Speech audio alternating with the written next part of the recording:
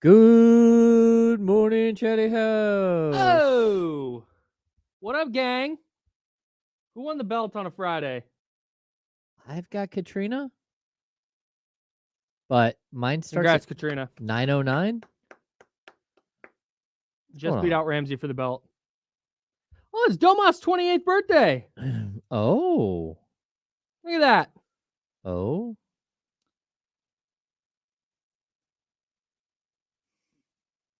I forgot he's a May birthday.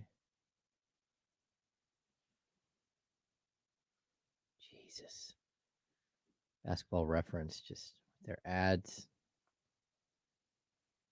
Ugly lately. Domantas Sabonis. Domantas Sabonis. What do we think? 5 years? 5 years of Domantas Sabonis being in his prime? That's where I got him. What, Russell Hunt is in Disneyland watching The Insiders? That's some next level stuff, Russell.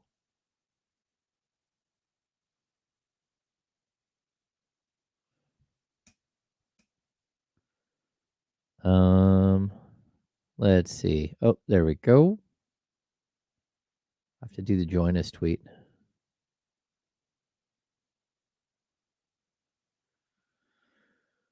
Quote tweet.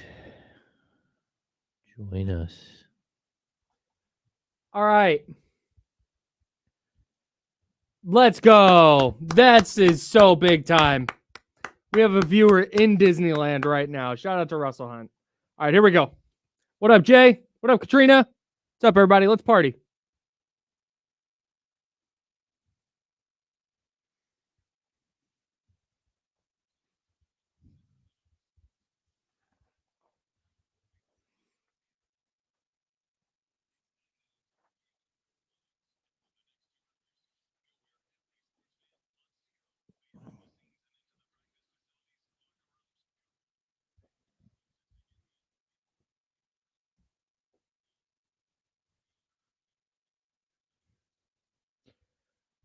It is so, like, vibes on a Friday are always good. It's very rare. That happens sometimes, but it's very rare that you come in on a Friday and you're like, vibes are down. You know, sometimes that's the case. But the way you can make the vibes even better on a Friday is we're having a little shindig in here today. And I see margarita glasses out already. I'm in. That's good. I woke up this morning thinking it was Thursday. Well, that for you is a good thing. Bro, incredible. I woke up and I'm like, all right, here we go. Because I started, what I started doing is I've started waking up earlier so I can get in here early. I pull up between like 7 and 7:30. Oof. And get my Niners wire stuff knocked out for the day. And that way after work, I have a little bit more runway to my evening. So I wake up at 5 and it's, not the end of the world. I know there's people who wake up much earlier than me. But, I wake up at 5 and it's kind of like, all right, second alarm goes off at 5:10. It's like, all right, I'm awake. 5:15 is my, all right, you got to get your feet on the floor alarm. And I'm doing that and I'm like getting ready and I'm going through my normal routine. I'm going, all right, what are we going to talk about today? And I'm kind of starting to think about, scrolling Twitter, seeing what's going on. And then it hit me. It's Friday. I don't have 2 days. I got 1 day left this week. It's Donut Friday, Kyle. It's a Donut Friday. I'm hopped up on donuts and coffee.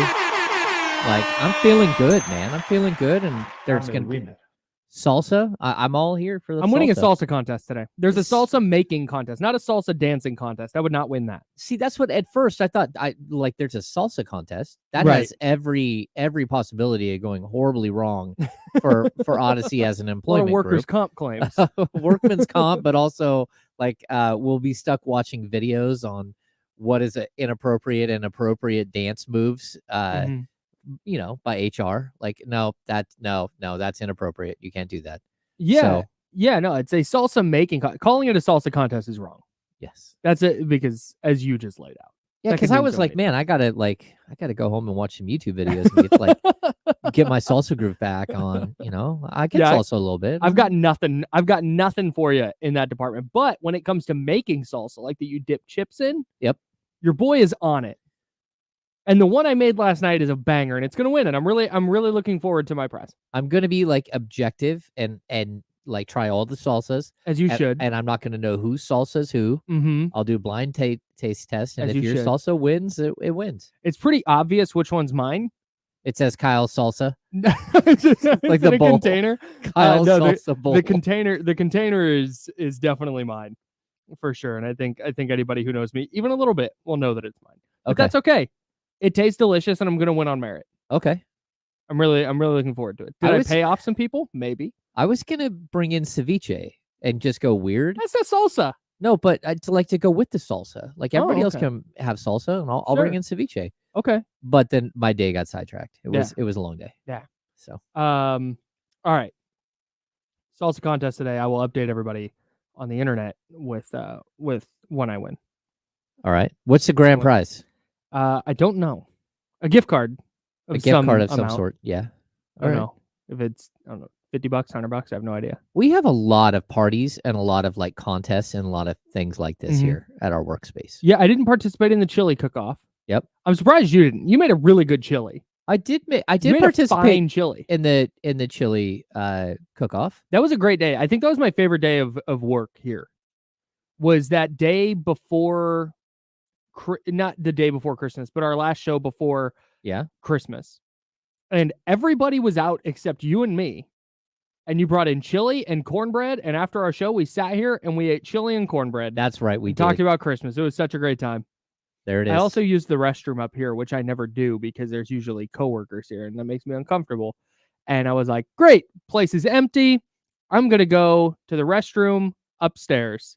And so I went in there, and after I get comfortable, in walks someone, no idea who. Like, oh boy. Turns out it was Complex. Oh, okay. From it wasn't KSFM. One of the workers that speaks on speakerphone while sitting in the bathroom? No, he does that. No, no, there's a guy in there who definitely does that. Definitely. It is obnoxious. Yes. If you're trying to mute the sounds of your restroom usage, there's better ways. There's better ways. But he's on speakerphone. Like, he's literally sitting there. Right, but if he's playing music, I wouldn't mind it. All right, got a little bop going on while you're doing your business. That's fine. But talking on the telephone, that's so uncomfortable. It's wild. I will hang up the phone. If I have to use the restroom and we're on the phone, I'm like, I got to call you back. Yep. I'll call you back in 8 to 12 minutes, depending. Yeah. Weird. How did we get here? I have no idea. Salsa contest. Knicks beat the 76ers last night. So we weren't wrong the other night when we said the Knicks and Pacers were going to win and end their series against the 76ers and the Bucks. We were just early. We were just off by 2 days. Yeah. All right. That's fine. We're in there. We're correct. Ding and applause. Thank you. We did it. Prediction Kings, Kyle and James. No, the Knicks 76ers series just in general was incredible. And that game last night was incredible. There were perhaps 5 different times that I thought, okay, this game's over. Yeah. For each team, each way. Knicks up 22 in the first half. Like, okay, Knicks came to play. This is the game I was expecting from the Sixers in Madison Square Garden. The Sixers are punting. And then Buddy Hield out of nowhere. 5 of 7 from 3 in the second quarter. Closes the quarter with a triple. So happy for my guy. We got the full Buddy Hield experience last night. Of course. It'd be like that sometimes. It do be. And he goes 5 of 7 from 3 in the third quarter. Or I'm sorry, the second quarter. Just single-handedly because the Sixers had nothing offensively. They had nothing. So Nick Nurse turned down his bench and said, hey, Buddy, who's did not play coach's decisions DMPCDs in back-to-back days, get out there and save us. And Buddy said, bet. And that's exactly what he did. Went out, kept him in that game. And then classic. Joel Embiid fouls out. And Buddy Hield gets the ball in the final possession and heaves a turnaround, fadeaway, one-handed, contested three that slams off the backboard with more than a second left on the clock. It was we got the full Buddy Hield last night. You never go full Buddy. You never go full but Buddy he Hield. did in an elimination game. It's just like we were talking about this earlier. It reminded me of the time that Kings were up they were up 9 with 6 minutes left. And he came down and shot a 32-footer from the right, not even lined up, from the right, a 32-footer with 21 seconds on the shot clock. Of course. Why would he not? It's just as a coach, you just what do you even do? I would just run out on the floor and tackle the guy. I don't know how you deal with something like that where you're man, at least understand the game. At least understand what is happening, where we're at, situational, a basics. I'm not asking for complexities here. I'm just look at one clock, look at the scoreboard, look at where you're at on the court. I just need some basics, bro. Right. Yeah. Situational awareness, man. No. The thing with Buddy, though, and the reason he's so frustrating for coaches, because first of all, the solution to what you're talking about is what Nick Nurse did. Nick Nurse just went, okay, you're not going to play anymore. No. But then they needed him, and he showed why he's such a frustrating player. Because regardless of what you think of the guy, if you hate the guy, fine. I'm not trying to defend anything he has said about the Kings or Sacramento. But Buddy Hield on the court is one of the 4 best shooters in the league? Yeah, 4 or 5. 4 or 5? Yeah. He is one of the best shooters on the planet. Historically, what was his most 3-pointers in the first 2 years of your career, most Something 3-pointers in the first 3 years, most 3-pointers in the first 4 years of your career, and most 3-pointers in the first 6 years of your career because we skipped 1 year because he aged 2 years. He Benjamin Button this thing. Buddy Hield is 10th in active made threes. Of course. It's Steph, James Harden, Dame Lillard, Klay Thompson, LeBron James, Paul George, Kyle Lowry, Kevin Durant, Eric Gordon, Buddy Hield. Every single one of those guys ahead of him is 40. And they've all played double-digit career years, and he's a 2016. He's 8 years in. Right. Buddy Hield is one of the... And that's why you have to keep him on the court, because the flamethrower can turn on at any point. Oh, yeah. But then you get him the ball. No, and then, with Kyle. 4 seconds left, and he fires it at the rim like there was 1 second left. He's playing a hot potato. Oh, boy. What are we doing?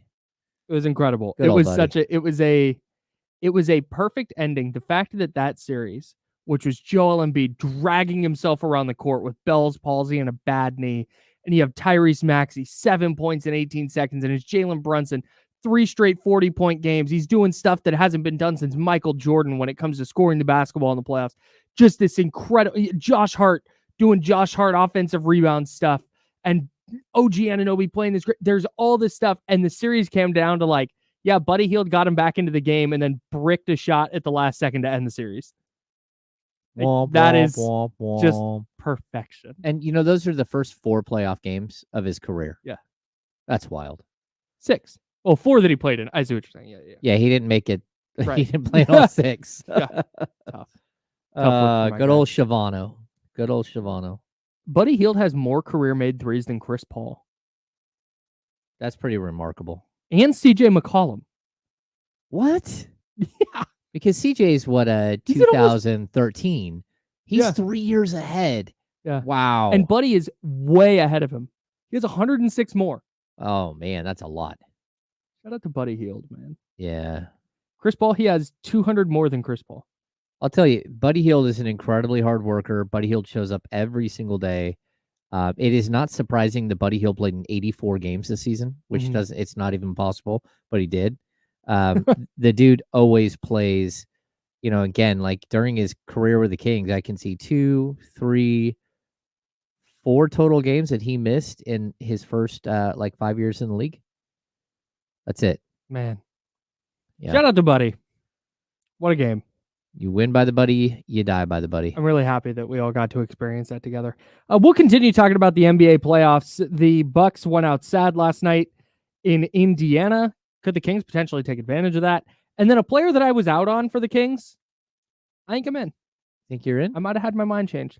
We'll talk about all of that next. And then at 10:30, we've got Odyssey NBA insider Nick Friedell, all-time good guy, all-time great voice, all-time great guy. Can't wait to talk hoops with Nick Friedell at 10:30. Plenty coming up on a Friday edition of The Insiders. We are sponsored by Jiffy Lube right here on ESPN 1320, Sacramento Sports Leader. Clear.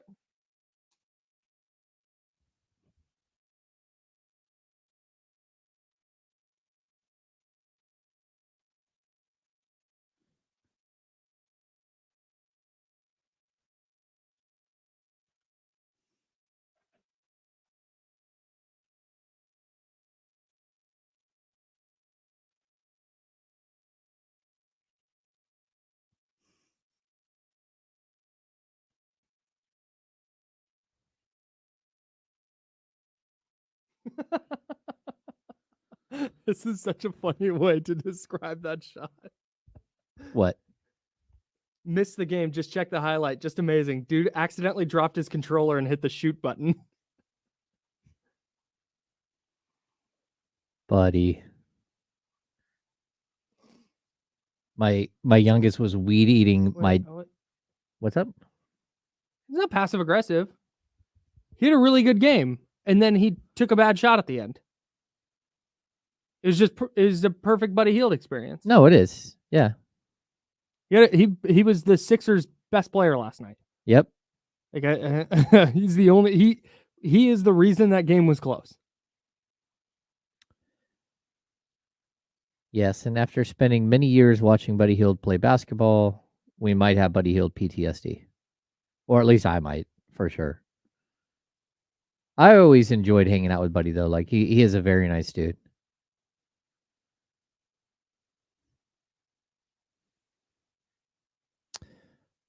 This is interesting.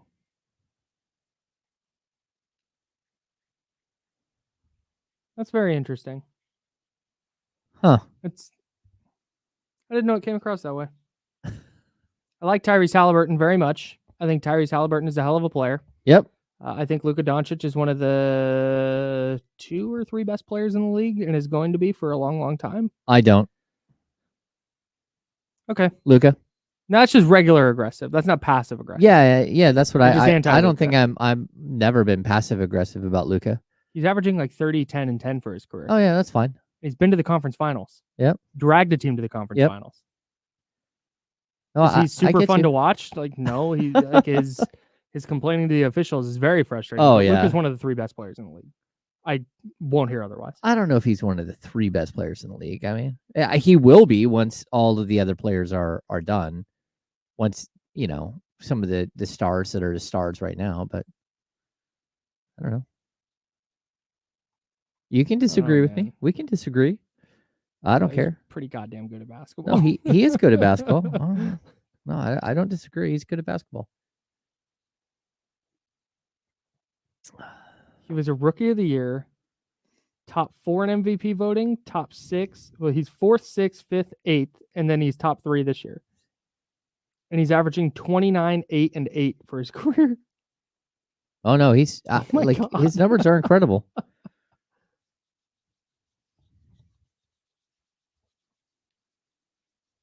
That was such a wild lead. His draft process was insane. Oh yeah. See, that's another, like, living through the draft process was wild. Well, just like I'm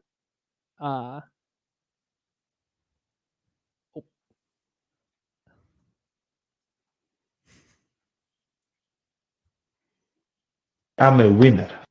Now, back to the Insiders with James Ham and Kyle Madson, brought to you by Jiffy Lube on ESPN 1320. Back in here on a Friday, vibes are high.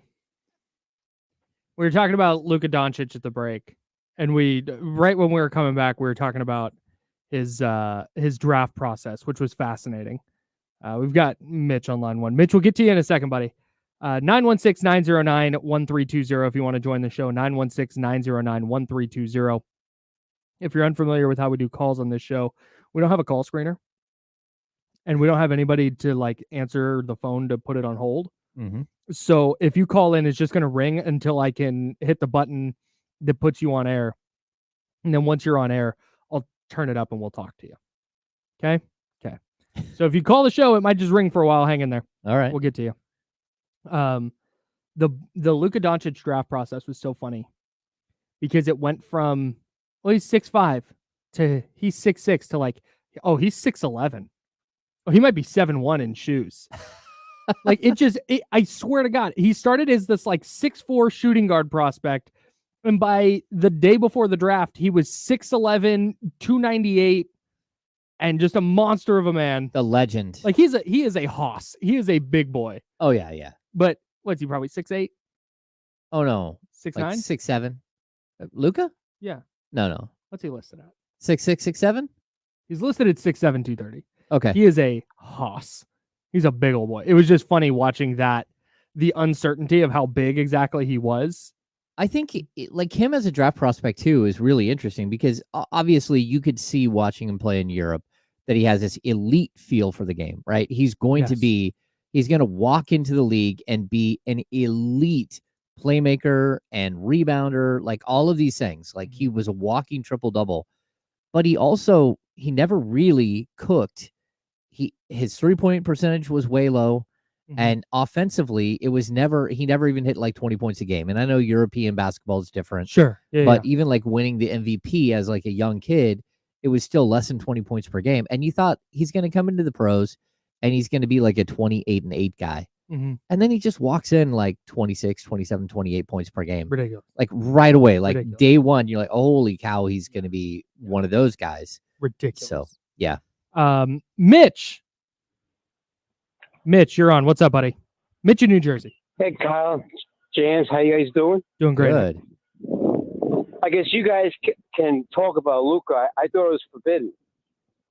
No, you can talk about whatever you want on this show, Mitch. Let it rip, baby. This finals, it's like heartbreak. I think that's the key between the Bucks. I mean, injuries is it seems like there's more injuries in NBA than NFL. And baseball's right up there too with injuries. So disappointing. But I guess I wonder if Dame will push his way out. He can't. I mean, they gave a lot for him, but it was just unfortunate. They'll be back next year. Hopefully our Kings be back. Then you got the Sixers. They made some trades, and they hardly play Laurie. And why was Buddy Hield? He's a free agent. I'd love to take him or D'Anthony Melton. He had Melton off their hands. But they didn't play Buddy for 2 games. Yeah. The coaching sense of these teams, and here you got I also follow the Clippers. They're gonna, they're the largest stock. They get 4 Hall of Famers, they still can't get it through. Yeah, no doubt. Thanks for the call, Mitch. Appreciate you, buddy. All right. Yeah, thank you. Yeah, I don't think Dame's working his way out of Milwaukee. No, I don't think so. I think they're stuck there. They're going to try it again. Yeah. Oh, yeah. I think so, too. Mitch did bring up something, though, how disappointing this year was in the NBA. And I do want to get to that. That was something we talked a little bit about last night, you and me, just kind of disappointing seasons. It feels like the definition of these playoffs or this entire postseason. So we'll go through and we'll look at some of the disappointing years from teams in the NBA at some point today. The player who I was out on, but now I'm in on. Okay. Big congrats to Kelly Oubre. He's played his way into my good graces. Oh, really? Yeah. The more I thought about it, because I had a bad take on the show the other day, or I had a take on this show the other day that I decided was a bad take. Just kind of the more I thought about it. Said I was out on Kelly Oubre because the year I watched him with Golden State, he just could not figure it out. No. He was constantly in the wrong place. He never figured out how to play with Steph. Just not a good experience for that team. And that colored my opinion of Kelly Oubre a lot. But after watching him in this playoffs, and particularly watching him last night, the way he defends, the way he scraps for rebounds, even when he's the only one down low trying to get after the ball. Yeah.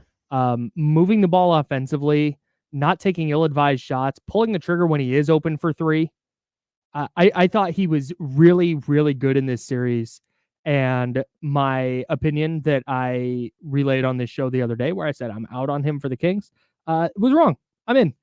Okay. I'm in on Kelly Oubre. Yeah, I don't like of the list of players that I think the Kings could go chase in free agency or during the offseason.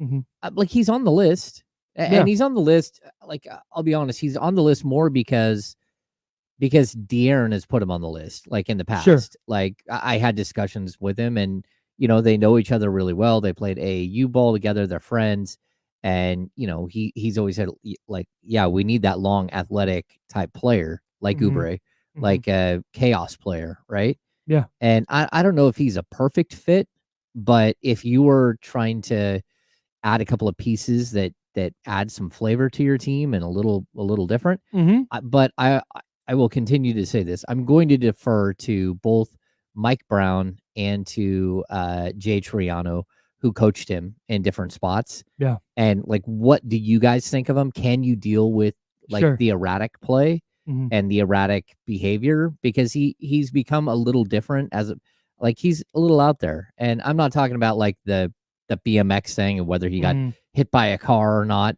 He's a very interesting person. I'm just saying he's eccentric, Yeah. and that doesn't always work in an NBA locker room. But like if De'Aaron is willing to say like, yeah, I'm down, like I love him as a player, Mhm. and he's a good dude, then why not? Why not give something like that a shot? Yeah, if he's gonna provide what he provided for Philly this year, Yeah, I'm very much in. yeah, it's an ingredient the Kings don't have.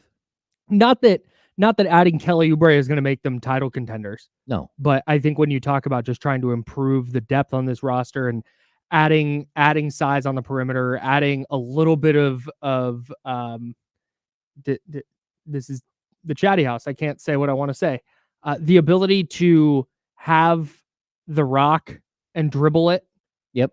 Ball handling is what I was trying to say. Little bit of playmaking, but a little bit of shooting from the outside. I think I'm in. Yeah, as long as you can contain what he's doing and you can like on sometimes you want him to be erratic and go for it. You want him as like a breakaway guy. Mhm. You want him to play defense at a high level Mhm. and have the had the freedom to go for a steal Yeah. and go for the poster dunk. Mhm. Like those are things that you don't want to take away too much of his game. But at the Mhm. same time, he does have to fit into a system, and you always No wonder, doubt. okay, how does he fit into a system? Would it work? And Yeah. one of his best seasons was in Charlotte, and I don't know if Jay Triano was there with him at that point or not, but Mhm. I've always been intrigued by Oubre.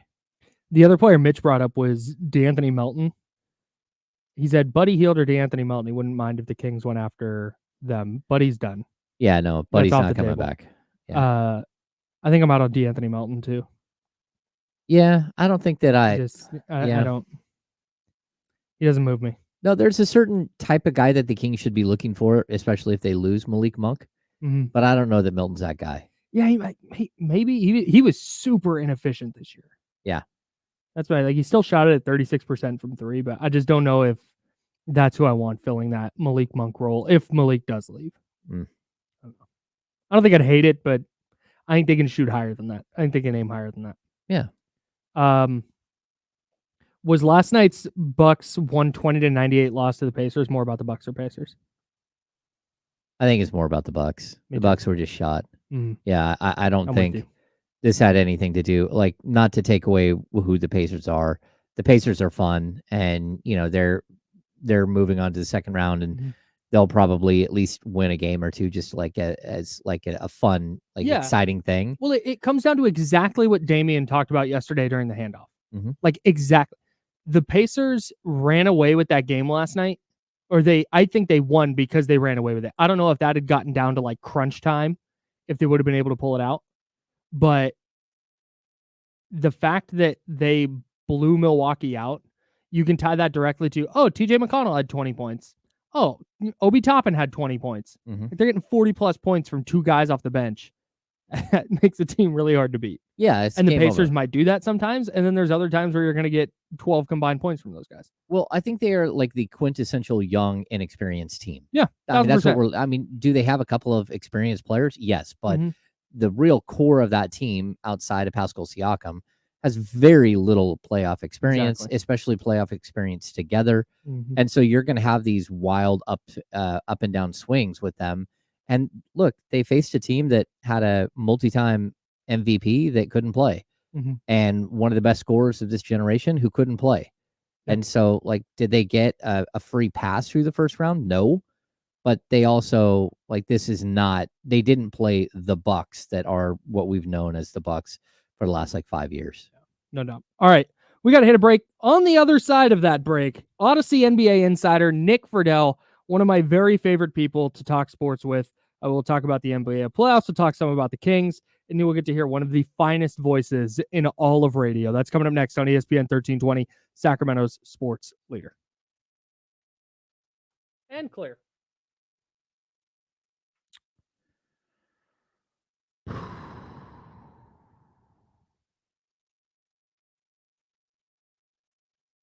Oh.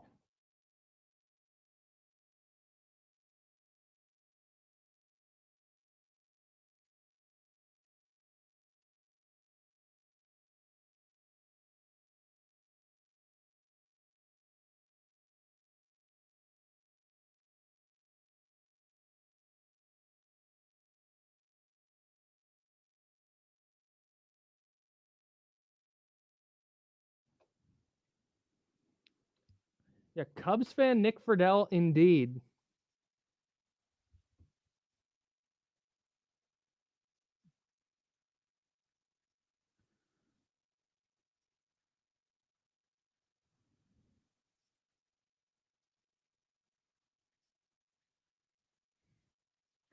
Yeah, I just can't. I don't know, man. Can't see him hanging with the Knicks. Oh, yes. No. All right, Nick's here. Oh, Nick is here.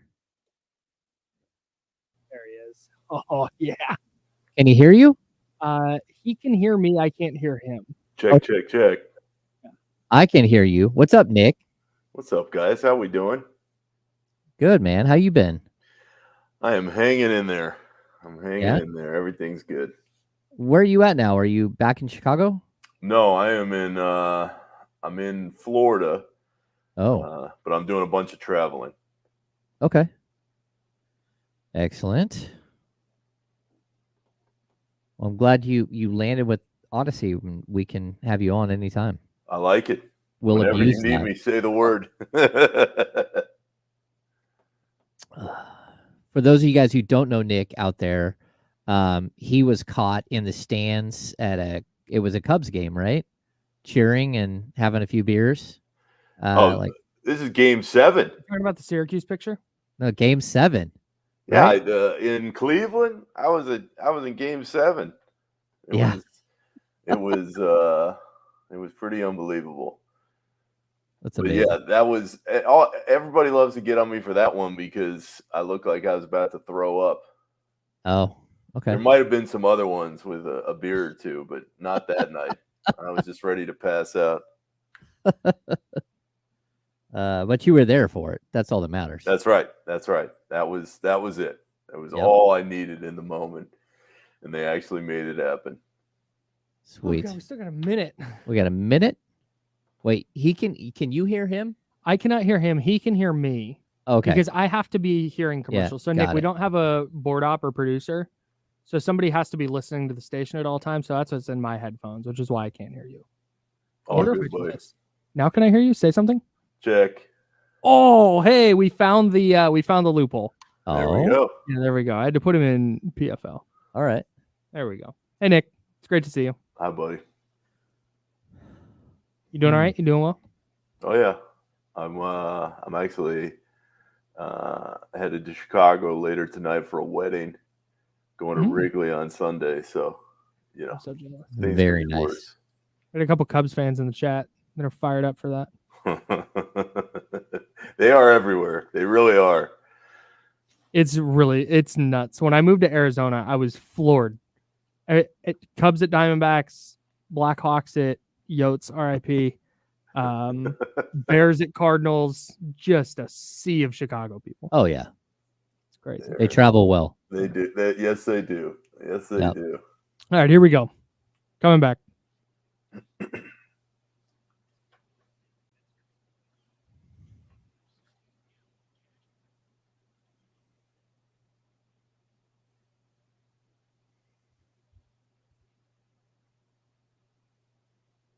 Now, back to the Insiders with James Ham and Kyle Madson, brought to you by Jiffy Lube on ESPN 1320.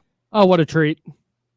NBA Insider, Odyssey NBA Insider, Nick Friedell, joining us on the Insiders on this Friday. Nick, I woke up today thinking it was Thursday, and then I found out it was Friday. So the vibes have been unbelievable all day.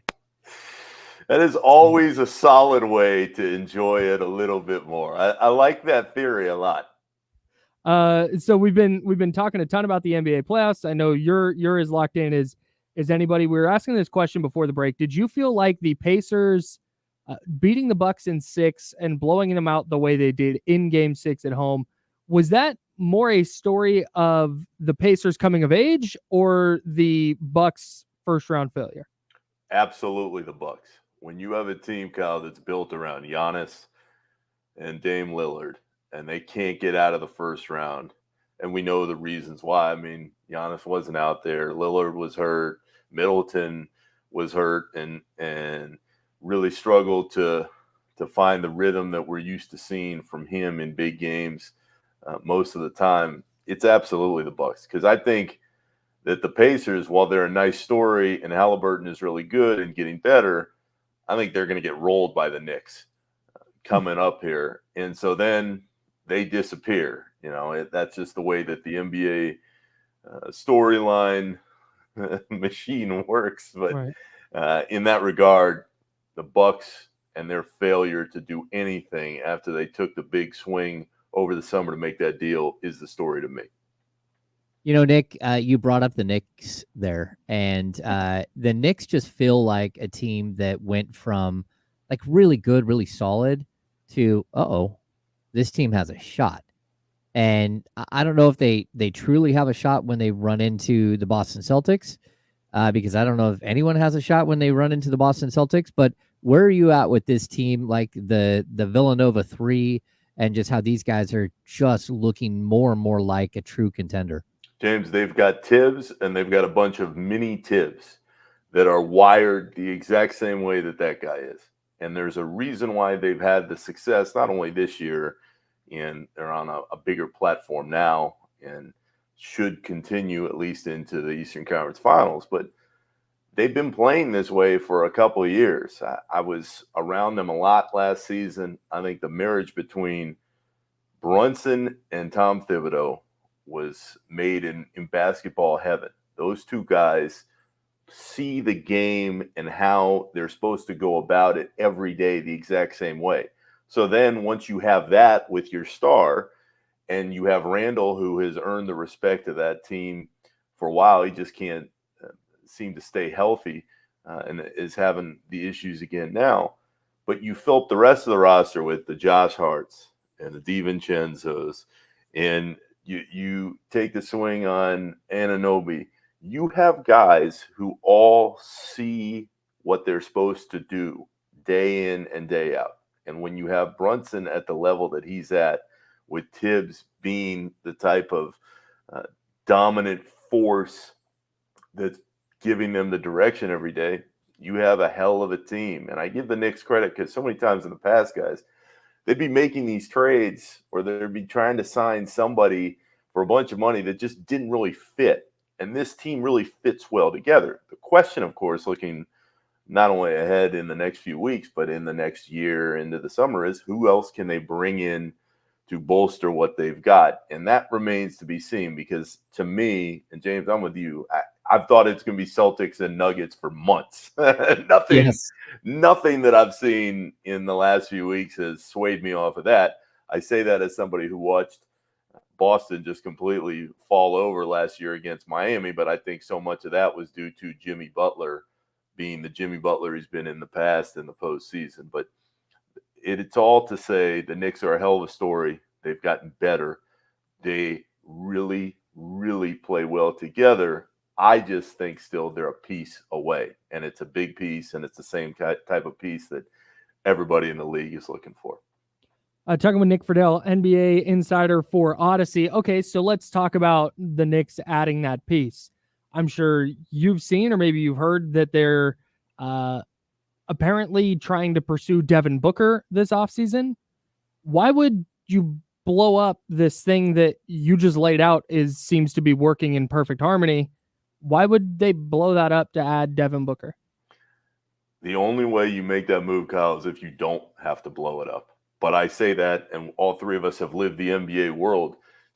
If you're trying to get a star from a team that doesn't really want to move the star, you have to give up every asset or a hell of a lot of them to make that move happen. So I saw that just like you did, and I kind of went, I mean, Devin Booker, despite all the flaws on that Phoenix roster, he's still a hell of a player. I do think he would fit with Tibbs, which in the context of our discussion is crucial. But, and it's a big but, if you're going to try to build on top of what you got and you're trying to unload the pieces that it would take to get him, to me, it's not worth it. But that's why team building in the NBA, especially in this era with guys moving around and salary cap and everything else, it's so difficult because we all agree the Knicks have a hell of a team.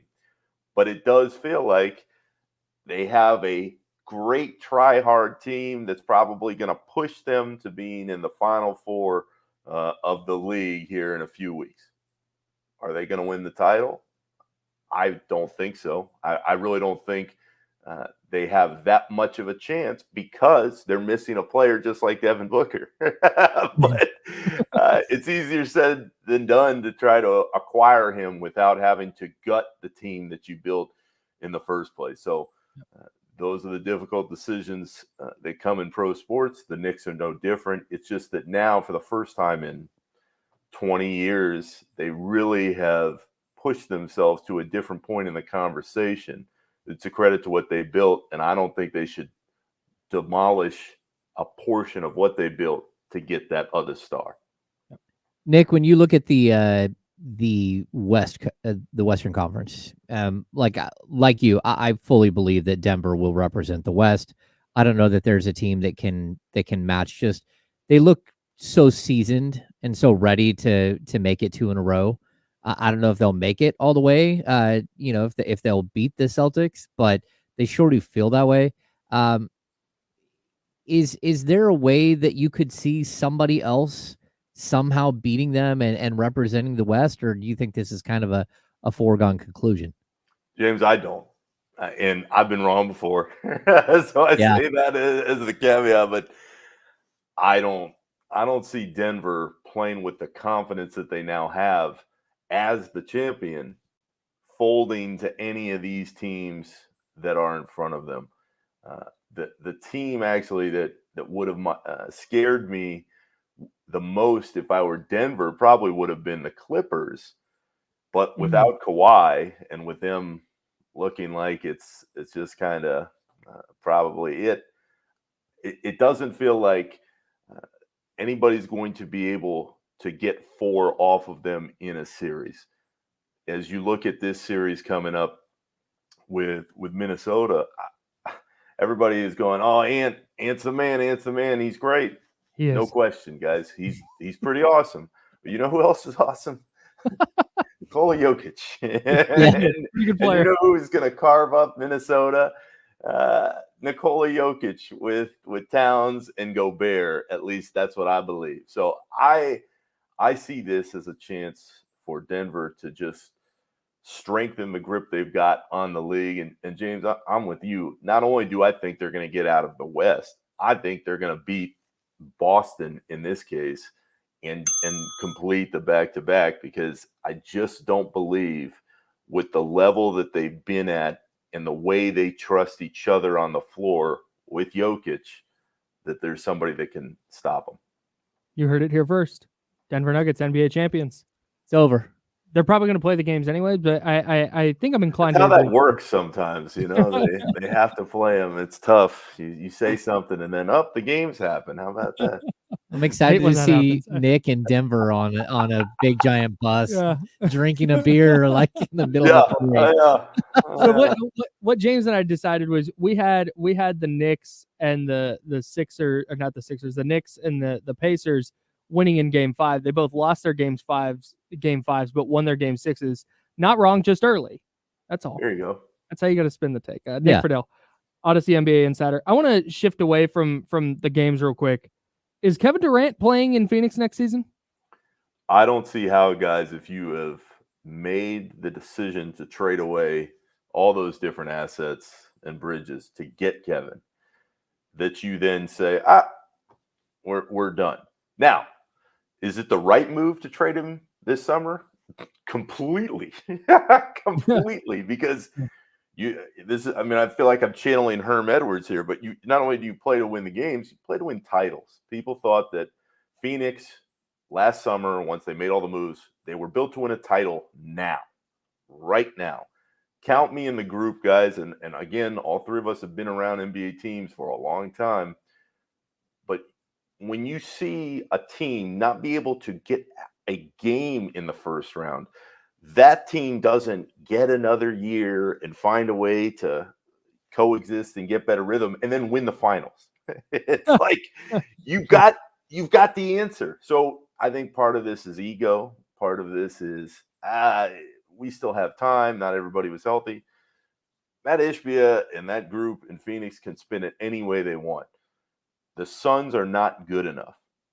And whether or not Kevin stays going into next season or not, I'd be really surprised if any kind of move happened. But Kyle, what I would tell you is if the Suns are smart or accept reality going into December and January and into that trade deadline, if it's just not really showing any kind of difference, which I don't think it will, you've got to move him. Why are you keeping him? The value on Kevin as a star level player is still high, but it's only going to depreciate month after month after month after month. I mean, Kevin Durant, I think people still don't see because he's in a new offense and there were a lot of changes in Phoenix. He's still unbelievable.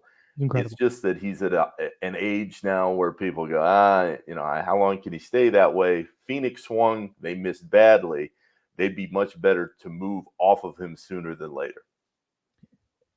We're talking to Nick Friedell, of course. He's our Odyssey insider, NBA insider. Nick, you were here in the Bay Area for a few years watching this dynasty that was the Warriors. And you got a front row seat to watch the Sacramento Kings too. And we're seeing two teams that are like they finished with the identical records, but it sure does feel like one team is coming to an end and another team is waiting to find that next piece to push them back up into the real playoffs. What do you make of where the Warriors are and where the Kings are, and how do both of these guys move forward from here? I think the best move that the Warriors could make, James, to me, is to go find a way to get Kevin. Now, we just talked about how Phoenix is going to say, well, that's not happening right now.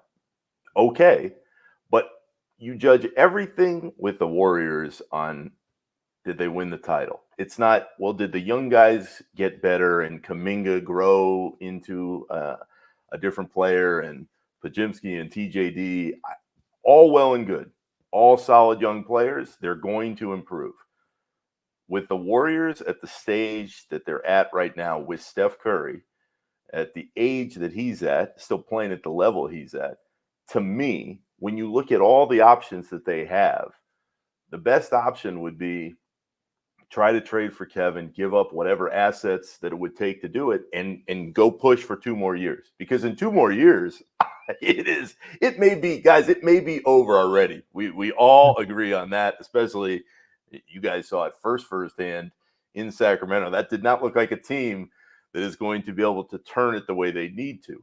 I say all of this only because if you accept that Steph probably got another couple years, a year or 2 left at this level, and you're trying to find a way to maximize what you still do have in place, Durant, we know works. We saw it. So I don't think even if you get Kevin, that's probably enough, James, because of, and this goes back to the Denver conversation, I just think Denver is a cut above everybody right now because of Jokic and the pieces around him, Jamal Murray.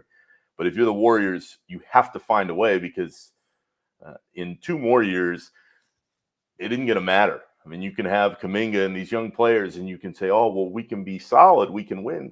But nobody really cares about winning games. They want to get back to the level they were at. As far as Sacramento goes, it was really an up and down year. They desperately need that next piece that I know you guys talk about all the time. Who that is and where it comes from, I just don't know. I mean, I've gotten to know Mike Brown through the years. He's a hell of a coach. It seems like the players respect him, and certainly he is well respected across the league. Mike's going to find a way, you would think, to get those guys to play a little bit better defense. It just feels like when you watch them that there's not enough to get them through like a playoff series right now. And until they get to that point and you start to see them in a different light, they're going to be a team that plays really well in the regular season at times. They're going to win a fair amount of games. But when push comes to shove, once the games get more difficult in the playoffs, it just doesn't feel like a team that's ready to cut through yet. Right. Nick Friedell, Odyssey NBA Insider. Hey, Nick, before we get you out of here, the chatty house that we have here on youtube.com/ESPN 1320 is going to freak out if I don't ask you what your favorite cereal is. My favorite cereal would be Frosted Flakes. I am an old school Frosted Flakes lover. I can mix in some Apple Jacks here and there. Oh, it's a good choice. But Frosted Flakes for me, Tony the Tiger. Are you cereal then milk or milk then cereal? I am cereal then milk. Thank God. Are people milk then cereal? Apparently. I don't know. That seems the horrible. The internet has taught me that this is a thing people do, and that just definition of insanity. I can't handle this. You pour the cereal in, and if you have some extra milk, then you pour some extra cereal in after you finish round one. I mean, what are we doing here? I have not. That's just, I saw a thing on, I've seen multiple times on the internet where people are like, yeah, people pour their cereal first? No, I poured the milk. Then how do you know how much? What? Kyle, they're wrong. How do you know how much milk they're you just need? wrong. That's not a thing. Totally wrong. This is when you just look at the screen and you see or hear somebody say that and you go, nope, that's not it. And you keep moving forward. Thumbs down. I found the Zodiac. Thumbs down. That's right. Right here. Nick, you've been terrific as always, man. When we will be doing this again soon for sure. Guys, it was great to be with you. It's great to see you, and I'll talk to you later. Sounds great, man. See you, Nick. Nick Friedell, Odyssey NBA Insider, an all-time great radio voice. He owes me a cheeseburger. Oh, I forgot to bring that up. I got wrapped up in the cereal. He's such a good dude. Like usually here's the way I can convey Nick Friedell as a person. So typically, when I was at 95.7, he would come in and like guest host shows. Okay. Not as a guest. He would come in and host is out. Nick is going to fill in for 4 hours. Got it. And typically when a person who is like on ESPN, which Nick used to be, he was part of recent layoffs, unfortunately, but he's like on ESPN. Like you can turn on the TV and there he is with like Scottie Pippen and Michael Wilbon and whoever, like, he's there. And he would come in, and sometimes when somebody does that, they'll like come in and only sit in the studio, or they'll leave at breaks and go stand elsewhere and do other stuff. Yeah. Nick would like come into the studio where the producers sit, and he would sit there and chop it up with us. Say, where you guys want to grab lunch after this? Just a phenomenal dude. Oh yeah. Great hang. Yeah, he's a great dude. Like I've known him for a long time because he covered the Bulls initially, I believe. Yes. Yeah.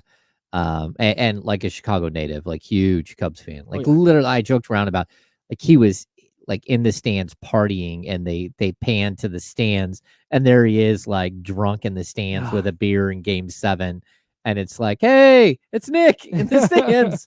Like, oh, look at that, they got him. Amazing. Anyway, yeah, such a good dude and a really good basketball mind. He spent a lot of time here in the Bay Area covering sort of the greatness of the Warriors. Mm-hmm. And it's good to see our friends from around the league. He was out on the 21-22 Warriors that won a title. Oh. And people in the Bay Area have never forgiven him. Oh. That's funny. All right. Yeah, we'll have Nick on again soon. I want to get this out of the way before we move on to other stuff. I have a huge pet peeve that I need to get off my chest. Okay. I need the phrase, the series doesn't start until a road team wins a game. to be buried far under the earth. Mm. Dig until you hit the crust. Find your way to the mantle if you want. Okay. Keep digging. Stuff it into the dirt. Cover it up. And then build a giant building on top of it. Okay. It's the worst phrase in sports. There are a lot of really bad phrases. There are. No doubt. But series doesn't start. What are you talking about? If the Magic win tonight, they go to Game 7. And then if Cleveland wins the series. Series doesn't start until the road team wins again. No, the series starts in Game 1. Yeah. That's when the series Yeah, starts. because it could just end without it ever starting. Right. How does that happen? It's not a requirement for a road team to win a game. You just play 7 of them, and the home team can win all of them. That's true. That's how it goes. I just never... an upset isn't brewing until the road team wins a game. Okay. Like maybe that. But even then, if the What about they just stole home court? yeah, that's fine. Hey, they stole home court. Okay. Oh, home court shifts now to the team that didn't have home court. All right. Great. I don't know, man. I've seen that said so many times this playoffs. Yeah. And maybe people are doing it tongue in cheek. Maybe I'm missing the joke, which is very possible. Maybe I'm missing something. But I just keep seeing it over and over and over again. And I just don't. I hate it. I hate it so much. All right. I just needed to get that out there. There are a lot of things that I watch, when I'm watching games, and I'm just shaking my head the whole time. Like although I would say that, like, I don't care what Kevin Harlan says as long as he's yelling it. Bro, I love him. Oh my God. Kevin Harlan is great. And I'm so glad that Knicks Sixers had Iron Eagle as the soundtrack. Iron Eagle was incredible that entire series. But Kevin Harlan is A+. Yeah, he's my favorite. I mean, even like the way he called the chicken wing being thrown out on the court, like he takes his job serious, but he also is willing to, like, if a cat runs out on the field, he's willing to game call that cat running wherever. He understands it's a game. Yes. He understands that, like, hey, this is all entertainment. Yes. This is all fake. Not fake, but like, hey, we're going to go back to our real lives after this. It's escapism at its best, and he understands that. 1000%, man. Yeah. I when I first started in radio, one of the things I did was I ran the board for national NFL games. Okay. So it could be, well, it might be the Raiders, but it might have been, the Sunday night game or the Monday night game or whatever. So it was a lot of Kevin Harlan. And Kevin Harlan has this thing that he does on the radio where he describes every single detail of a thing that happened. And it just really started to grind my gears after a while. Shout out to the 916 or SAC 916 or whoever that was that said I needed a segment called What Grinds My Gears. Shout out to Peter Griffin. Shout out to Family Guy. But it would just irk me because it's like every single thing was a high arcing, spiraling throw down the right sideline, and there's a leaping two-handed gloved catch. Like, oh my God, dude. It's so many words. And so I started to get a little bit jaded with Kevin Harlan, but then I stopped doing that job and I now appreciate him again. Well, his ability to go back and forth between radio and television is impressive. Incredible. Because it's totally different. Like, what you're watching is totally different. Like, we were talking about, like, listening to play-by-play the other day, and there was someone who was calling a game, and I was so infuriated. Like, that's a fly ball to the outfield. Oh, it's a little bit deep. Oh, that's a home run. Oh, it's gone. Oh. Wow. It's a home run. Okay. And it's I'm like, what the hell just happened? It's like, that sounds like a buddy of mine, me and a buddy of mine at a bar, like just watching Pirates Mets. Yeah. And just like, oh, you look at that. Oh, it's gone. Huh. Look at that. Oh, he got a hold of that one. I mean, I don't need you to be like back, like, but I at least need wow, that's got a shot. Like, give me. The outfielders are going back. Yeah, give me. They're looking up. Right. Yeah, give me the voice inflection. Yes, nothing. The whole time I'm like, oh, boo. I don't even want the home run now. No, that's bad. Like, caught. What are you doing? And then you have radio guy who just does too much TV, and he's like, oh, that's a fly ball down the right field line. Okay, I'm just like, okay, what's happening? It's like, oh, foul ball. And you're like, bro, we can't see. That's why we're on the radio listening to it. Paint a picture. Paint me a picture, man. Oh, that's going, fan waiting for it in the foul down the third base line. Like, whatever, like express something. Yeah. Tell me what's happening. Yeah. How deep was the fly ball? Yeah, fly ball to right, 2 away. Like, wait, what? Did he No. dive? Was No. his back against the fence? Was it just like a pop-up? Right. Who caught it? Was it warning track Yeah. death? Like, no, what happened? Like, Yeah. what happened? I hate that. So, yeah, that's why God bless Gary Gerald and just his incredible call. Yes. Yeah, Yes. just the best there is. He is so good. That's the hardest part is that meeting, because you're watching something live and you have to get your voice to meet the moment as it's happening Yes. without getting overly excited because like, oh, wait, nothing happened. But you have to live in the moment. It's just, That's why. dude, oh, That's why. yeah. Harlan does a great job. Mike Breen does a great job of Yes. it. Ian Eagle does a great job of it. Gary Gerald, of course. Yeah. Shout out to all of them. Love a good broadcaster. They enhance the game greatly.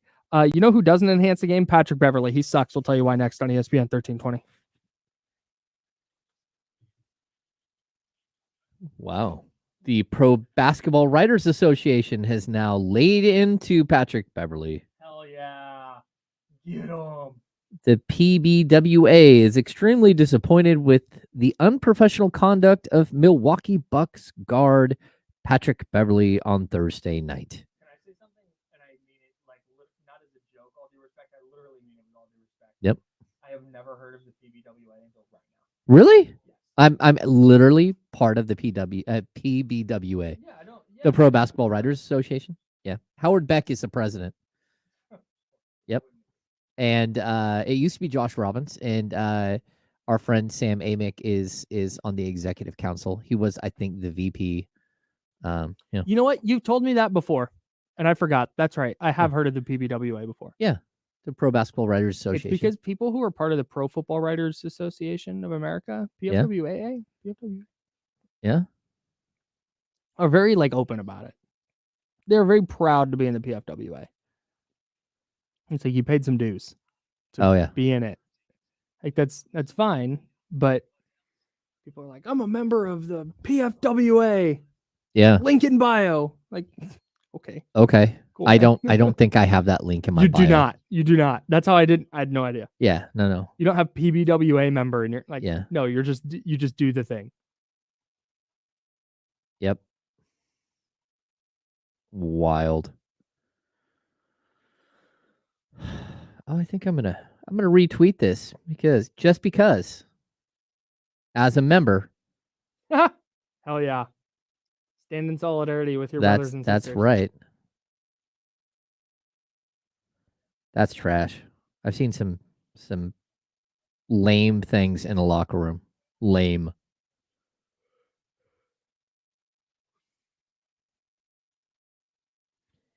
And I don't know if people know this, but like when they act a certain way in a locker room and you're all sitting there, like they may laugh about something afterwards or they may be like a jerk about it. But afterwards, like we're all just sitting there like, oh, no, we know who you are. That's what typically, it's like, wow, guess you're that guy.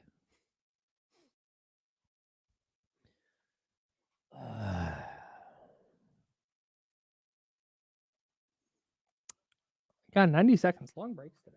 Oh. What's going on, everybody? Anything happen in Chatty House today?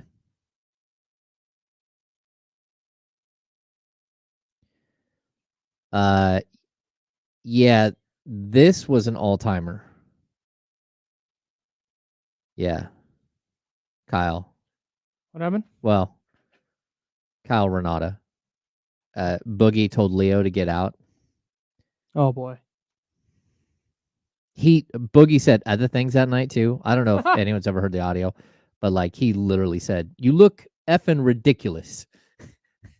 And he said, "Take your little bee friend with you." Like it was a wild moment. Yeah. Reporter was given the option by media relations and DeMarcus Cousins to either leave the scrum or the interview for the evening was over. And so it was up to him if he wanted to leave. So the rest of his fellow journalists could ask questions, or he could stay and the interview process was over for the night. Damn. That's wild. That's my nightmare. All right, here we go.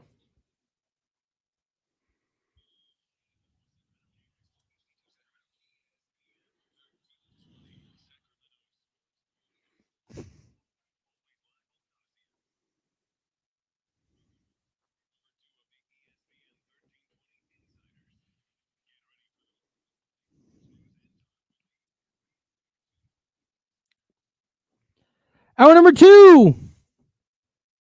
Hanging out with you until noon. We are sponsored by Jiffy Lube. Taking you up to D-Lo and KC, and then they will take you into the weekend. Huge shout out to Jiffy Lube. Big fans. Big fans. Mm-hmm. Before we get into Patrick Beverly being a bad person, Ramsey and Katrina in the chatty house say that they want to strike the phrase "no worries" from the English language. Oh, I'm out on that. you like no worries? I don't like it necessarily, but I don't dislike. I'll say it sometimes. Okay. Like, hey, absolutely no worries. No, don't worry about it. You're good. I say no stress all the time. No stress. Don't just stress. yeah, no worries. I text that a lot. No stress. No, it's good. Just all vibes. Yeah, we're all good. Yeah, just no worries is just softer than don't worry about it. I don't know. Ouch. I say it sometimes. Patrick Beverly, not that nice of a guy. No. If you missed it last night, he threw a basketball at a fan in the stands. Oh, go ahead. we do have breaking news. Oh, do we? Yes. Actual breaking news? Yes. Oh, okay. The Los Angeles Lakers have dismissed Darvin Ham. Boom, just happened. According to Adrian Wojnarowski, head coach Darvin Ham. It's ridiculous, and we're tired of it. That's what the Lakers said about Darvin Ham. Least shocking thing to happen all day. I hate this right now. It's not whether he got let go or not, but Lakers GM Rob Pelinka informed Ham of the decision. Nobody called me. Nobody called me. Sorry, Darvin. Yeah, that that's tough. sucks, dude. Who wants that job, man? Apparently JJ Redick or Ty Lue. Yeah. Those were the two names I saw floated. All right. Ty Lue always comes up in this. And then... Ty Lue is a very good basketball coach. I think he would be good for the Lakers. Yeah. But dude, Charles Barkley said this the other day, and man, it's pretty rare that I'm like, you know what, spot on, Charles. But his whole thing was like, yo, we're going to fire Frank Vogel and Darvin Ham when we should be firing whoever put these teams together. Yeah. These teams aren't good enough. Nope. It's not a coaching problem. You know, I see Laker fans during the game the other night like, oh, Darvin Ham with his hands in his pockets can't call a timeout. Like, dude, you guys are getting throttled in this series. You're just getting beaten. You're just not good enough. You're beaten by a much better and right. You were also like you fought to get in as the 8 or the 7. Right. Like and you weren't good all season. Yeah, and that's not did the Lakers play the Nuggets in some close games? Like, no doubt. But I don't think that their shortcomings in that series were Darvin Ham related. No, but I also like when the Kings, the Blazers, and the Lakers were all around the same exact place. Yeah. 2 summers ago. Mm-hmm. And the Kings went out and hired Mike Brown. Mm-hmm. The Lakers hired Darvin Ham, and Chauncey Billups gets a job in Portland. You knew right away that the Kings were in better position. They had the better 1,000%. coach. 1,000%. They had coaches with experience and that know what they're doing. And so I don't want to Darvin Ham was a really good assistant coming up. Chauncey Billups, I don't know how that happened, but that always happens where a guy just gets a job and you're like, okay, what are we going to do? Just like JJ Redick can go from being a really good podcaster and former 3-point specialist to a head coach. Because he did a podcast with LeBron. Yeah. Why? Because that's why. If LeBron, that's the thing is if LeBron walks into the front office and says, hey, hire JJ Redick, JJ Redick's going to be the head coach. Yeah. That's how it's going to go. It's ridiculous. Whether that helps winning or not. And then, who do they blame in the end? I don't know. They might have fired him just to keep LeBron. Okay. Like LeBron might have said, "Get him out of here, or I'm leaving." Well, that, and I don't think Darvin Ham had proven to be a good enough coach that you would kick back on that and say, "Hey, look, right. hang on a sec. You're 39 years old. We need you to simmer down. You're collecting AARP memberships while collecting $51 million this season. Maybe you should let us run the organization since you likely won't be here longer than like 3 years. Maybe we should do what's best." He'd be like, "I'm not going to be here 3 of more us. months," and he'd be gone. Yeah, that's right. They said that. It's wild. Good spot to be in. Fun spot. Sorry, Fun place to be in as a franchise. I didn't mean to, because I No, think you're fine. we would prefer to That's roast. how radio goes. We would prefer to roast Pat Bev this entire segment, and I feel like We can do that next segment. We got time. I say we hold on to that because I do want to roast. Okay. Pat Bev. Yeah, that's totally fine. Yeah. So if you just missed it, the Lakers have fired Darvin Ham. This doesn't change my opinion of the Lakers at all. Nope. They're going to be what they are. And that's just not that good of a team. Okay. Like, they're okay. And maybe if they get the right matchup in the first round, maybe they win a playoff series. But Anthony Davis, they got the healthiest season they've ever gotten from Anthony Davis. You got a really good year from a 39-year-old LeBron James. Shockingly good year. And they were the 7 seed. And they lost in the first round. And it wasn't even close. Are you betting on another year like that from Anthony Davis? No. I'm not. No.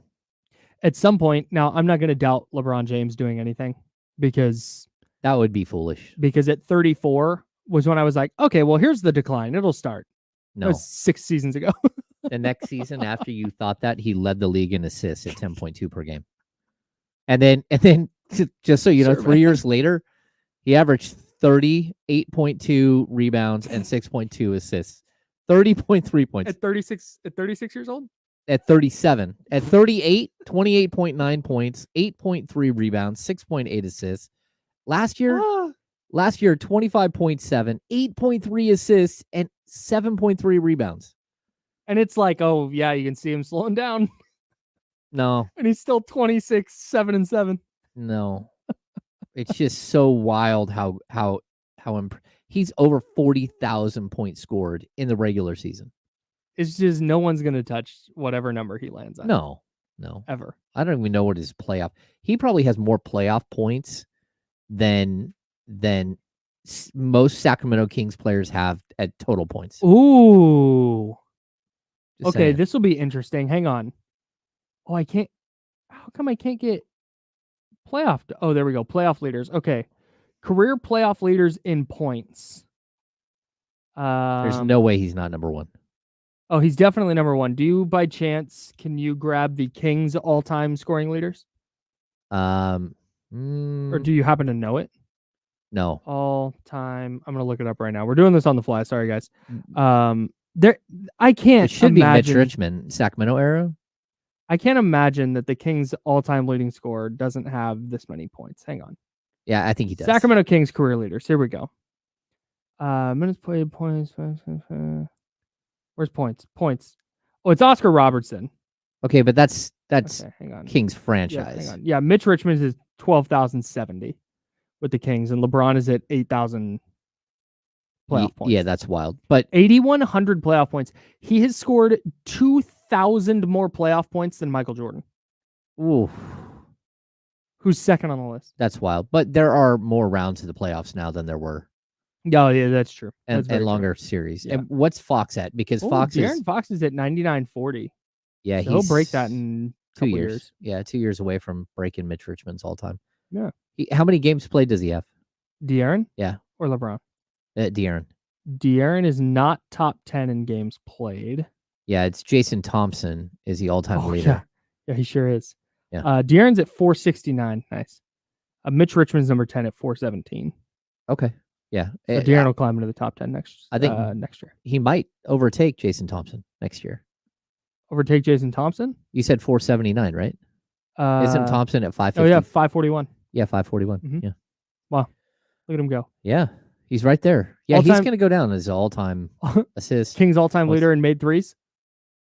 Buddy Hield. Buddy Hield Buddy Hield. by like a lot. Yeah.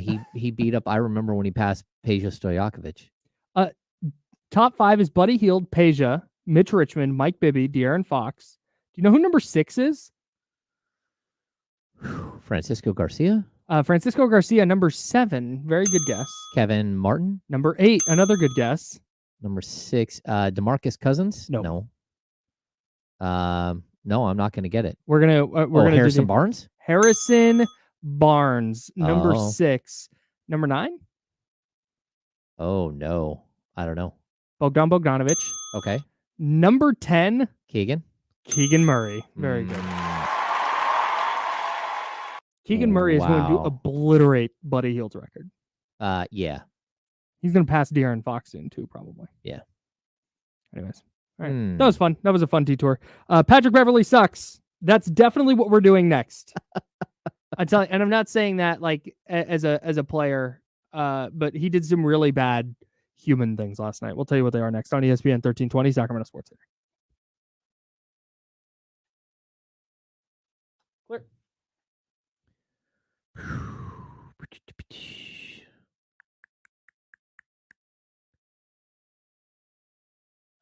Wow. The Lakers media relations sent out the press release announcing that they've parted ways with Darvin Ham. Their tweet is all caps. Lakers part ways with head coach Darvin Ham. They yell at us. They screamed at us that they fired their head coach. The Lakers media relations. Wow. They yelled at us all caps. Wow. That would get him kicked out of the chatty house. My group chat. I'm not going to name names because I don't want to put the homies on blast. But my group chat, which features 2 Laker fans, just started blowing up. Here's what they said: firing Darvin Ham is official. SMH, just SMH. Yep. Unstable ass organization. Yeah, like it was the move we needed to make, but it's a bad look now. When if anything, he should have gotten let go after the first year. Oh yeah. You can't keep firing coaches every 2 to 3 years and expect anything. Shit is corny as hell to me and turns me off to the organization. Hell yeah. Wild.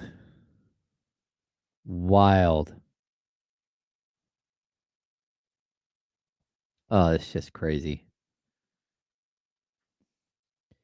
Darvin Ham is a very good coach. Like, he worked his way up. He was on Budenholzer's staff in Milwaukee forever.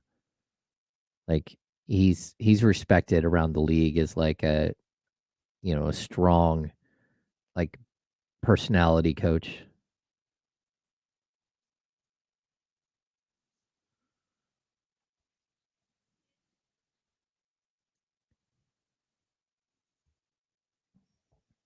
Sounds like we're going to do the solar thing. What? I said, sounds like we're going to do the solar thing. At your house? Mm-hmm. Okay. At the crib. It's good, especially that like frees you up to do an electric car. Right. Which is why we would do the solar. Yeah. Turns out commuting 170 miles a day when gas costs $5.10 a gallon is not awesome. 110, you could easily get there with almost any of the of the Not be getting electrics. Tesla. Yeah. I haven't seen any good Sorry, what was movies the thing? I'm sorry. I totally zoned out. What did you say? about Just now. commuting. You can easily get there with almost any of the electrics. Yeah, right. You wouldn't want to do like a hybrid because a hybrid can't get you. I mean, you're still gonna pay a bunch for gas. So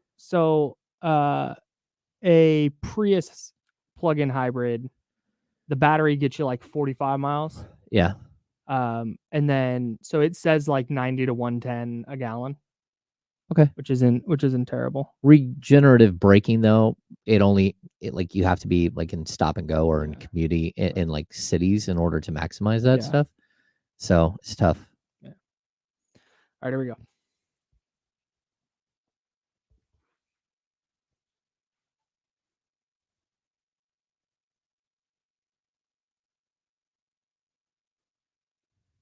Now, back to the Insiders with James Ham and Kyle Madson, brought to you by Jiffy Lube on ESPN 1320.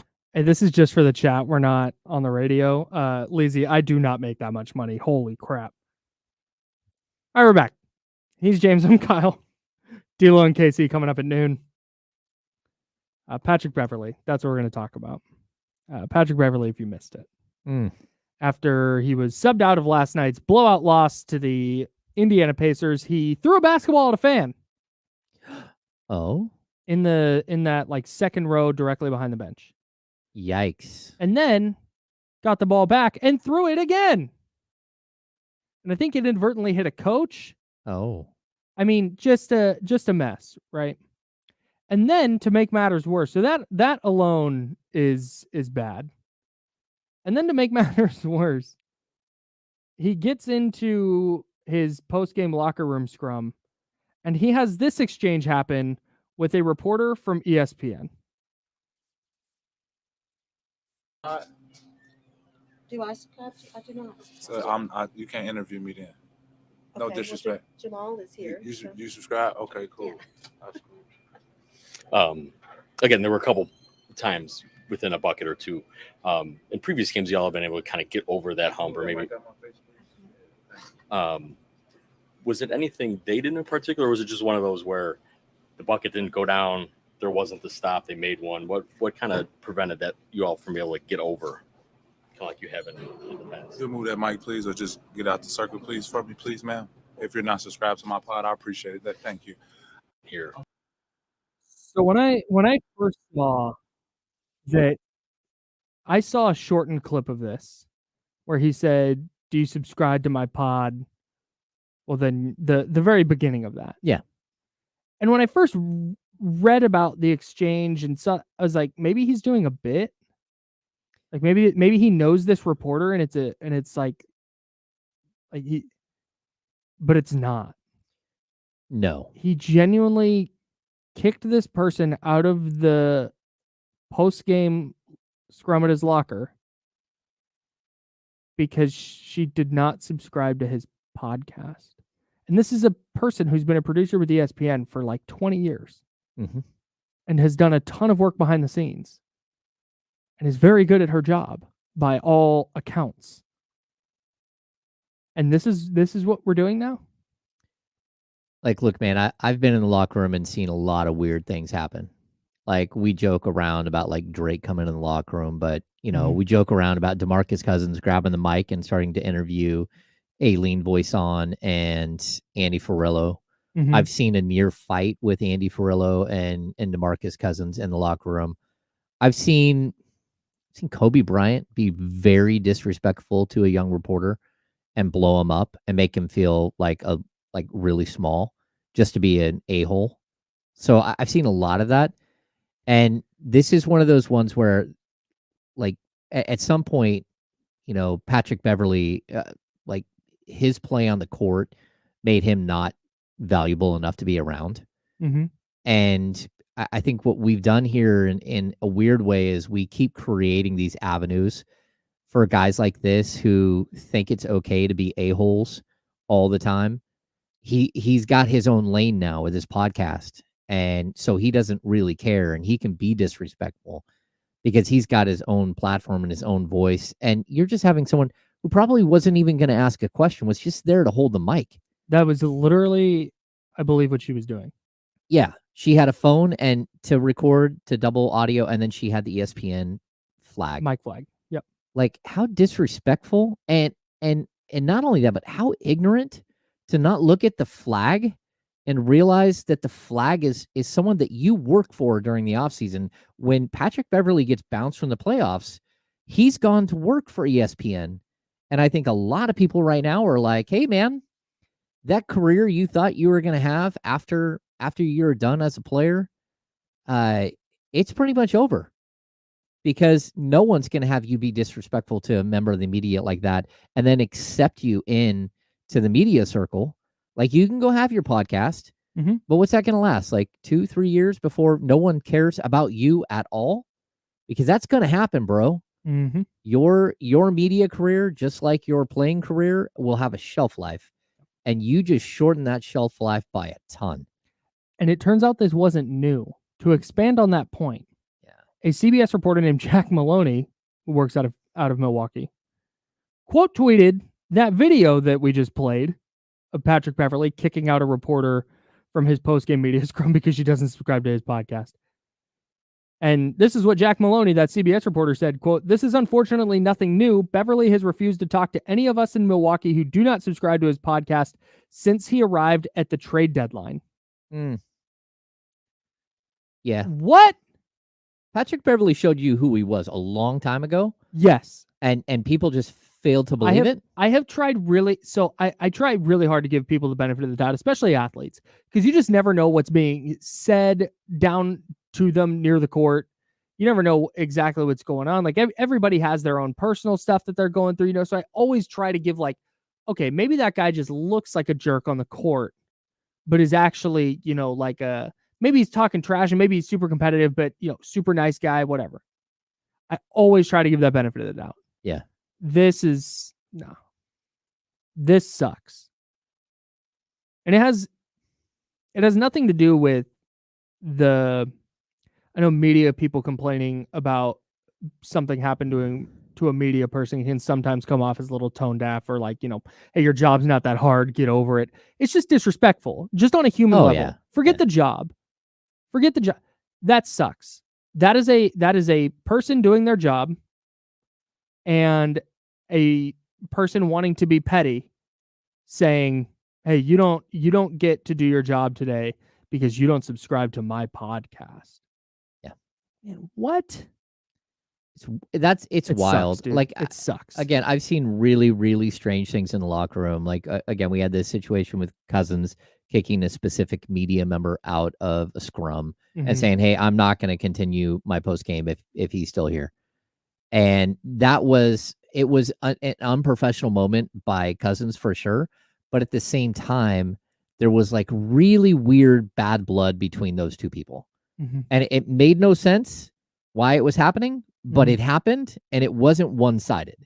It was back and forth. They had like a beef, which was dumb. Again, it's just immature on both parts and stupid and shouldn't have happened. But like I think some guys like they get off on being rude or belittling somebody for asking a question that maybe isn't a great question. Sure. But they just like, you see what I just did to that guy? And the rest of us are standing there like, it's like, hey, we're all gonna go put our arm around that person later and tell them it's okay and call you a mean name. Yeah. That's gonna be the result. We've got to deal with what's happening in the moment. And I know some people are saying, hey, why didn't somebody say something like right then? I'm like, what are you supposed to say? Like, are you supposed to aggressively say, hey, Pat Bev, that's not okay? And then like start what could be like he just threw a ball at a fan like multiple times. Right. Are we going to start this like in the locker room where all of a sudden we're throwing down and it's like, And then when he got asked about that, he ended the media scrum. What I would have done is probably like in that moment is if that's the way he's going to make it awkward for everybody, I would like at this point in my career, I'd probably be like, hey, you know what? I think I'm done interviewing you tonight and walk away. Because that's what deserved to happen. But it's really hard in the moment because you're on deadline and you're trying to get audio, you're trying to get video, you're trying to interview a player, you're trying to capture the moment that's happening, and you have no idea what's going to happen next. And you're trying to, you've written this story that you're now getting quotes to help supplement your story. So there's an angle you're looking for in your story. Yeah.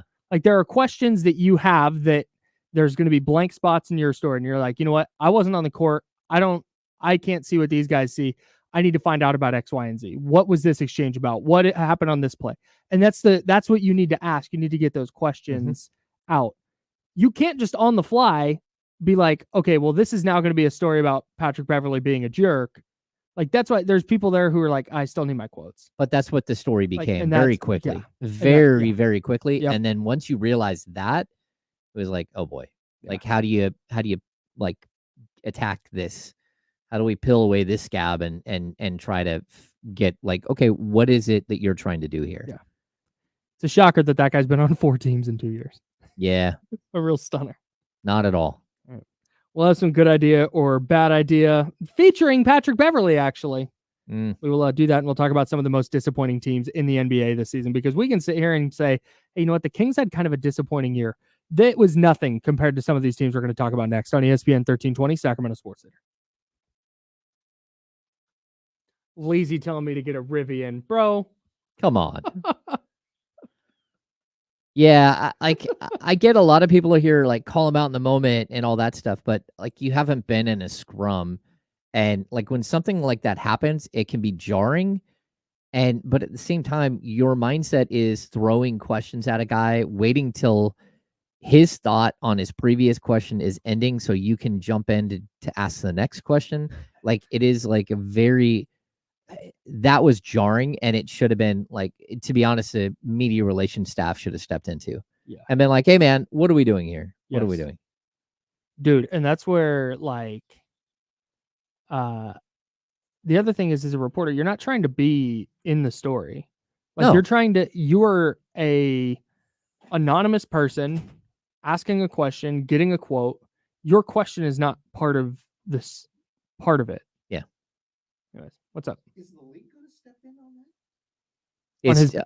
on that? His career could be over. I mean, he's 36, almost 36. They will on the ball throwing.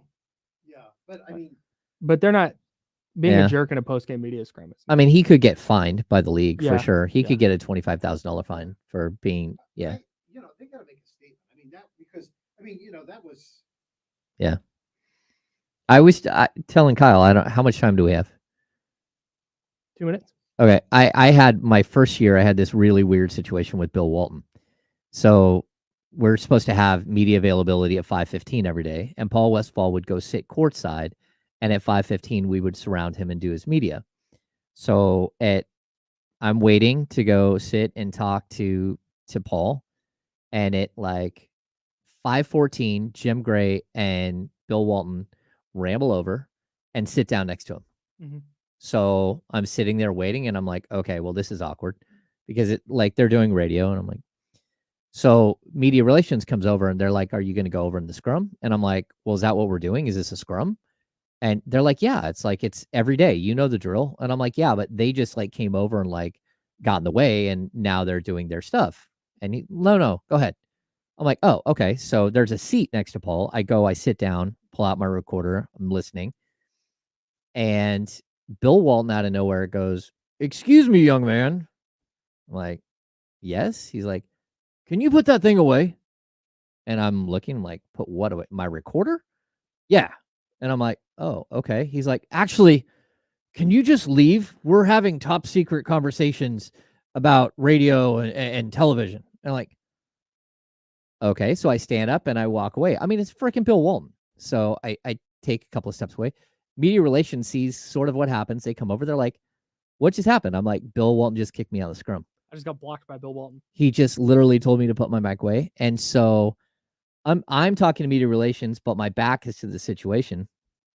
Paul Westphal gets up, walks from behind me, grabs me by the elbow, pulled me back into the locker room, into his office, and said, I can't believe Bill Walton just did that. That was so embarrassing. I can't believe he's so unprofessional. And he's like, you got 5 minutes. 20.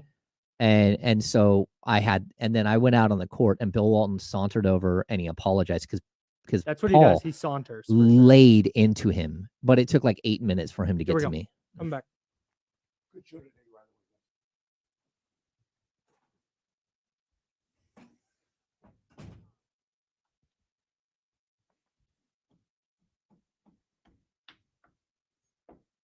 Now, back to the Insiders with James Ham and Kyle Madson, brought to you by Jiffy Lube on ESPN 1320. He's James. I'm Kyle. We're hanging out with you until noon. I believe KC will be in today for the handoff. That's coming up in about 15 minutes. A couple of things I want to pack into this final segment. We'll do some good idea, bad idea, featuring Patrick Beverly. Yeah. And we'll talk about some of the most disappointing teams in the NBA this season. And we will look ahead to Cavs at Magic tonight. The Cavs looking to close that series out. And then Clippers at Mavericks. The Mavs looking to close that series out. They lead it 3-2. Good idea or bad idea? This is a thing we came up with yesterday. Not going to give it a fancy title. We're running with it. Very straightforward. Okay. Good idea or bad idea? The 76ers this offseason plan to pursue Paul George and a trade for Jimmy Butler. That's a good idea. It's a great idea. Yeah. I mean, are you making this up or did you read this? No, one of those like hoops hype rumor things. Okay. No, that makes perfect sense to me. Like if I'm looking from a distance, Daryl Morey loves to star chase. And if you're going to put players around Joel Embiid and Maxey, then you're probably dealing with players that are of this, like, number one, this ilk, but this age. Yeah. Like guys that are of a certain age and who have been through the meat grinder of a playoff series. Yeah. I'm not sure what exactly you have to offer them because you don't have any other players under contract other than Maxey. And if they're giving up Maxey in either one of those trades, they're just dumb. If they, and I don't think they would. I can't imagine they would. Philly fans would riot if they, even for Paul George and Jimmy Butler. These aren't guys in their primes. No, that'd be ridiculous. Yeah. This is what there's a little bit of a difference. So we've talked about like building a super team, right? Now that doesn't work anymore. But to me, it doesn't work from the standpoint of, hey, we've got this really good build going. We're moving the right direction, but hey, what we're going to do is accelerate this by blowing it up and bringing in a couple of superstars like the Suns did. Like this, that's not going to play. Yeah. But when you're the 76ers and you have Joel Embiid, whose timeline, nobody knows what it is. That's such a good point. He may be out of the league in 3 or 4 years with injury stuff. I don't foresee him playing this way until he's 39. You don't know what your timeline is there. You have Tyrese Maxey entering his prime right now. Like, you need to maximize this duo right now, today. So this is an instance where, if you can go get Paul George, if Paul George is going to opt out and you're going to sign him for 3 years and $160 million or whatever they can sign him to, do it. Like, just go for it. If you can figure out a way to get Jimmy Butler from the Heat, then sure, go for it. Yeah. Is Jimmy Butler a free agent? I don't think so.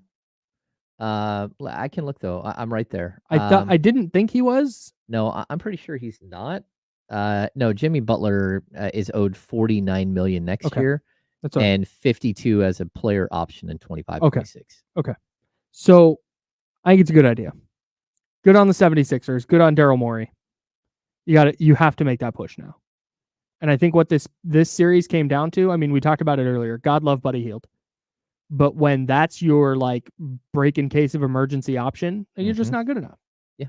There's not that many players in the league who you feel confident, hey, you know what? Tyrese Maxey's getting bottled up. Joel Embiid's dragging his leg around the court.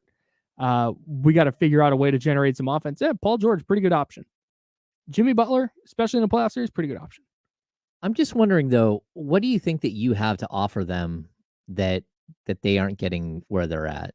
I mean, I have no idea. Like, not to bag on Philadelphia because I'm like, it's a great sports town, but like you got Jimmy Butler in South Beach living his best life. You've got Paul George, who isn't he from LA, living in LA, doing like really cool stuff there, and has a new arena opening up in a year. Like, what exactly do you think that they have to offer to go get that? And let's be honest.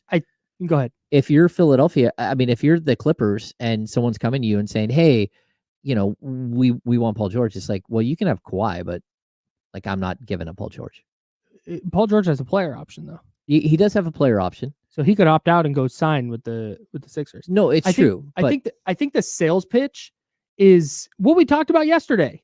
They can re-rack our show and be like, hey, listen, the Heat and the Clippers were canceled by the insiders. Yeah. On ESPN 1320, Sacramento Sports Leaders, sponsored by Jiffy Lube.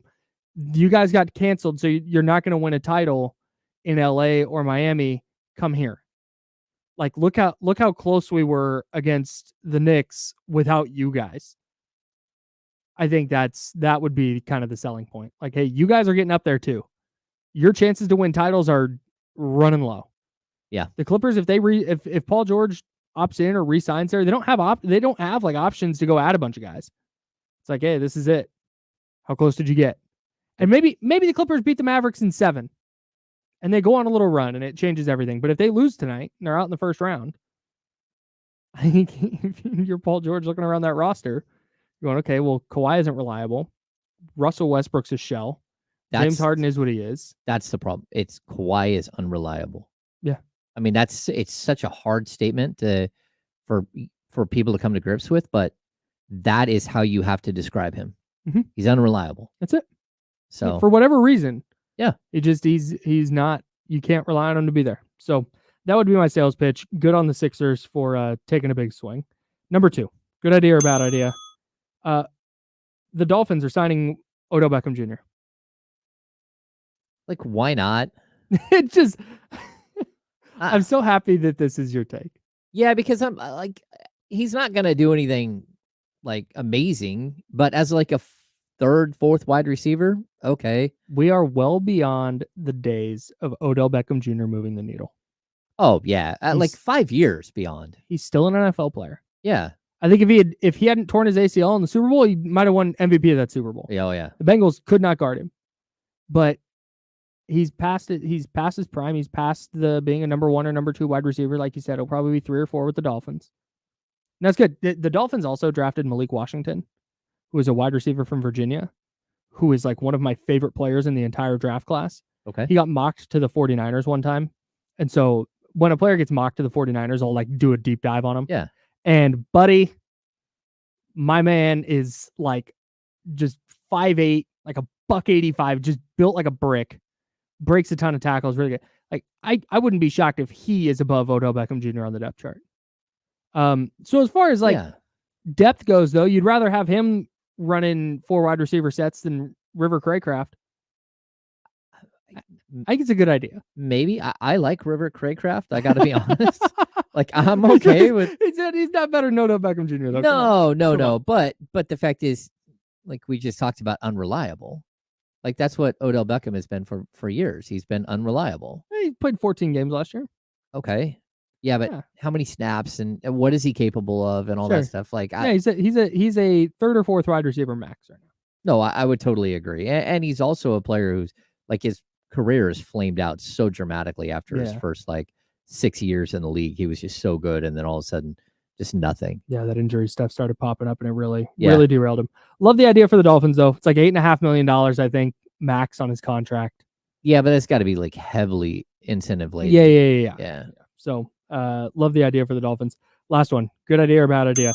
Forcing reporters to subscribe to your podcast before answering questions from them. I'm gonna say that's a bad idea.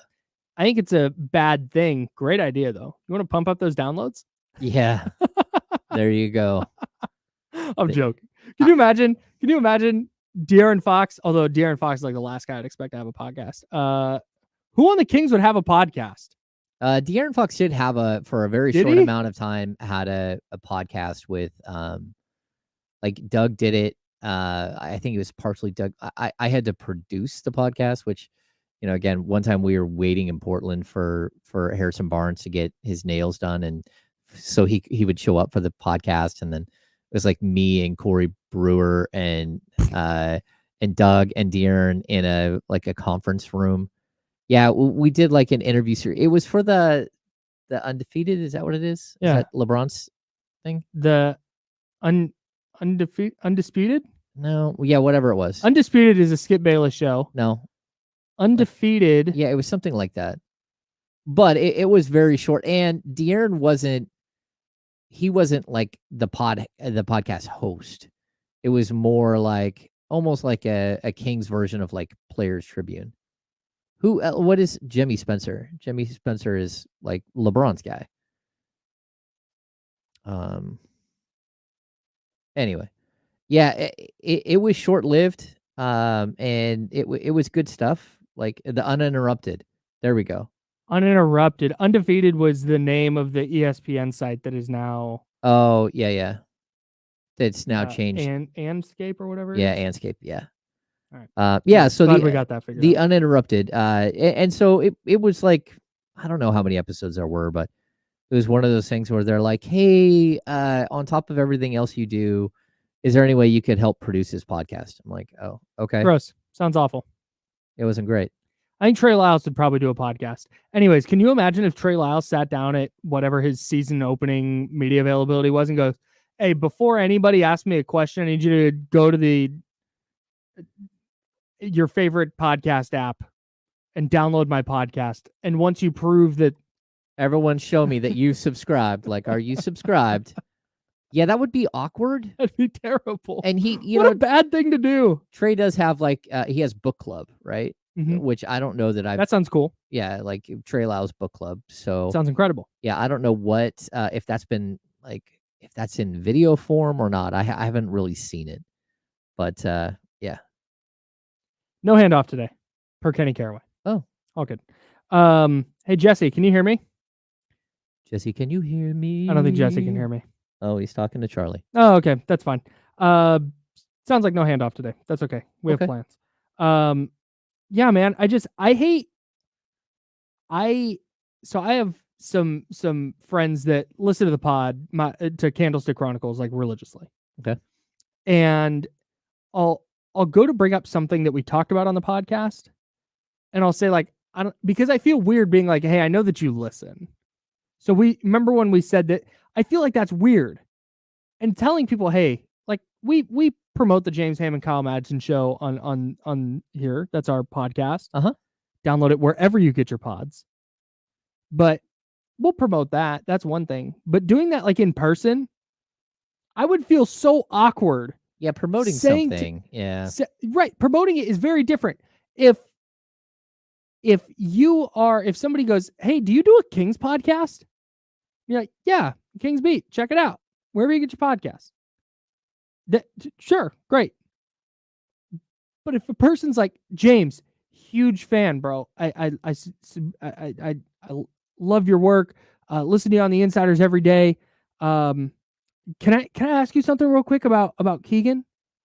And you went, I don't know, man. Are you That's so awkward. That's such an awkward thing to do. Did you subscribe to the podcast? Right. That would be insane. Yeah, it would be insane. Doing that in that setting where there's cameras on you. You know that this is going to get out. Yeah, but that's who he is. He's not a good dude. That just takes a level of like hubris that I hate talking about. Like people are like, oh, you do a podcast? I'm like, yeah, I sure do. You can Candlestick Chronicles if you want to. Oh yeah, I'm gonna download. Like, okay, yeah, you don't have to. Like, I don't know. I just get really like sheepish about it. Yeah. The idea of being a jerk to somebody for not subscribing is nuts. That's crazy. Totally insane. All right. That's enough Pat Beverly for this show. Bad idea, by the way, forcing reporters to download and subscribe to your podcast. Yeah, I mean, again, like what the public outcry at this point is just like it's going off on him, right? Yeah. So the Pro Basketball Writers Association came out after him. He apologized. I haven't seen his apology, but according to like the Twitter box, he apologized, and the Milwaukee Bucks apologized for his actions as well. But I don't know that really moves the needle. I don't think that anyone is all too concerned with hearing his apology to this. So just don't do it. How about that? Hang on, I'm texting Kim because I want to make sure that my salsa gets out for the salsa contest. Oh, yeah. Sorry. But yeah, no, an apology if you need is to leave the room and make sure your salsa is represented. We're okay, man. Just come back with a margarita. That's all that matters.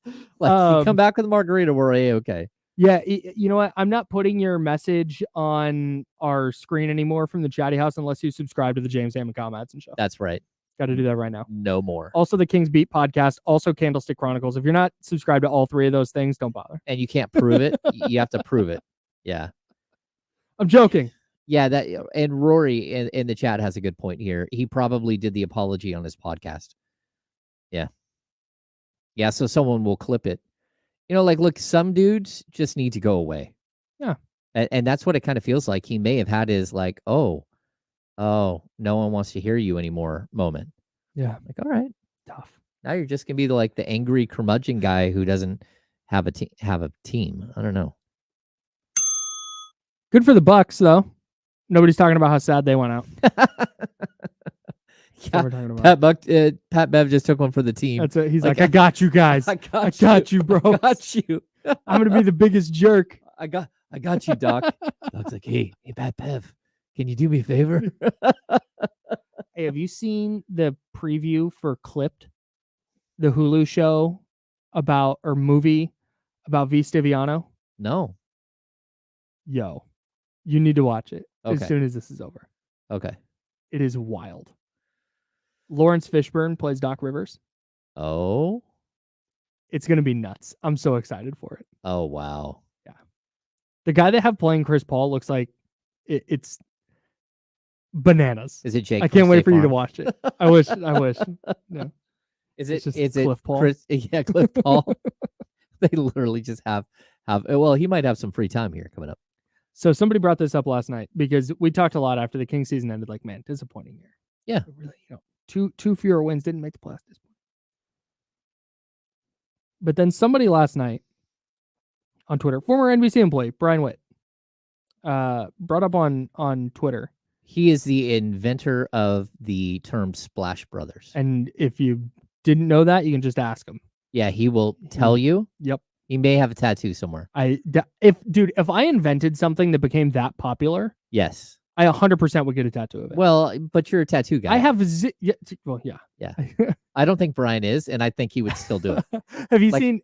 There's that thing on the internet, or that meme on the internet that's going around that's like, my first tattoo, and it's like this long explanation of what it means, and then it's like my 8th tattoo. I got it because it's a turtle and it's cute. Yeah, like that's the stage I'm at. Anyways, I would definitely, if I had invented something that cool, I would definitely get a tattoo of it. But he brought up how the Suns were the most disappointing team in the NBA this year. And that got me thinking. It felt like there were a lot of disappointing teams in the NBA this year.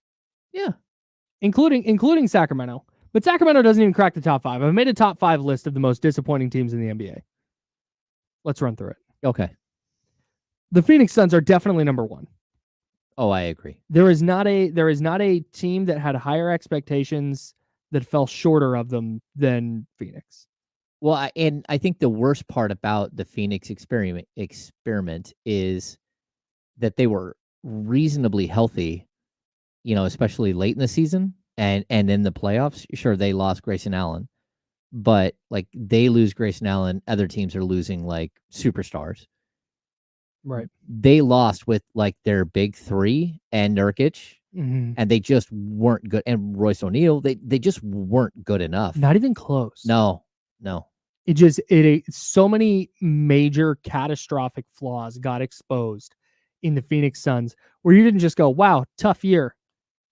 Like there's different ways, there's different levels to this, right? We looked at the Kings and went, wow, tough year, but here's all the ways they can get better. With the Suns, you're looking at it and going, wow, tough year. Now what? Like they're in a bad spot. Your owner's got your back. Boy, does he. Yeah. Number 2, I have the Milwaukee Bucks. Yes. I would agree 100%. Like the Bucks, like because they took a gamble and that gamble didn't pay off, and that gamble might not pay off ever. And now you're wondering what that means for them forever. You're wondering if by going out and getting Dame, they didn't do some irreparable harm that they cannot correct, and that Giannis Antetokounmpo is going to get to a point where he doesn't want to be there because you can't win with what you did. And so that's a tough one, man, because that's like an earth-shattering move where everyone is looking around going, you might have screwed up everything. And that's the fear with Sacramento, right? Like I always talk about, hey, urgency, you got to make a big move. But the fear is that. It's that you take the misstep. Right. Yeah. And now you go sideways or backwards, and then you have no recourse to get back up the hill from where you fell. Yeah. That's what, hey, they missed Drew Holiday all year. They would have loved to have Drew Holiday on that team. Mm-hmm.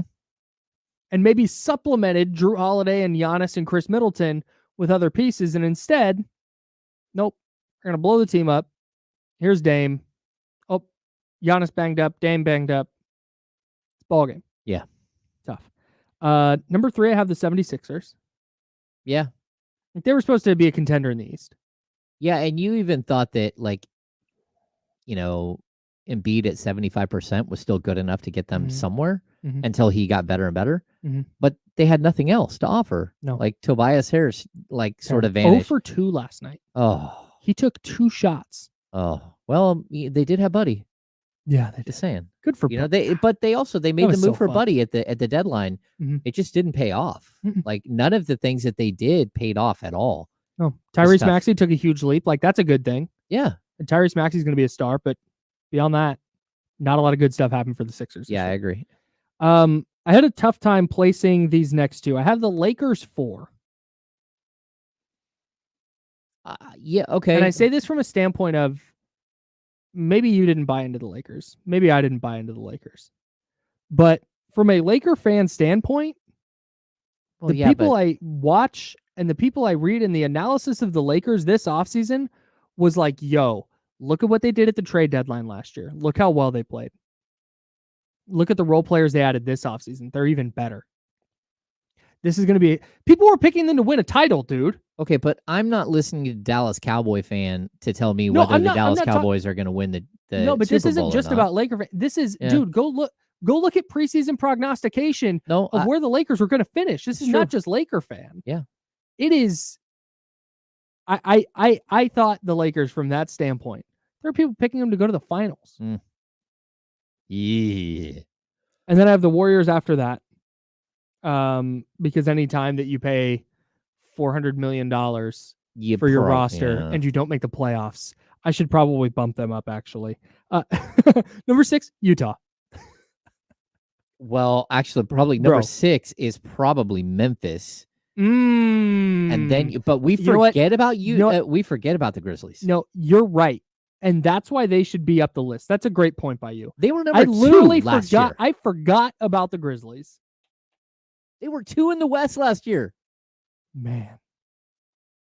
And they are gone. And people are like, oh, wait till next year. It's like, okay.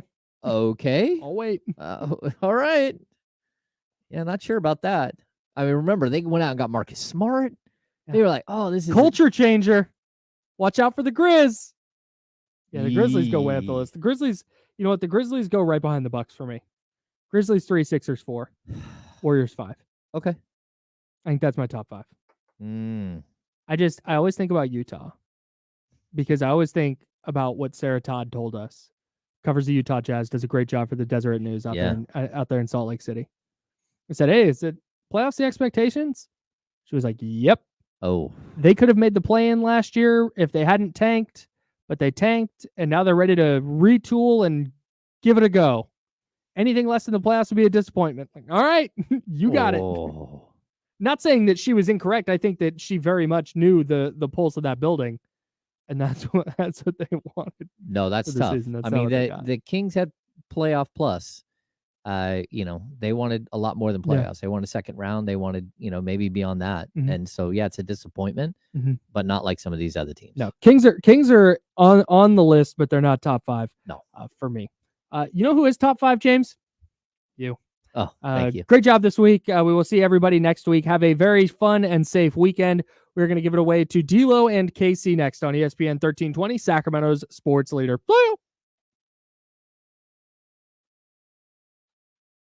Later, y'all. Appreciate you guys. Bye, friends.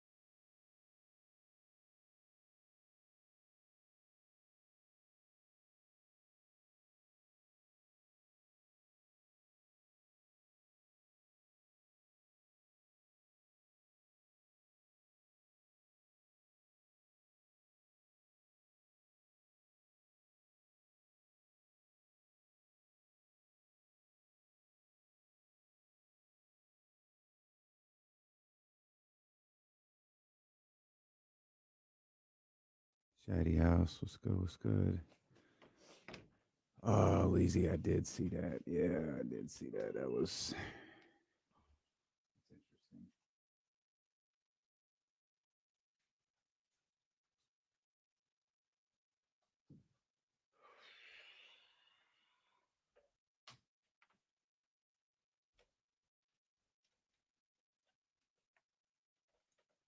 Drew Down, what up, man?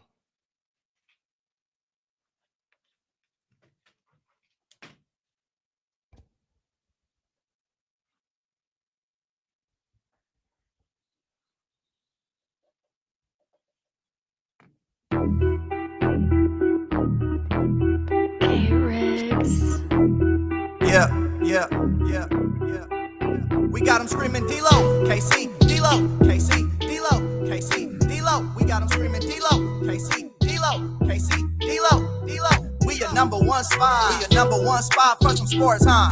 Got the city going crazy when we work, huh? We top 2, but we ain't 2, we in first, huh? And when you need the real, we is who you search, huh? D-Lo, KC, D-Lo, KC, D-Lo, KC, D-Lo. We your number one spot. One more time. Pour out a little liquor. Okay, Lake Show. Man, I guess. Ain't nothing to pour out for me. Well, not for you. Sorry, Kenny. It ain't nothing to pour out. That ain't my team. Ain't worried about that. Ain't worried about that. Man, look, I don't watch that team 82 games a season. There are certain coaches I do feel bad for in this situation. Darvin Ham, this was his first job coaching LeBron James, and this isn't a shot by any stretch of the imagination at LeBron James, but coaching LeBron James is a borderline impossible task. Like, your expectation is win a championship and nothing else. First year head coaches for LeBron, I think, are a bad idea.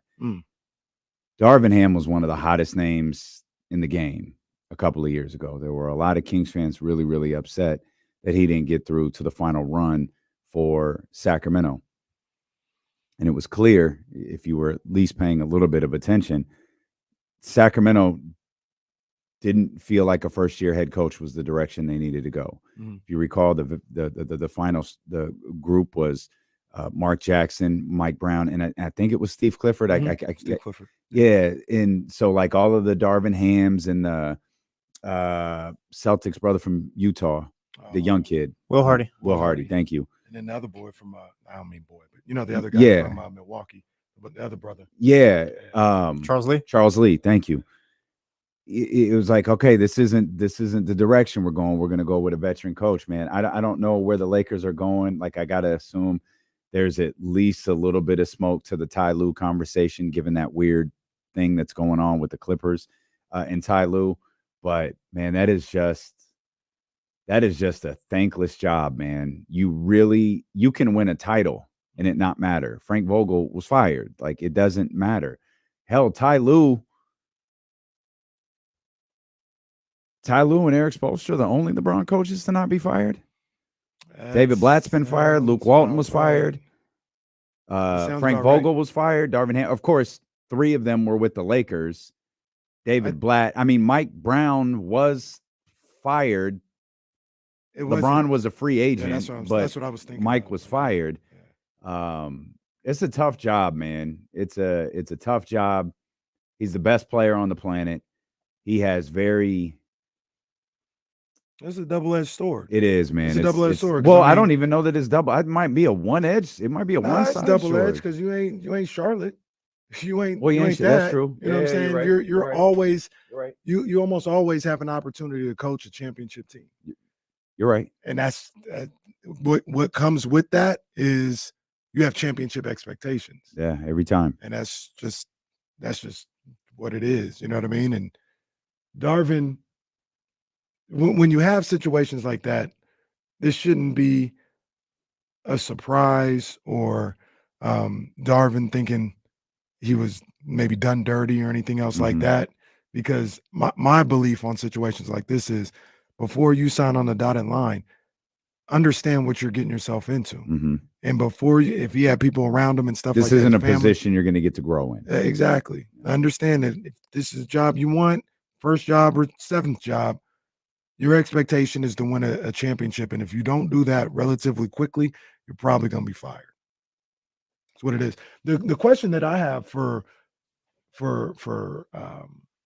Darvin Ham and even Frank Vogel in Phoenix right now, because people always get upset like about blaming the coach and all this other stuff. Mm-hmm. What do you do if this, like, what about the scenario where it's just not going to work? Like ESPN is talking about, I'm not going to fire Frank Vogel.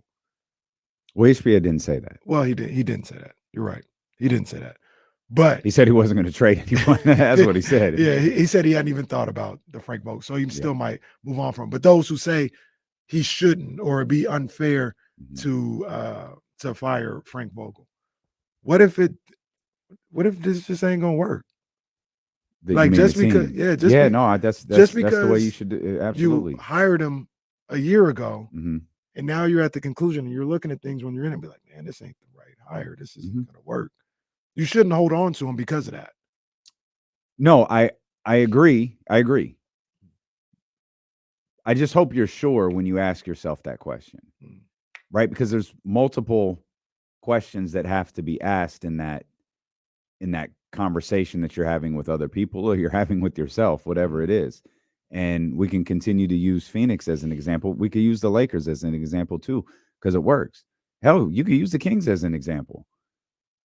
Do you look at this roster and can you honestly say that our front office did everything they could to support him and put them in the best position possible? We're going to have some conversations about Philadelphia and Milwaukee moving forward. The questions are exactly the same. Did we put, in this case, Darvin Ham in the best position to succeed? The tough part about the Lakers is I don't feel like their roster's bad. I don't think it's bad either. LeBron James is LeBron. He had an extraordinary season. Anthony Davis played 70-some-odd games this year. Can't blame that. Austin Reeves is a solid ball player. They do a little too much, but they have a y'all don't want Tayshaun Prince, send him here. Like they have a good complement of Taurean Prince. Sorry, I'll take Tayshaun Prince too. We could probably still give you a couple minutes. I feel like coming out of the offseason, I mean, whether you thought they were title contenders or not is one thing, but like people were expecting them to be top 5, top 4 in the West. It's like just after the moves they made, coming off of what they did in the playoffs too the year before. And so, if perfect, if you feel like our roster is good enough, it fell short somewhere else, then I'm okay. I'm okay with what you just said. And I didn't think Frank Vogel was the right hire in Phoenix. We talked about this yesterday, the day before, whatever it was. I don't think Frank Vogel was the right hire, but firing him now isn't fair to him. Like, I don't think he's gotten a fair shot to try to make this work. But both things can be true. And what you just posed is what Matt Ishbia might be doing. Maybe this was the wrong hire. And it's tough to walk that back because this is now, this is on Darvin Ham's resume. You know, it's on Frank Vogel's resume. Like, I said this last time. I guess I'll say it again. I don't know how many more chances Frank Vogel's going to get.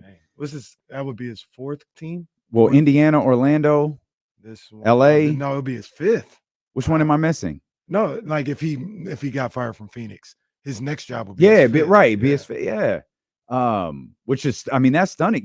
Truthfully, again, I didn't think Frank. To your point, like you might not get, you're gonna get a 5th team. And so Darvin now is probably an assistant again, and he has to do the whole build myself back up, show you that I've learned something, and then go back out there and try to attack this again. Yeah. And I don't know if Darvin Ham is a good coach. I'll lean on Jason Jones for that. He says he's not the best. But again, what would Darvin Ham, what type of head coach would he be, say, in Dallas? Right? High expectations for that team, for that player. But it's not LeBron. Well, I don't think he'd be doing that. But pick a player, pick a team with good players on it, decent players on it, but not LeBron. right? Like not the weight of LeBron James. And I feel like it's only LeBron that carries that weight. I don't think this happens with Steph. Steve Kerr's job's not in danger. Nah, Steph a different superstar though. What you mean? He's more Tim Duncan than LeBron James. Like he'll never put his coach or his players in an awkward position. Not publicly. You're right. Yeah. You're Like, right. He may have some private conversations. Yeah. But he'll never post game. He'll just pull his jersey up over his face after one of his teammates gets thrown out 2 minutes into a critical game. On the verge of tears. Allegedly. But I still don't believe that. He'll never have allegedly post game comments like LeBron had this year. You know, when we thought him and AD were conspiring to get Darvin out of there. He'll never, this is all assumption and innuendos, but sit out to silent protests. Darvin Ham still being like Steph would never do that. NBA Twitter is analyzing Darvin Ham videos the way Kendrick Lamar fans are analyzing 2 tracks that dropped this week. You don't understand. Look, no, it's going over your head. The title, the 616 is crazy. That's the same day OJ got acquitted.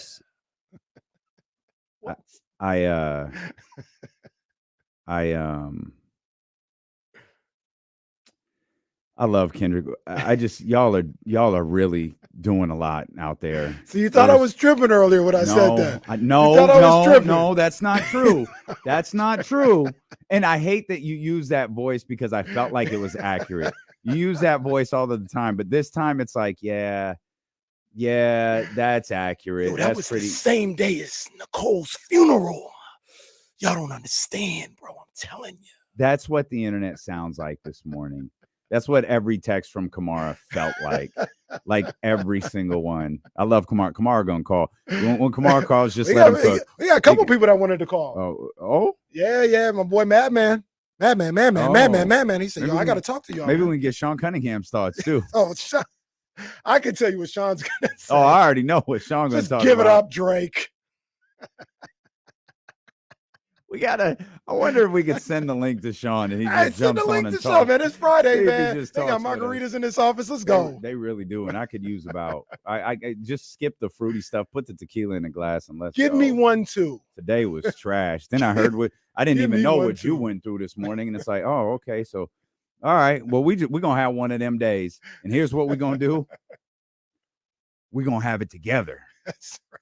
We're gonna have this day. To get Darvin, if you want to join us in the studio for some Chipotle and tequila, come on, man. Come on, Darvin. Come on, send Darvin the link. Hey, send him the link. We're just getting started. We're gonna talk. Yeah, we're gonna talk today. You know what? We're gonna pod today. Ooh. Yeah, we're gonna pod today. We're gonna talk. Darvin Ham out as the Lakers head coach. Lots of things to watch there. Philadelphia and New York gave us. Oh man, that was special. Wow. Man, as advertised, so much to talk about. I forgot Kyle's coming back. Kyle's on his way in here, and I know we got to talk about your boy. Well, that ain't your boy. I ain't even gonna put that on you. Your boy kind of need to go. Oh yeah, he did. Go. Absolutely it's not my boy, go. And definitely has to go. Adam Silver needs to. I'm not saying Adam Silver needs to throw him out of the league. Mm-hmm. Adam Silver needs to take the league need to throw him out the league. What you signing this dude for? He needs to take a really, and if Doc Rivers was a part of this signing, and everybody knows that he needs to be held accountable for what happened last night as well. We'll come back. We're just getting started. It's going to be a day to be with us. I assure you of that. D'Lo and KC here on Sacramento Sports Leader, ESPN 1320. Knicks fans sounding like Kendrick fans after yesterday. That's one. I can't wait for that series. Oh yeah, let's go. God, I want to see that series. Yeah. Beat the Hospital Sixers. Oh, I think they could beat the Celtics now. Okay. That I'll tell you like this though. If that center ain't right, they got a shot. If that center ain't right, they got a shot. They got a shot now. Everyone's got a shot. That center ain't right. They got to, and they actually, I mean, I'd still pick Boston, but the Knicks match up pretty good with the Celtics. They do match up pretty good. They got 2 centers they could throw at Porzingis. They've got the wing defenders to throw it. Wait, it's not Knicks Celtics yet, is it? No. No, that'll be his going to conference be. finals. Yeah. Oh, yeah, I think so. They got the wing defenders to throw at Tatum and Brown. And Brunson he gonna have his hands full offensively trying to shape Drew. That's an X factor right there, but they match up pretty good. Good luck to him. Game 6 Thursday and Fridays, I love. They always fall on like Thursdays and Fridays in any round, and it's always great stuff. I think one series today's giving us a game 7. The other one's gonna get closed out. It's gonna be Orlando, I'll tell you that. Yep. Hey, forgot what I was gonna say. Probably wasn't important. I just panicked just now because the way you looked up, it was like you guys hadn't gone to break yet, and I was very sure I had heard you guys on break. Full panic.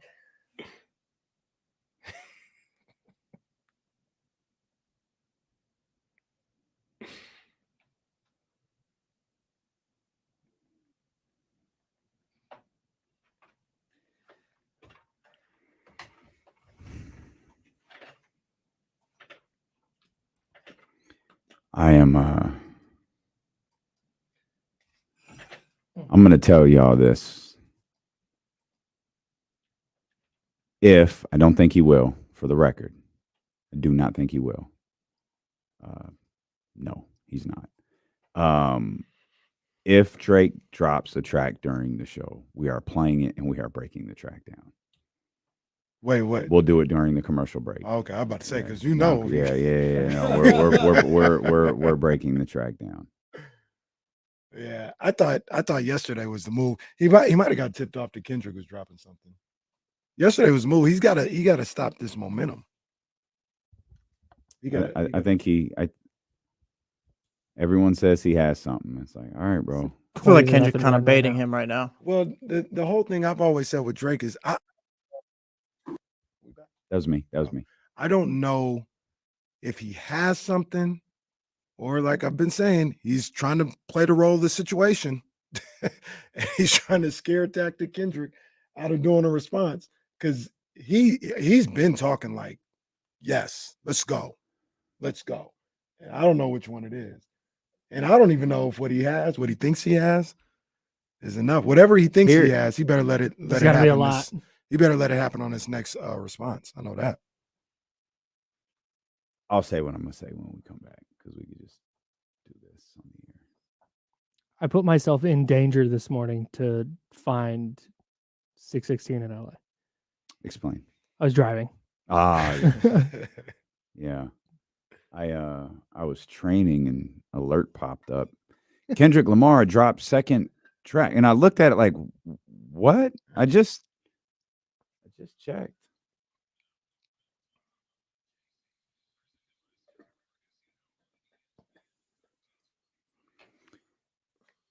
Yeah, we're gonna be out there today. We're gonna be all over the place. So I'm Friday, baby. I'm gonna say this because I know a lot of you are here for it. Whether it's Kendrick Lamar or it's Drake, I've listened to it like a legit 20 times. I don't think either one can make a better song than Euphoria. Euphoria is phenomenal from a production standpoint, from an execution standpoint, from a lyrical standpoint. Oh, the it's whole lit. thing. It is incredible. Is that what I think it is? Thank you. Yes, it is. Oh no. Yeah. That ain't what I thought. Thank you. Nah, it's just soda. Yeah. I was about to say it's lit. And it could be. Just soda. I disagree, but I think Euphoria is phenomenal. I think somebody can make a better track, but they're gonna have to come with it. On my rating scale, I give Euphoria like 8.5. Man. You know what I'm saying? So you got to come with it. Like you got to come with a flawless track. But so not the same. Play along. I'm trying to get a gauge here. Like that 10. Like that, yeah, like that's a 10. Okay. Like that's a 10. But I almost have a problem with everybody. Like, No, and that's not what I'm trying to do. I'm trying to get a gauge for songs. I'm just talking. Okay. Like that first person shooter a 10. Those are got tens. you. Yep, no You doubt. know what I mean? No doubt. Those are flawless songs. Euphoria was fire, bro. And we talked about it in the chat. When I first heard it, I was like, and I kept listening to it. I was like, nah, this is dope. Like, this is fire. sick. So that's up there. Soren said it in the 8.5. chat the other day. Like, it gets better every time you listen to it. Like, it's an incredible record. And this morning, the 616 in Los Angeles, that felt like a legitimate freestyle. It's not, because I don't think those exist anymore. But it didn't feel like it was a highly produced, let's move this here, let's add this here. It was like, give me a beat and I'm a rock. That's what it felt like. And that's kind of the gist of the timestamp records that Drake does. You know, I don't think they're freestyles, but it's to give a freestyle vibe. That's what this record felt like to me. It felt like a grimy, I'm not really going to cut a little deeper, but I'm going to get a little bit more personal. I'm going to say some less surface things here. I'm going to make you aware of things that people have been trying to make you aware of for years. Again, it's not going to cut deeper, but I'm just letting you know that I'm here. And that's how I took that track. Yeah. You know how much you have to hate somebody to rap about it for 10 minutes? That's crazy. Well, there's rumors that there's a 19-minute version of that would be maybe he's Euphoria. just releasing the 19 minutes in segments, little segments, and they all got like 70s soul album. songs to it. A lot of Al Green. Marvin Gaye is next. The thing about it for me was I looked at 616 and I was like this is cool. This is a good song. And that's it. Like it was a good song. I didn't think it was, oh man, this is he's killing him right now. I didn't think that was a good song. So, he dropped some other stuff in there. I didn't think he was coming with his best stuff either. Like I think he still got more in the tuck. But he letting them know, like, look, I got some things lined up. And it was a good song. I do believe, but then people were like, oh man, he back-to-back Drake. He hit him with a back-to-back. I was like, I ain't back-to-back. Back-to-back. Back-to-back is called a back-to-back for a reason. Because he, like, just like ether, he ethered him. It's become, that'd be a verb, right? It's become a verb for a reason. It's iconic. Ether, the people don't say, he takeovered him, even though takeover was dope. It's like, no, he ethered him because those things are iconic. Ether, back-to-back are iconic. This was not back-to-back. Back-to-back is not iconic. I do not believe. You don't make me say something. Say it. All right, old man. Back-to-back is not iconic. Back-to-back. The back-to-back record is fire. That's what we all talking about. But the back. Oh, you're saying people said this was. I thought when you said back-to-back, it was the art of releasing the two songs in a row. That's what I thought you meant. And they talk about that as well too. But they were trying to say he did the same thing on this track that Drake did on back-to-back. No, he didn't. No, he didn't.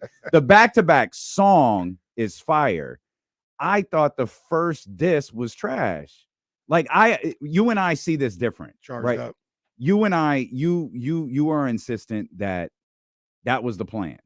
That's why the record's called back to back. It was to throw this out let you know what's out there, let you know I'm coming for you, and then drop the heat. I saw it as he dropped the diss track that was whack. He got called for it, and then whatever happened, he threw some fire, and that second track was fire. Kyle's here. I don't know how much you want to weigh on this. I got a lot. Come on, Kyle. Come on, get with us, man. Kyle's my favorite part of back to back was the cover art. The Joe Carter home run. Now that was a little triple entendre. It's incredible right there. And so that's what you were talking about. 93 World Series. 93 World Series. Toronto versus Philly. Yeah. It was the second. Joe Carter and Mitch Williams. Yeah, it was a back-to-back title. Yep. Song back-to-back. Joe jumping around the bases is so iconic. Yeah, it's so great. It's so great. That was my favorite part of that. No, it was good. There's been some interesting cover arts released through all of this. I kept checking digital platforms. I'm getting emotional talking about hip hop. I kept checking digital platforms because I wanted to see what was the cover art for this, but it hasn't It hasn't dropped. They say he put it on Instagram, I guess. I don't know. I It is. saw It is. Isn't it It's the on glove? Instagram. It's the glove. And the thing that caught me was so people are tying the OJ thing in and all of that. Right. Was that the Maybach music logo? Yeah. So I guess That's what I thought it was. That's what I thought it was too. What I read, I have no idea how real this is. But what I read is that that's a glove that Drake wore like in a video. And so that photo had to have been taken like at Drake's house, meaning that somebody that was at Drake's house sent it to Kendrick. I don't know. Oh my I don't know if God, that's man. real. This is so the Bible verses. What Bible verse was it? They said Revelation 6:16. That's why I had to question that because they're just like Bible verse. verse. I've never what book? even I looked at that. I was like, Kamara, what? It said Bible verse 6:16. Like, sir, what? People are says that? extracting things that aren't actually. So in that's it. that's what people do. I feel like with Kendrick. I think maybe it happens with Cole a little bit. I don't know how much it happens with Drake. You could tell me a little bit better. But people really read into everything Kendrick says. Yeah. And I think you go back happens to with Taylor Swift. I'm dead serious. No, yeah, right. Yeah. We Finding were, Easter eggs in the song. Yeah, we were joking about that yesterday. Like, what is she so sad about? I think back to the first season of Dissect, I think was about To Pimp a Butterfly. Mm-hmm. First or second. And he broke it down in such a way that I feel like everyone listens to Kendrick Lamar's music with like a heightened ear. There's the Damn thing where if you listen to Damn first song to last instead of last song to first, it creates an entirely different listening experience. And that's one of the things about Drake. That's one of the things about Kendrick is listening to his albums. The way he puts them together are an experience. If you skipped around Good Kid, Mad City, the album wouldn't make any sense. But listening to it the way he put it together, I know you hate this. It's an art. Like I don't hate that. It is art. Yeah, he's an artist. He's a poet. Like he's amazing. Well, sometimes you do that. It's an artist, man. He's too deep. Well, when you say when they say, "Yo, 616," that's the day OJ got acquitted. I'm like, all right, sir. Like, what does Settle OJ down. have to do with this? People Like, Google. Hey, I hope is Mitch a part of this? Like, how did this happen? I bet Google searches for what happened on June 16th just skyrocketed. This year. Didn't the Rangers win the Stanley Cup too? Are we tying that in here? They said it's Father's Day. They said it's Canadian Father's Day. But So I don't know. that got my attention a little bit because his dad came up in Euphoria. Yes and no. No? Which was interesting because I think, and I've heard, I think that was a shot at Jay Prince and Jay Prince Jr. And that's I won't say any more about that. That's a good idea. I like my life. I think I thought it was his dad too. And then people were unpacking what was being said. And they're like, yeah, I think this goes more to the dude in Houston. June 16th, 1775, George Washington appointed commander-in-chief of the Continental Army. Nah, you don't understand. Kendrick is talking about the Continental Army. They call Drake's house the Continental Castle. Y'all don't know. Yeah, for those who aren't like I'm on super the into on this, thisday.com for June 16th. like hip hop, this like a really good battle like we're experiencing right now with Kendrick and Drake. I love how locked in Kyle is to this page. It's just I've got a great phenomenal. one coming up. I've got Okay. a great one for what 616 could mean. This is I think like Kendrick's trying to end the beef. We'll tell you what it is next. Oh, let's go. This is like it's like a great sports rivalry. Whether it's not LeBron and Mike, and it's not LeBron and Jordan because they weren't active at the same time. But it's like who it's not like this anymore, but it's like Tyson Holyfield, right? It's the two, whatever the fight of the century that you guys had a year ago. Tank and Ryan. It's that. Yeah. Like it's this is it. And there are fan bases who are trying to pretend like they're not a part of the fan bases. Like I'm neutral. We're not neutral. Yeah. None of us are. Everybody's on a Stop. I am neutral. I think all this is dope. This is None so of dope. us are neutral. We all have our favorites. You have your favorite. There's nothing wrong with that. Neither I'm neither rooting for one of Kendrick. these. Neither. What I tell you the other day. I don't know. Neither You tell one me of a these two. lot. I don't love either one of these guys the way I love Outkast. No, I know that. Like so, I look at these I don't guys, love either one of these guys like I love Hov. I look at these two guys as like two dudes that I really like. Drake in your top 5? Top a 5, favorite? Yeah. Top 3? Top 2? And I don't mean Big Boy and Andre. You I mean Big- all time? Yeah. No, I don't think Drake is. No, he's not top 5 all time for me. That's Like okay. my Okay. favorite. No, he's not that. I would have guessed against that. No, he not that. Jesse, but you I think really, he's lying? They are called I'll Drake give you bars, top not 5 Kendrick bars. is Jay, is Outkast. If Drake is 6th on your list, that's top 5. I mean, no, but look, I like Drake. I like Drake the same about as I like Kendrick. So wherever Drake is on that line, Kendrick is on that line, and Cole ain't far behind. When Like did I he, love them 3. When did he give you the jacket? Oh, that's a great point. On this Video day. jacket. If you truly want to be neutral, buy some Kendrick merch right now on the show. Does he have merch? They all have. I have a merch. Kendrick Lamar long sleeve from the Damn Tour. I You have can the buy like a same one. coffee mug or something, just something to keep it equal. I have the Damn Tour hat too. Nice. Yeah. I'd wear a TDE jacket. Well, you're not on TDE anymore, but I'd wear a TDE jacket. What do we got? On this day, Uh-huh. June 16th, 1858, Abraham Oh. Lincoln says, quote, one of his most famous quotes, a house divided against itself cannot stand. Is Kendrick trying to reach out an olive branch and say, we can't keep going at each other? Nah. I already know where this is going. That's an excellent pull. I thought you were going to say it was Abraham Ken- Lincoln's favorite quote. I guess just let him go. Whatever gets the votes. Whatever wins us this war. Whatever. Do what Whoa, we gotta not do. that free. Oh. Whoa. But nah, he's saying OVO's divided. Did you listen to the bars? OVO's divided. That's why it can't stand, just like Abraham said in 1775. Y'all don't understand. Y'all don't understand. It just went over your head. Tell him, Kamara. It just went over your head. Abraham Kamara Lincoln in the chat. You said knew it. Kamara was going to be there today. Abraham Lincoln said it. Kendrick just brought it to the forefront. Stop playing with him. I'll have one more before, Okay. before the segment ends. No. Oh, okay. Oh, you're going to keep looking. I really, truthfully, don't know what to ask you about. I love these. I love this thing, man. This is history, man. This is history.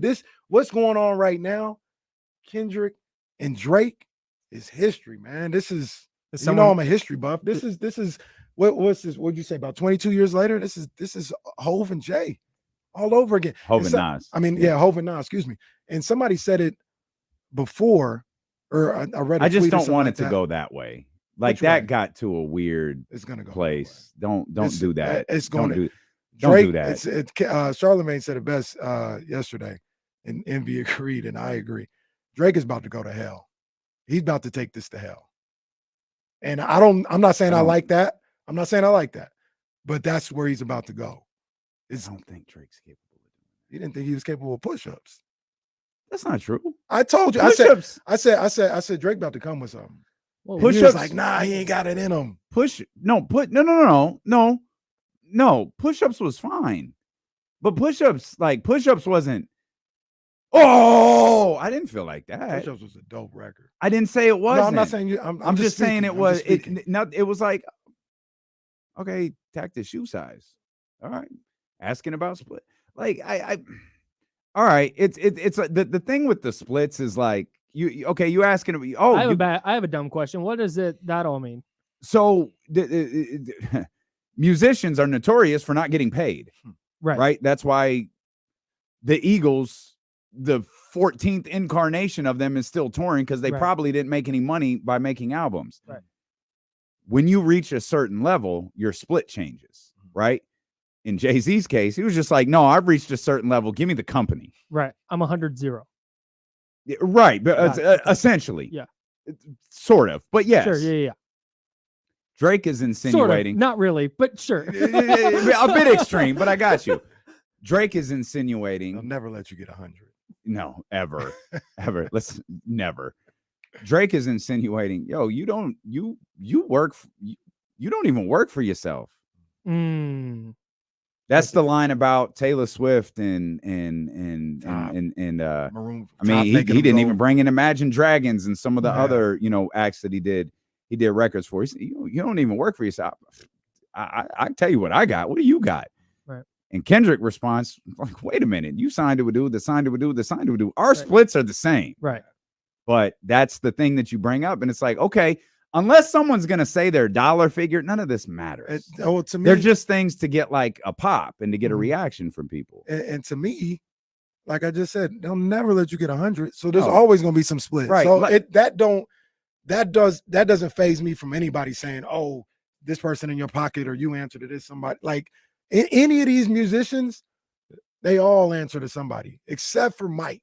Mike Jackson, probably the only one, and maybe Prince. Oh, but no, Prince, nothing. Prince, you don't remember Prince? Prince, Well, the symbol? yeah. That when he that turned was to the a symbol, protest. Yeah. But when he turned to the symbol, didn't he have more control because he wasn't? No, Prince he more? got more control. Yeah, because that got him more control in the end. Mike, you don't remember Invincible? True. Mike went at Sony tough. True, very true. For the promotion So of Invincible. that's what I'm saying. Like when they talk about splits, that's right. I mean, it's clever. You That's use right. it as a line, but that's more some industry This bravado type stuff. Any sort of entertainment form, including this one, there's manipulation and nonsense. It's like when people talk about not doing anything. Fastest growing show in radio. Word? Show me. I'll show you. I showed you the graphs. Show me. But you can say anything. Show me your splits. All right, ho. I'll show you my splits. Now you show me yours. Right. You post them. You post what you got for all my dogs, and I'll post what I got for Big Steppers. But it's all a front. YouTube followers, it's a front. Likes, it's a front. Yo, show it. What you got? What do you really have? No one ever shows what they have. It's talk. We're this, we're that. Show us what you have. It's why I pull out those numbers Charlie prints out. This is it. This is what y'all built right here. They're never going to tell you what they made off their last album because the truth of the matter is Drake's probably embarrassed. Yep. Kendrick's virtually every artist is probably not particularly pleased with what they made on their last album, which is why, look, we'll take it away from them. Beyonce, Taylor Swift, they just did these massive world tours, right? That's where you make money. Yeah. You make money on those world tours. Yep. You make a fraction of what you made on those world tours. What was it? The Renaissance tour? You made a fraction off the Renaissance album that you made on that tour. And the same is true for what Drake just did. The same is true for what Kendrick just did. The album may have been asked, but the tour sure as hell wasn't. That tour was sold out everywhere it went. Yep. It's just it's a flex. These dudes, I think this is like I keep saying, this is history right here. Seeing these two, the tops of the generation, go at it. I think it's about to get a little muddy. I think Drake about to take it there, and Kendrick just don't care. Kendrick will be like, if you take it there, then we all gonna die in this crash. Yep. Like he's that maniacal with this thing. He's ready to take it. We're Cole and other people aren't ready to go. That's an unfortunate thing, but I think this is historic. I love like that. Now that I know what first person shooter was really getting at, I love that even more. Love like that. I thought push-ups was dope. I thought Taylor made like his bars. Like I was able to get past the AI stuff. Like the lyrics on there was dope. Obviously, Euphoria was amazing. This is a good little song. The 616. I don't think it's what everybody else is saying, but I think it's dope. And I think Drake about to come with some heat. Like Drake too. He about to come with some heat. Will it be enough to win around or win this whole thing? I don't know about all that, but he ain't gonna come soft. I know that. I'm gonna pause. Well, That's crazy. I don't. Okay, well, I have three things. Well, no. Yeah. You're lucky you didn't get thrown out, buddy. Patrick Beverly over here. Yeah. What I do think real quick though, Kyle, like I told you and Kamara this morning, Kendrick, I'm not going to call it a mess up or anything. He should have, in true back-to-back fashion, He should have put out this first. I disagree. And then Euphoria. I completely and disagree. if he would have done that, nope, you're bruh. wrong. You're dead wrong. I'll explain why. You're dead wrong. Go ahead, Kyle. I have 3 things from the On This Day. Okay. One is related to this. 2 other things are just random. 1, super depressing day in history. Oh, no. Oh, good. Just scrolling through here is really sad. 2, I promise this is an actual thing. I'm not making this up, so FCC don't come after me. On this day in 1958, a song called Flip Top Box by Dickie Doo and the Don'ts hits number 46. What was that song about? Yeah, maybe we listened to that song like 350 today or something. Hold on. Durham I am break. scared to death. Or whatever. We do it during break. We do it during break. Bring out the projector. I'm going to change your mind about 616. Dickie Doo and because the you don't Don'ts. even know what happened on 616. You don't even know what level tender's on this day in 1975. The Milwaukee Bucks trade Kareem Abdul-Jabbar and Walt Wesley to the LA Lakers. Nah, bro. Nah. Now it's all making sense. Maybe the Lakers trade for Trae Young on 616 this year. Oh my gosh, bro. Nah, this is too much. This is too much. What was the record from Dickie Doo and the Don'ts? Flip Top Box, which is wild. Wow. What do we think the song is about? Well, drugs. That's what all songs are about. Flip Top Box from Dickie Doo and the Don'ts.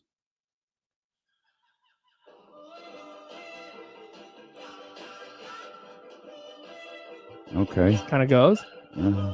Song sounds like the Beach Boys to me. Nah.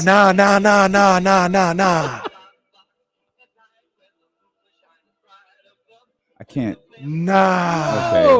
No. See, y'all Is don't there a understand. way I can get lyrics to Flip Top? Kamara got this. I don't think everybody else did. I think the Drake lyrics right used that sample on a song on Views. Yeah, yo, this just got diabolical from Kendrick. It just got diabolical. Are they treating Kendrick how they do Jordan Peele when he makes movies now? Oh, yes. Yes. Good call. This is a bizarre song. This is a wild song. Is it on Genius? Dude. She came running with a shovel, Whoa. looking like a ghost. She started digging and digging. She dug him the most. She dug like a demon, and before too long, they were hugging and kissing, and they sang this song. They started dancing to the jive of the Tombstone Five. A lot of creepy-looking creatures started to arrive. OVO, the creepy-looking creatures? The man at the entrance let some live ones in. They started rocking and rolling, and they all joined in. Trash lyricism. In and in don't rhyme. Drake is letting people into OVO. Yo, this Kyle, I think you unlocked it, bro. I think, It's but funny. they ain't gonna get it because it's over their head, bro. It's funny. over their head. It's funny how old is new again. The record is 2 minutes and 20 seconds, which is pretty much the length of every song that comes out right now. Do we have time to tell for you to tell me why they shouldn't have flipped the releases? I'm going to tell you that next. If Kyle wants to stay for that, I have a thing to go to. Oh, you got it. Why is Debo beefing with Devin Haney? That's what I was actually kind of wondering. that first. I figured what? one of you could answer that for me. I don't know. Why They Debo just was talking. beefing with Devin Haney. Why not? Hey, he saw all this Drake gonna say, that's Kendrick just what stuff. He's happens on like, hey, let's 16. cook. And I don't know if Debo's entirely wrong. I don't even know what happened. You'll have to You fill me flip in. the agree, so I 16 don't know if upside it's down, it's entirely 19. wrong.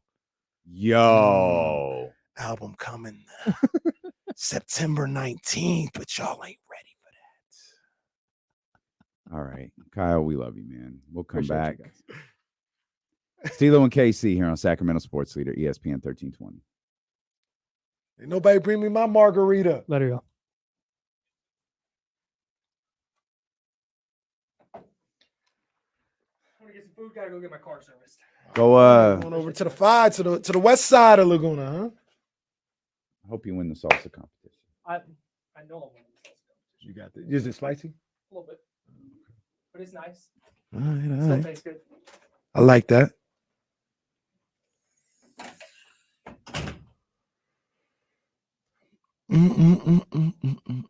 I switched to play into today's bit. I switched excuse me. I changed my mind. Oh, what do you want? Rice and steak and corn. No, this is official. Yeah. This is what the hell I'm talking about. Mild salsa? Sure. Is that the tomatoes? Yeah. Yeah. Thank you. You want beans? No, thank you. And no cheese, nothing like that. My family can't stop me today, boy. I switched the 420 hit to play into the Tupac thing to I Ain't Mad at You. And then we'll run the I think it was Big Sean on Monday.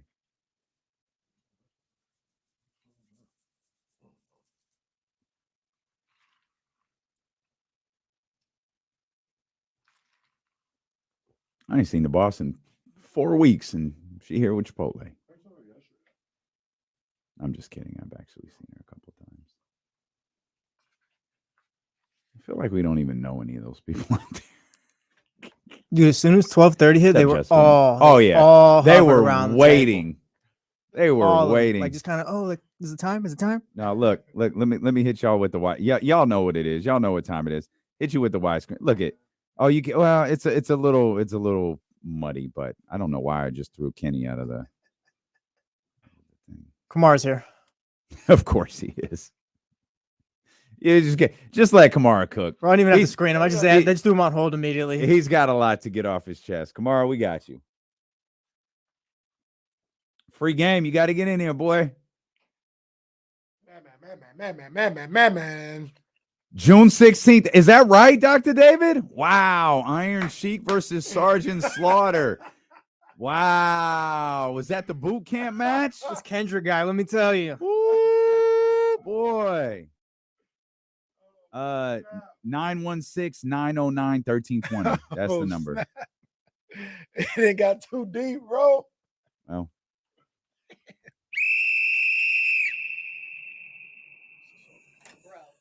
I didn't even say nothing. You are amazing.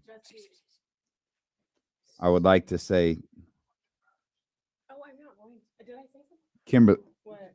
you're amazing. I appreciate you, dog. No, I just want to say that publicly because someone on the show yelled at you yesterday. Yeah. And I just What else did I do on the show? You yelled at me. I didn't apologize on the show. I didn't hear you. Wow. Wow. I think it's funny though that we're celebrating Cinco de Mayo with Chipotle and margaritas. Well, that's fine. Can't wait for Juneteenth. I can't wait to see what they bring out for Juneteenth. Well, McHugh's back here at Odyssey. Well, that's better than what's running through my head right now. Oh man. All right, y'all. Oh yeah, we got a Hall of Fame lineup coming up. Kamara. I know. Hey, just let Kamara go. Kamara might take us till 4 o'clock. Hey, let him cook. Let him cook. He said we don't never give him a chance to cook. He said he don't never get no time on this show. Him and Lewis get the most time every time. Yeah, Kamara, go ahead and cook. I'm gonna go get my Chipotle bowl real quick. Listen. Y'all been cooking me for the last 40 minutes. What you mean? What do you mean cooking you? What you talking about? Cooking me.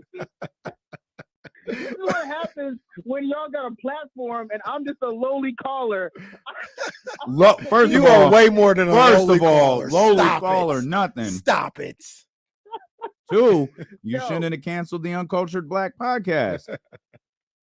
I don't have time, man. I got a lot of stuff going on. See? All right, Well, so see? OVO Kenny, let me ask you a question. OVO Kenny, stop it. Well, It's okay. Well, It's okay. It's okay. what the It's streets okay. are saying. Listen, I just want to make sure the receipts are there because when Euphoria dropped, it was Kenny. He was like, it was mid. It's okay. That's what I said. And Well, then you did. 3 hours later on your tweets, you were like, it was kind of fire. And then 6 hours later, Ken said, yo, Kendrick's actually going in on this. And then today you pulled the same thing where you were like, it's okay. And what did I say to you? What did I say to you, Ken? I said, you gotta let this digest for a little bit. Just to eat this track. Pause. Let it digest and let it sit for a while before you start making proclamations. That's not what you're doing. You talking about it's dope. Like if I said it was fire, if I said it was fire 20 minutes after listening, you would have no problem. You'd be like, nah, it's right. You ain't got to sit with it. It's fire. It's dope. See, that's what I be talking about. But hold on, Jesse, let him cook.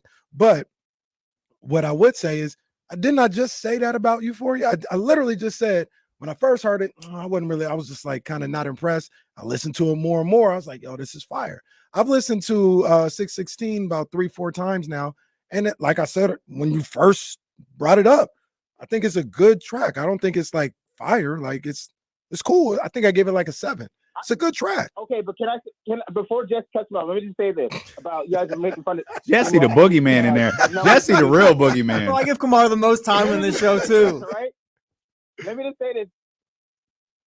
Whether you guys believe in numerology and the idea of like the connectivity, is it so hard to believe that someone like Kendrick, who is into like type of a higher level thinking mystic, and the way he talks, even in his rhymes, is it so hard to believe that he he connects different subjects into his project or his record? Is that so unfathomable? No. Considering with OJ, when he's referenced OJ so many different times. No, not at all. Using OJ in his last Heart video. Kamara, not at all. OJ don't make that joint dope. Like the OJ reference or people like tying it to OJ don't make the track dope. Like, but and that's what happens. Like people are like, yo, it's so sick because he put OJ 616. It's great. Like, no, it don't. What I'm saying is, I'm not saying it does. What I'm saying is that I don't think we should be so quick to discount whether or not he's multi-layered, because we know he does these things. He's very intentional. Everything Kendrick does is with intention, and I don't think it's so far-fetched to think that he has, double, triple, quadruple entendres on top of it with the reason he did doing a producer, Taylor Swift's producer, and for Taylor in a response to Taylor Made Freestyle. That's a concoction of a genius, not somebody who's just randomly doing things. Nobody's saying that. I'm saying it don't make it hot. It don't, like, 616 is Tupac's birthday. Oh my gosh, this track just went to another. No, it didn't. It's all right. It's a play on numbers. Like, I think that's what Kamara's talking about. I think it's a how much are you willing to dissect what's being said versus how much. And I don't know, but hey, here's what it is, KC. I wonder if it nobody's being a conspiracy theory. No, this isn't a conspiracy theory, but like, what's the argument about Drake? Is like he's very surface, like he doesn't say anything. He's a pop star. And then you got Kendrick, who's like, no, you're going to listen to every word that I say, and you're going to tweet about it, and you're going to put Bible verse 616, which I have never seen in my life, but I saw it this morning. Bible verse 616, and it means this, and then 3 hours ahead, and then 9. The 16 means this, and all of these different things. Maybe that's all part of what Kendrick is doing here to drive home his point. And the interesting thing about that assumption of Drake, because it is an assumption, is there are things like when I say push-ups, he didn't waste a word. Like, you listen to it and you hear like I can never be a #1 fan. I'm out in Tokyo because I'm big in Japan. Like, that was a shot at Future. I think. Right. Tokyo is Future. The name of Future's former assistant. Like, he does the same thing, but he don't get looked at as like, oh, he's just saying surface stuff. The whole no, it's because Abel treating rappers like they girls, whips change, jets, wiki. That's talking about The Weeknd giving Future an XO chain back in the day. Wiki. That's a Future song. Like, but people just look at it like he's just saying whatever. Like, everything that the dude is saying is just as intricate and deep, but he don't get the same type of respect for that. I don't dispute that, Kim. But let me just say this too. Mm-hmm. For me, number one, I expect Drake to drop a heater, but what I don't expect Drake to do the same psychological profile the way Kendrick is, because I don't think he can get there. I'll be surprised if he can get there. And what we're witnessing with Kendrick is an entire psychological deconstruction of not only who Drake is, but this mythology that Drake camp has made about Kendrick, like he can't respond quickly. He's not fast with his pen. You know, he's everything is old or like he's destroyed that. He destroyed that. Well, like, that's what they were saying. I mean, they're dead wrong. They were dead wrong before they even tried to say that, because Kendrick, I mean, the other thing about this, I don't know if Kamar's not there, much love. But the other thing about this that he was ready. He'd been ready since 5-6 o'clock our time. The only thing about this that at least people aren't hearing from me or haven't asked for me is like, who do I think is going to win this thing? It's going to be Kendrick. I kind of talked about it yesterday after the 102.5 show. This is his arena. How are you going to beat Kendrick Lamar in a rap battle? Like, this is Drake is playing a road game. I'm not trying to like soften the blow. It's like I'm trying just to saying, beat Steph Curry in threes. Yeah, like this is his arena.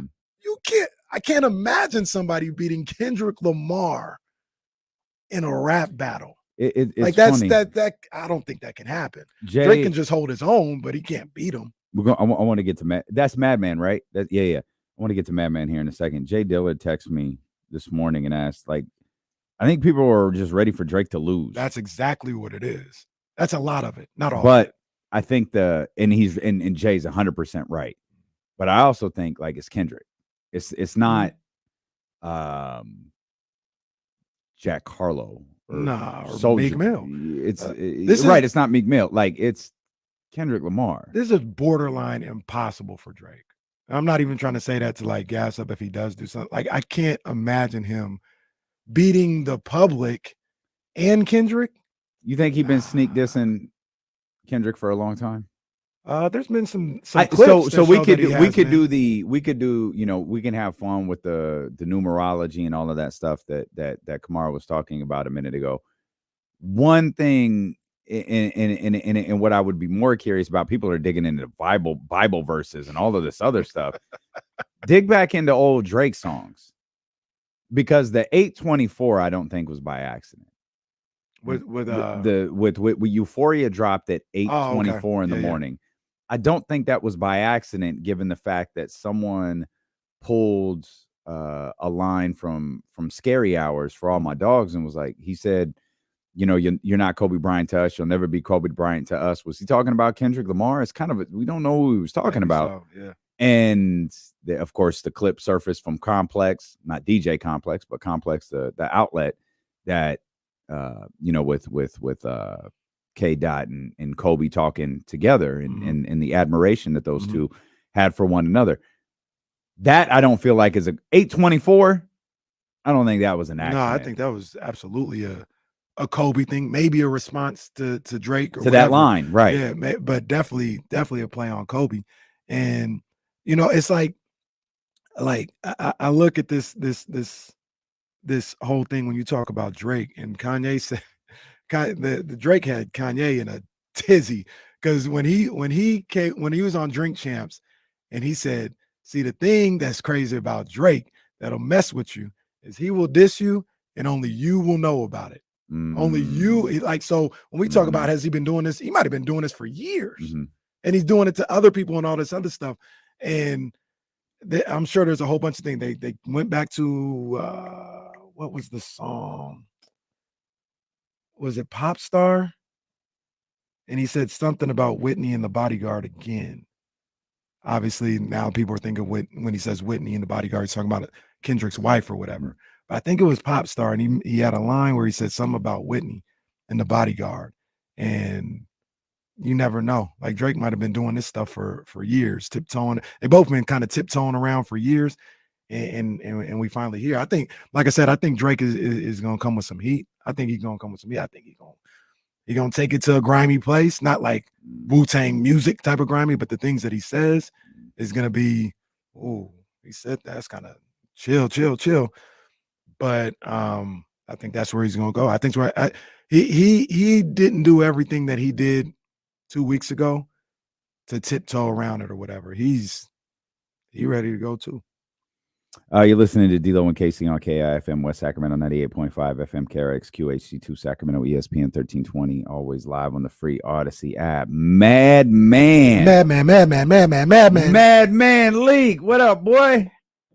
Yeah, D-Lo, KC, what up, man, what's good, man? Yes, sir. What's good with your family? How you doing, man? Now look, Madman Lee, he hit me up on Twitter and personally. My bad, I didn't get a chance to text back. It's a crazy morning, but he was like, "Yo, I got to talk about this, dog." I said, "Man, hit us up, bro. Hit us up." So here he is. What's on your mind, man? What you thinking?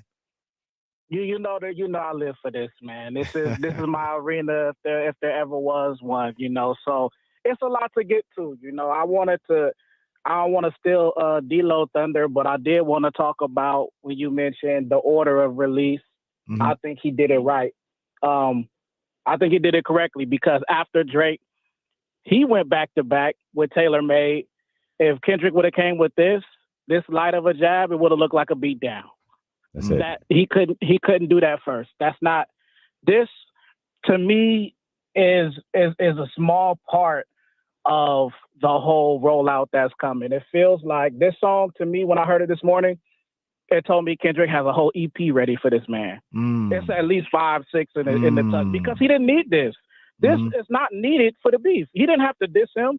This actually takes away from the strength of Euphoria because now those numbers are not running up right now. Right. Those numbers, our attention is now on 616.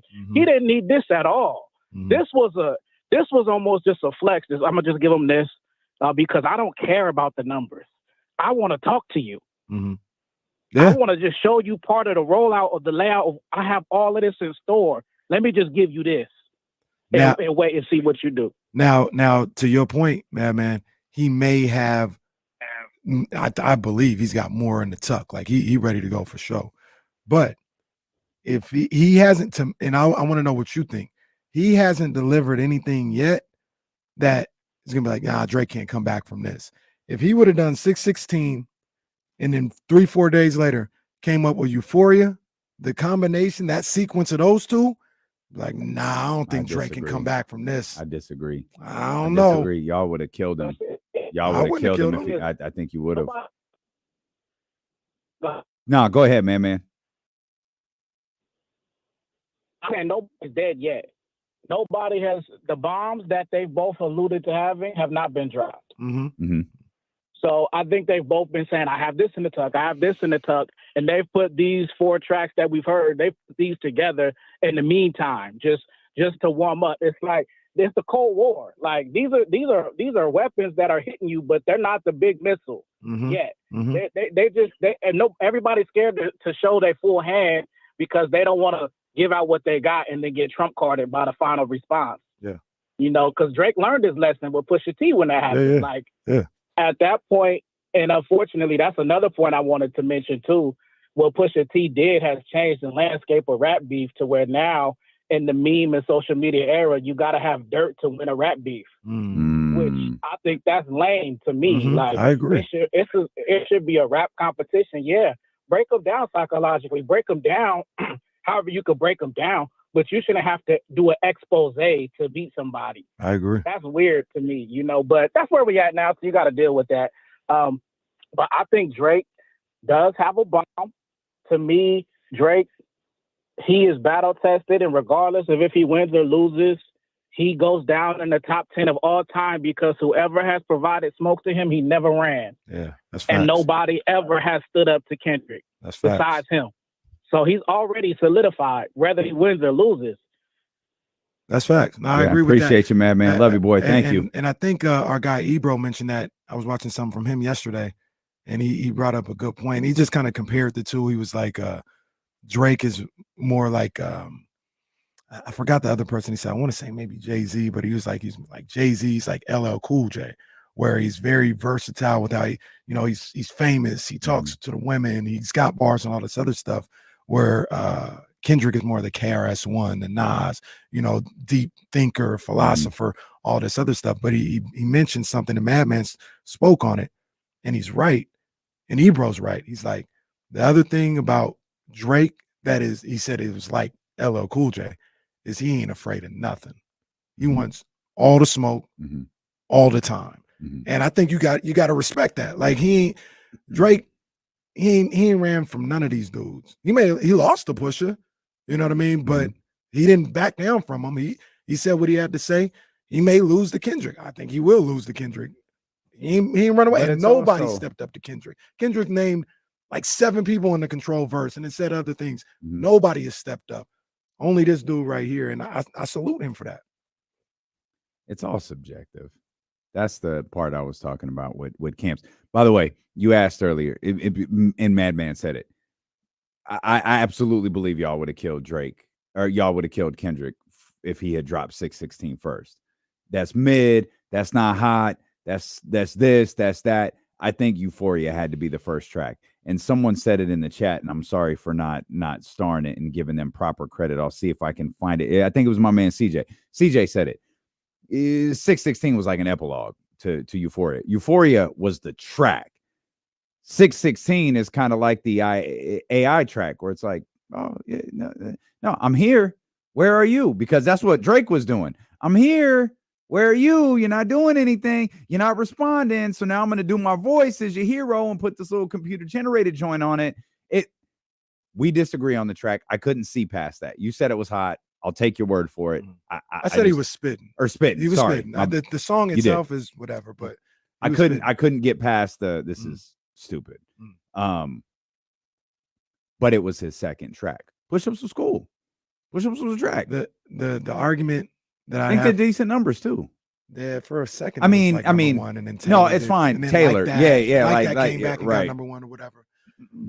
But my argument against that is, does anybody ever even remotely worry about Charged Up? No. They only talk about back to back, and I think we'll never know. I think the same thing would have happened here if he came up with 616, which is a good song. And then a couple of days later came up with Euphoria. We'd only be talking about Euphoria. I agree. I understand what you're saying, and not everyone is as nuanced as we are. I thought it was trash. I've told you that 1,000 times. I just said it a few minutes ago. I thought it was a reaction. It was a reaction to people like, yo, Charles, this was weak. Like, what? Bro, you ain't sit this out. You can't do this. And the other thing you said about, you talking about Pusha T and winning. In sports, Knicks won. There's no guessing. There's no, oh, well, Philadelphia says this or the Joel fan says that. By the way, I think some of y'all owe Joel and Pete an apology, but we'll get back to that in a second. That's not a thing. The Knicks won. They're moving on. What we're talking about now, it's subjective. Oh, Pusha T won. Okay. It's still Drake. Right. Like, no one cares. Right. Did anyone win the big Pac battle? Because to me, right, and there are circumstances there, everyone will remember Hit 'Em Up. I don't care what Sean says. Long Kiss Goodnight is a diss track. And it's fire. Absolute fire. The one thing he didn't do, though, at least in the version that was released, allegedly, is say Tupac's name. You don't have to be, he was telling us, you don't have to do all of that. Laugh now, cry later. I mean, the whole line is like, he's talking about Pac right there, isn't he? Oh, wait, he's talking about Pac right there. Oh my God, this whole verse is about Tupac. Like, that's one of the dopest diss tracks I ever heard. No one cares. It's a track. I'm a big fan. We talked about this, I think, on KSFM. Might have been here. My drink's almost gone, so I'm feeling It's good. about to turn up. When I say my favorite rappers of all time, it's Hove. But I'm always gonna say it's Jay and it's Big. And I have to be like, it was big forever, but I have to be real with the conversation. Shout out TC. There's only so much I can. It's Ready to Die and Life After Death. I don't really go past that. Hove's got the catalog. I respect that. I love Hove and everything that he's done. I love Big. Those two will always they will always go together. But man, Long Kiss Goodnight is fire. Come on, man. It's fire. It's official. The other thing, mentioning like other beats and stuff like that kind of it's interesting how it plays out, and it'll be interesting to see how this plays out, because everybody talks about Nas and Jay-Z and Takeover and Ether. And obviously, right after Ether, Jay-Z comes out with Super Ugly, and that was kind of It kind of whack killed it or whatever. But Jay responded on the Blueprint too with fire. Right. Like that song was sick. Yeah. But by the end, nobody everybody cared. Was cared. moving on. Yeah. Same thing a little bit, not saying he would have quote unquote won the diss, but the Duffy joint that Drake did after Pusha T, Drake was spitting. Drake was spitting and he was talking, but at that point, died down. Son of Adion was already out and people was already, Pusha's already done. So, like we'll see how this one plays out. My guess how this plays out, and you mentioned a little bit, this happened with Nas and Jay-Z just a little bit, because I was one of the people. People were ready for Jay to lose. They ready for somebody to take down Jay. Yeah. And I think, and that's where, when we talked about wrestling, you guys were talking more historically. I think that's where the Cody Roman, Drake has been Roman. He's been on top for a long time. People love Kendrick. They want him to finish this. Yeah. It just doesn't work because Cody is not Kendrick.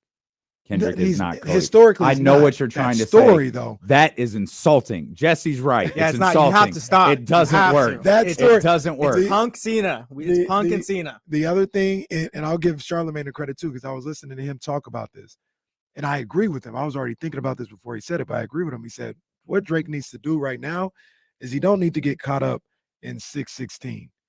If you had a plan, if you had a game plan before, do what you was going to do. If it was a hit record, if it was whatever, don't try and get out of character or do whatever to match up with Kendrick. And it reminded me of a little bit, to go on my analogy a little bit more, it reminded me of Roman had a plan. It was about to end that thing. I know it's all scripted. I get it. But he had a plan and he was about to end that thing and beat Cody. And then he got distracted by what was going on with Seth. He said, I just can't resist this distraction. And he went after it and he lost because of that. I like that. Don't get distracted. I like that. If you're Drake. That works. Stay focused with what you're trying to do. That works. And that's your chance. I don't know if you'll win or not, but that's your chance. But like I've said, we said for 2 seconds, I think this is historic. I love these two artists. These are the two best. I love these dudes, man. This is historic right here. All right. Let's get back to, actually not back to, let's get to what happened last night. I think the Knicks and the Sixers gave us a classic and protection. Potentially the birth of something really special. But I have questions. I also demand apologies because some of y'all ain't going to say no names. We're talking crazy about Joel Embiid yesterday. Talking about trading him, huh? Some of y'all were. I ain't going to say no names, but some people were. We're going to talk about it. Joel Embiid, the Philadelphia 76ers, going home again. But that's not the story. The story's the New York Knicks. The story's Jalen Brunson. Go, New York. Go, New York. Go. No one asked for that. Steelo and KC, Sacramento's sports leader? ESPN 1320. Shavano. Oh, we got to talk about Shavano. Buddy. Y'all have to forgive me, man. I got to eat. We're going to talk about Buddy. Buddy had to. Going to get a soda, but if they have a margarita, I'm getting one. You want one at the apple? That's probably not a good idea. If you had to pick between Tobias and Harrison Barnes, who would you take? Tobias scored fucking nothing yesterday. I'm taking That's HB, insane. I think. That's insane. Like, fucking nothing. 2 starters score 0 points? Bro, what? They're the same tier player, though. That's a solid reference, Drew Down. Well done. Well done.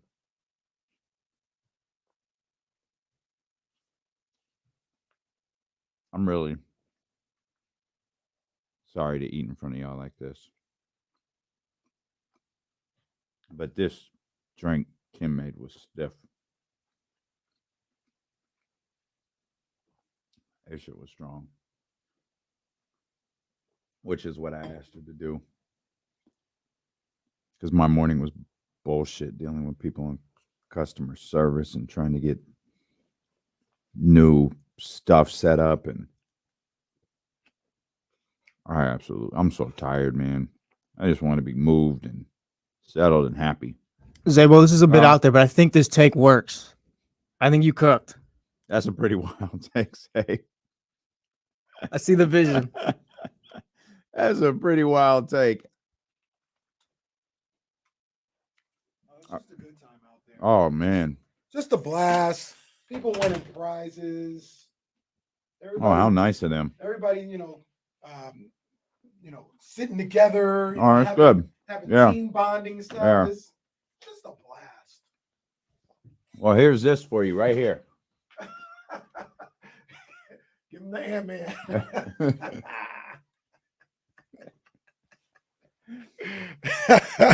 Casey needs to hit him with how's the salsa taste, and then hit him with it doesn't matter how the salsa tastes. Oh, that would be hilarious. I'll give you $20 if you do that to Stacy.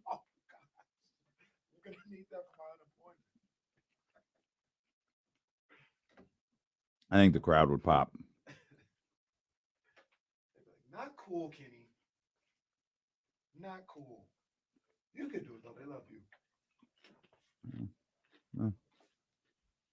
They might throw D'Lo out like Stone Cold.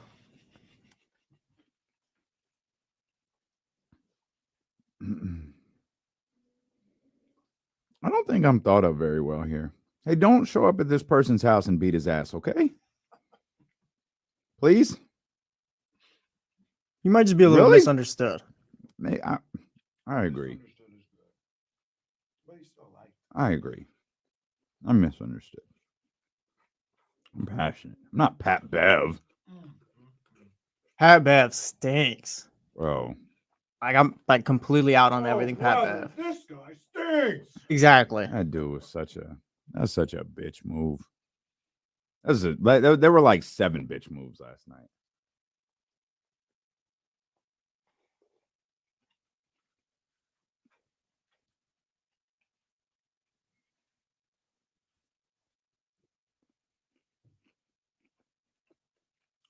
Hot take: Chipotle is better eaten with a spoon. Oh, you know what? I don't hate that. Anything but rice is better with a spoon. Oh, let's get TC in here so I can take this last bite of food. 916-909-1320. TC, what up, baby? Hey, what's up with my two brothers? What up, man? Baby? How you doing, baby? Oh, man, just vibing on a Friday. I see my boys in there, man. Big eating, man. Y'all doing it big in there, man. Let's go. Yeah. Well, the radio audience wouldn't know that. Chipotle and margaritas, bro. I don't know what to tell you. Hey, D-Lo. I ain't mad. Hey, but let's check it out. Before we get to the Kings, hey, I might have to listen to 616 again. Like, I love Kendrick. Kendrick is one of my favorite artists, bro. It's just, he got to pick better beats, bro. I really didn't like Euphoria beat. And I mean, the whole, like, what is that, Al Green? Or who was that, Al Green he did? Or it was Teddy Pendergrass. Oh, this one he did. Teddy Pendergrass was Euphoria. Yeah. Al Green was today 616, yeah.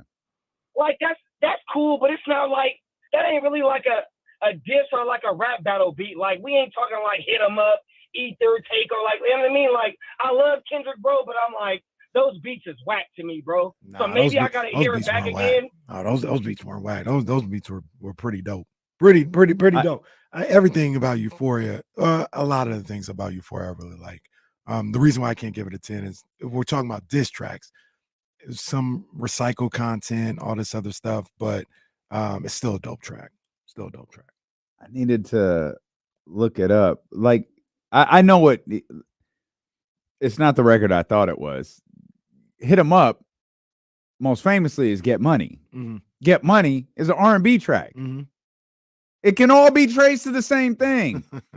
It's just with 616, Kendrick and his producers didn't put a ton of, it was like a looped Al Green sample, and they ran with it. And I still thought I disagree with TC on that. I still thought it was dope. I mean, it's a good song. And this is where I say, and I think you do it too a couple times. This is where I say you can be neutral. Like, it can just be a good song. It didn't have to be the knockout blow or he's destroying the lot. Like, nah, it was a good song. He had some good bars in there. It was dope. It was dope. Let's shift gears a little bit. Huh? I said, let's do it. Oh, okay. Hey, look at Zeke. Yeah. Dallas Cowboy. Cut his hair. Ezekiel Elliott. A couple of things. Obviously, we started the show talking about excuse me, we started the show talking about Darvin Ham. We obviously can't hear it. We know Woj said Ty Lue probably not a realistic candidate. I guess I misunderstood. Ty Lue is under contract next year. That's what I heard somebody else I say thought too, this was the last year of Ty Lue's deal. That's what I thought too, but I heard somebody else say that, I think 2 days ago when we were talking about I missed that. I completely missed this. I thought this was Ty Lue's last year, which is why there was so much conversation about him not signing an extension. Normally, you want as we're talking about, as we talked about with Mike Brown, you want the extension. You want Ty Lue still got games to play. Whenever the Clippers' last game is played, that's where you want to start talking extension headed into that last year. But I feel like I'm missing something. But in going into what we talked about though, and what we have talked about, isn't there the argument as to why Mike Brown is wanting the extension now too? Remember we talked about, because we were like, he's got 2 years left. He's not next year isn't going into his last year. It's going into and that's kind of what Ty Lue was trying to do, right? So with Mike, it's like a mutual opt out. True. So it's not like and it's an option just in general. I don't know if Ty Lue has any option. He might just be under contract. Yeah, that's a good point. So I don't know. I don't know what that means for any of them. I don't know what that means for Ty Lue, for the Lakers, for the Clippers. I'll say this though. I like LeBron James. I think he's deserving of a lot of smoke that he gets. I think some of it is just manufactured. If JJ Redick winds up as the head coach of the Los Angeles Lakers, that is a horrible look for LeBron James. That's a horrible look for Rob Pelinka. And that's a horrible look for Jeannie Buss and the Los Angeles Lakers. Say that smoke is expanding. Yeah, like it's expanding. It's not going away. It's like it could happen. There's absolutely there's nothing you could do with that if you're LeBron James. Like JJ Redick's named the head coach. You're LeBron. You pretty much got to go, yep, that was me. It was like the 420 hit of the day yesterday. Yep, that's me. Yep, that was me. Nothing I could do about it. The argument I always have. Y'all start a podcast and a month later he becomes the coach of your team. Come on now. The argument, not saying JJ doesn't deserve a chance though. That's not what I'm trying to say. I'm just saying the optics of this are awful. Can you imagine post-game pods though with LeBron and JJ? Oh my God, man. LeBron's like, I think we should have ran the pick and roll a little bit more here. JJ's like, I disagree, LeBron. This is why we did this. Look, I agree with what both of you guys are saying. What I will say, though, and this is what I've said a lot of times with LeBron is, to a certain degree, they think you're behind all this stuff anyway. So why not get exactly what it is you want? It's true. And because it don't matter who they bring in, they're going to be like, well, LeBron had to sign off on it.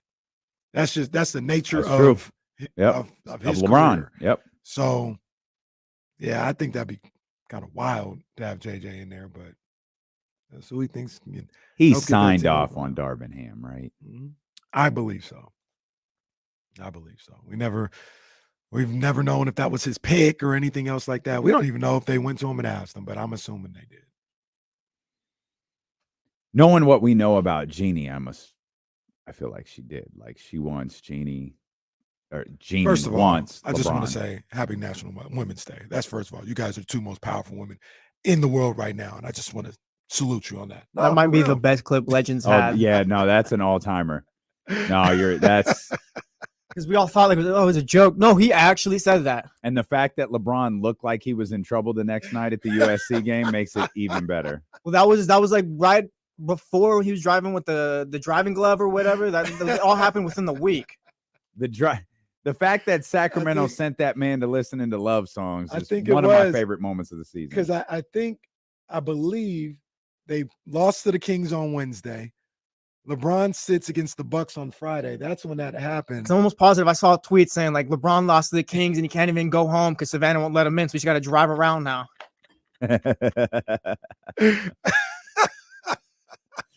Man got dropped off at LAX and just went for a ride. Got out to the listening Kings. to Avant, listening to R&B music. So yeah, I mean, I'm not sure if they don't go Ty Lue, because that's who I would guess. Ty Lue, but if they're not able to, or they're not going to go in that direction, JJ, and I don't know where else you would go in that one. Yeah, there's obviously, names out there. The Athletic has been all over this story, unfortunately. And I say unfortunately because they pretty much fired Darvin Ham and they the were night right after the last game. No, that's they what I said, mean. They yeah. were all over this story. They said today early. They said like Friday earlier in the week. They did, and they're right. Mike Budenholzer, Kenny Atkinson, JJ Redick. So this is the wrap for Sam Cassell, huh? Wow. Yeah, that's crazy. let me read this line That is verbatim. Tyronn Lue would immediately become another candidate if he's fired by the Clippers. Charles Lee, a Boston Celtics assistant who worked under Budenholzer with the Bucks and Hawks, is also an option, league sources tell The Athletic. Ty Lue and Charles Lee didn't get the big, bold treatment that Mike Budenholzer, Kenny Atkinson, and JJ Redick got. Again, he can't go with another first-year guy. I don't. Well, JJ is a first-year guy. No, I know, but unless LeBron asks you to. True. No, you're right. That ain't gonna work. It might not work for reasons that we just outlined a second ago. It feels like Ty Lue's probably the guy, but it's also a guy with the question mark next to it. Yeah. Is Budenholzer the one you go to? I don't know. I don't know these guys at all, right? But my first thought is he's not a strong enough personality to handle LeBron. Budenholzer. Okay. But I don't know. Is JJ? I don't know.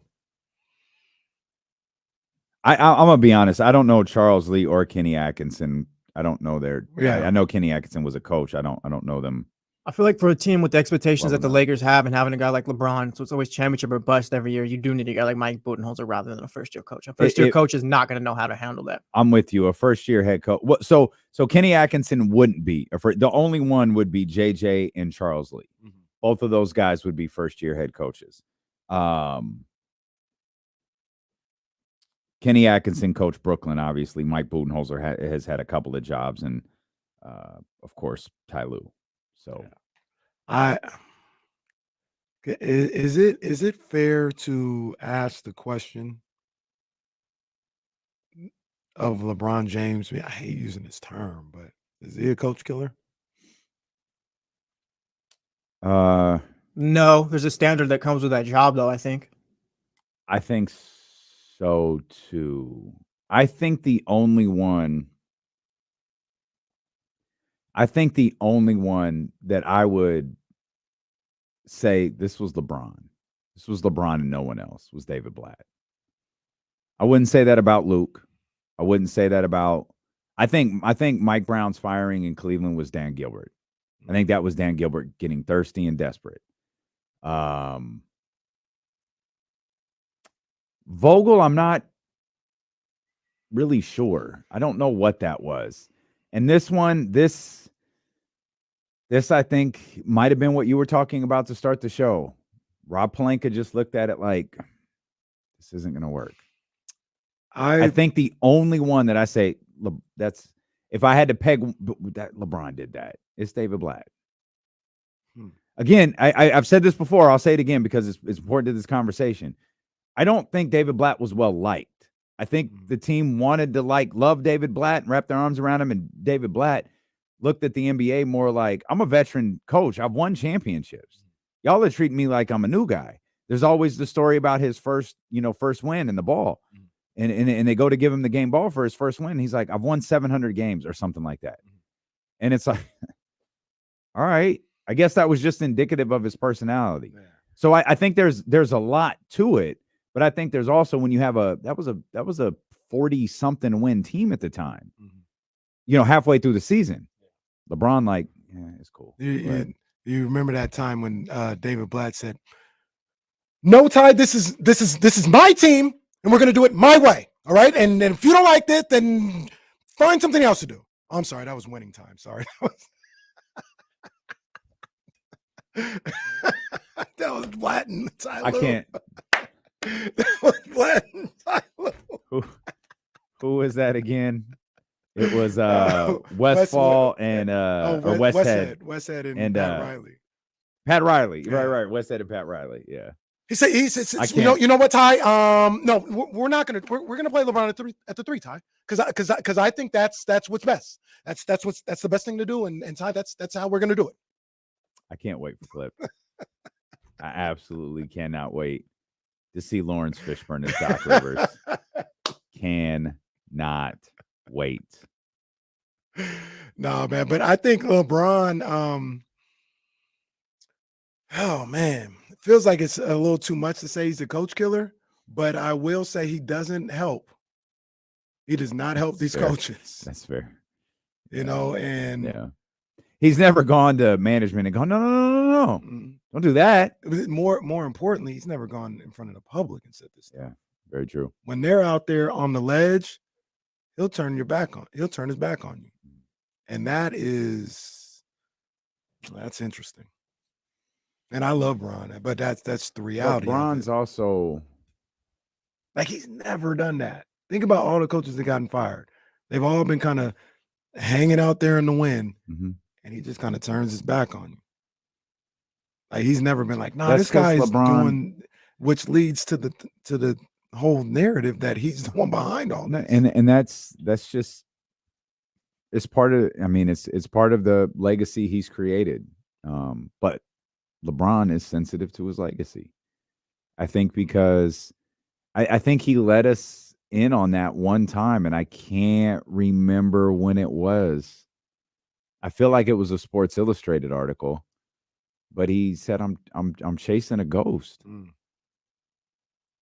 and he alluded to Jordan in Chicago in 23, and like he's sensitive to that. Like he's aware of these debates. He'll tell you that he's not.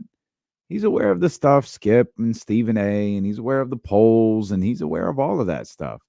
And he's also aware of Tim Duncan and Kobe Bryant.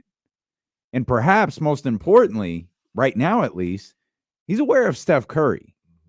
And I mean, I guess a certain level of credit goes to the Warriors. And I don't know if it was Lakeup or Bob Myers at the time.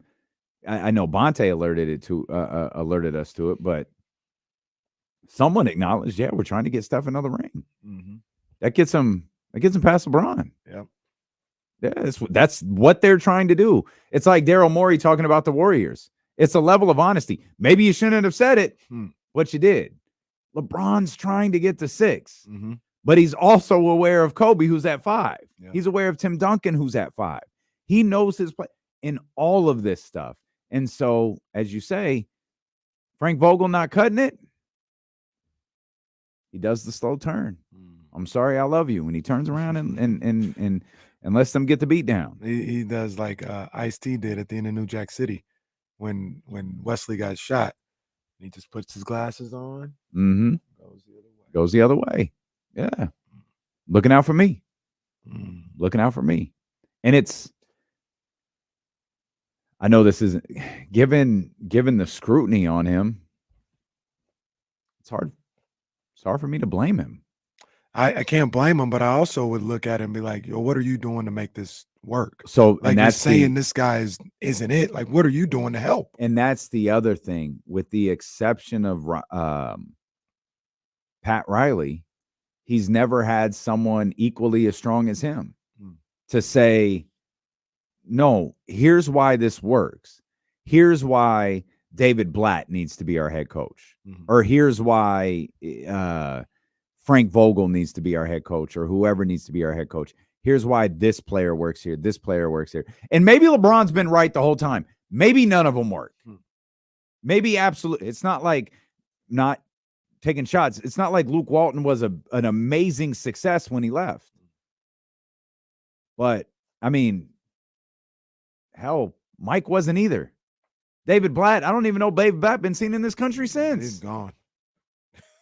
Frank Vogel landed another job. How's that going? Not well. So we can be critical, and it's perfectly fair, but we also have to be, fair to our own conversations and ask, is he wrong? I don't know. I mean, we could criticize him. Let's just make sure that he's wrong when we criticize him. Yeah, I don't know. And what I would say is maybe if you stop turning your back on somebody and galvanize somebody, LeBron, this could work. Maybe. But again, Luke didn't succeed. Mike didn't immediately succeed. Well, that's cap. He succeeded in Los Angeles, but the barometer was different. And again, if I don't feel however you want to about Frank Vogel. And now I'm like Darvin. I saw another thing Woj said, and he must have been on NBA Today. I'm not really sure. Like Darvin Ham's head coaching career is not over. No. That's great. That's awesome. I don't think he's a head coach next year. No. And I do wonder, does he wind up on a bench before he winds up as a head coach again? LeBron was wrong about Spoelstra. He wanted Spoelstra fired. Allegedly. Yeah. LeBron is just like these kids and parents of today. They just want to blame the coach all the time. Players, this is not on you. Oh. Well, you think coaches are worthless. Except for you, of course, because you're a coach. I'm a great coach. Well, of course, because. But I also realize I'm only as good as my players. Like I can have all the ideas in the world if I want to. If I don't have good enough players, it's not going to matter. And sometimes my ideas might be wrong, but if I have the talent to supersede what bad decisions I may make, that's all. That's how I feel about this show. I make bad decisions, but we've got a lot of talent to pull it off. That's not true. Got a lot of talent to make this thing work. I guess all eyes shift to Phoenix now. What do you think happens there? Because I'm of the belief, the reason why I'm saying I don't think that's going to work. Like, I don't think keeping Vogel is going to change their destiny. Does firing him? It might not. So that's why you might keep him, because it's cheaper to keep him. And you're thinking about like your next hire, and you can say, well, at least we gave him 2 years as opposed to we gave him 1. So when you go into an interview with somebody, like, look, we didn't even get rid of Frank Vogel after 1 year. So you know you got some time to get things right. That may be the case. Charles Barkley was adamant the other night that Frank Vogel is a really good head coach. I never, even with the Lakers, I didn't understand Frank Vogel. I feel like, and I do, and it's weird. And I understand, I know what it is. Like, I'm not naive to it. It's literally what you just said. They act like Orlando didn't happen. Like, he was really good in Indiana. He was awful in Orlando. Now, tell the whole story. I got you. Tell the whole story. Thank you. Look at that roster you had. Yeah, and unlike what you said about your Orlando team, you're right about Frank's Orlando team. That was a tough roster. Yeah. But it's like a lot of coaches get punished for that. Well, nobody likes to hear it here, Luke. You're 100% right. King's team wasn't good enough to win. Absolutely. Speaking of, shout out Shavano. Hey, big ups to him. Big ups. That was impressive. He was doing his thing. Man. Shout out to Shavano, who really didn't need to rush that last shot the way that he did. He didn't, but I'll stall Shavano out. You're probably thinking they're going to foul you. So good call. Oh, I got an email because I didn't turn this down after listening to the Diddy Doo-Wops or whatever it was earlier. Casey, I thought about the same thing. Yep. But it wouldn't be the first time if we saw Buddy take a shot. That's correct. With plenty of time left on the clock when he didn't have to. Somewhere Tyrese was like, there he is. Halliburton, yes. There he is. There's my guy. I think Tyrese tweeted about Buddy last night, if I'm not mistaken. He tweeted a couple things. Well, he did. Let's stay on Buddy. Yeah. We Shout out to Shabano. Yeah. Shout out to Shabano. I wanted that for him so bad. I was like, come on, man. I will speak glowingly about you for 4 hours if you can get us to a game 7. Because Lord knows Tobias Harris wasn't going to do it. Man. Lord knows Kyle Lowry wasn't going to do it. And some people owe Joel Embiid an apology. Oh, was Joel going to get you to a game 7? Some people owe Joel Embiid I'm talking to Jesse right now. I'm asking you a question. Joel going to get us to a game 7? He was trying. When? Was he trying in the fourth? He was trying for the first 3 quarters. Was he trying in the fourth? When the game was tied going into the fourth quarter, what did my man do in the fourth? He didn't do well in the fourth. Meanwhile, everybody else didn't do well the first 3 quarters. I will say Tobias Harris just makes 2 measly little layups. Sixers win. That was awful by Tobias. Come on, bro. If your new franchise player does what? Scores 9 points in the first 3 quarters instead of 6. What did he do in the fourth quarter when your franchise couldn't do nothing? I think he scored 7 points. Some of the biggest 7 points of the game. No, they lost. It don't even matter. Oh, no. What the 39? They lost. 39 don't matter. No, because they lost. That's all. What does anybody have to apologize for? Well, because y'all was talking stupid about Joel Embiid. Y'all owe Joel Embiid an apology. That's the MVP of the league. As it stands in this moment, he's the MVP of the league. Y'all owe him an apology. He's one of the top and players. People like you. It's probably you and your boy Stephen A. You and your boy Greeny, whoever you was listening to. If he wants to, he can go to New York. I'm sure he could. They'll take him in New York. New York. They'll take him. New York might be on the verge of something. I don't think they're there yet. But they might be on the verge of, like, we might have Boston, New York for a minute. It felt like this series with Philly was the birth of something like that we're going to be looking forward to every year. I don't think that's the one because I don't have the confidence in Philadelphia. I think the birth of something special is coming when New York and Boston play each other. Yeah. That's the one where it might be we might have this for the next handful of years. Disclaimer if they sign OG long term though, right? I think they're signing OG. Does he have a deal yet? No, he doesn't have a deal. No.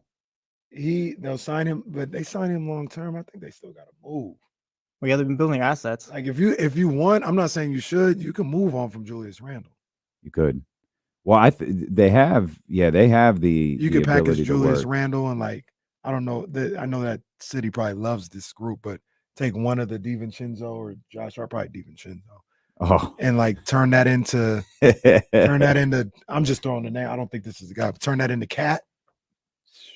Hey, your boss is on her. Your boss is on. She talking. Oh, she talking about. I just looked at it. I just looked down at my phone. Stacy Kaufman tags D'Lo and KC on Instagram. I'm like, yo, what is she rubbing it in that we can't be out there at the party? Like, yo, what is this? I look at the phone, and it's a graphic that says Draymond Green has 21 flagrant fouls in 970 games. Wait a minute. Tag this way. I don't have nothing. Oh, it's on D'Lo and KC. Yeah, she didn't tag me. It's on D'Lo and KC. 21 flagrant fouls in 970 games for Draymond Green. 23 flagrant fouls, 489 games for Joel Embiid. And your boss says, what say you, D'Lo and KC? I mean, see, she can answer this right now if she wants to. I will say Joel Embiid is not like the cleanest player ever. Either he was pulling on Mitchell Robinson's ankle the other day. We could tell the truth about both. That was a tough look. We'll come back. We'll talk more about what happened last night in the playoffs. It's D'Lo and Casey on ESPN 1320.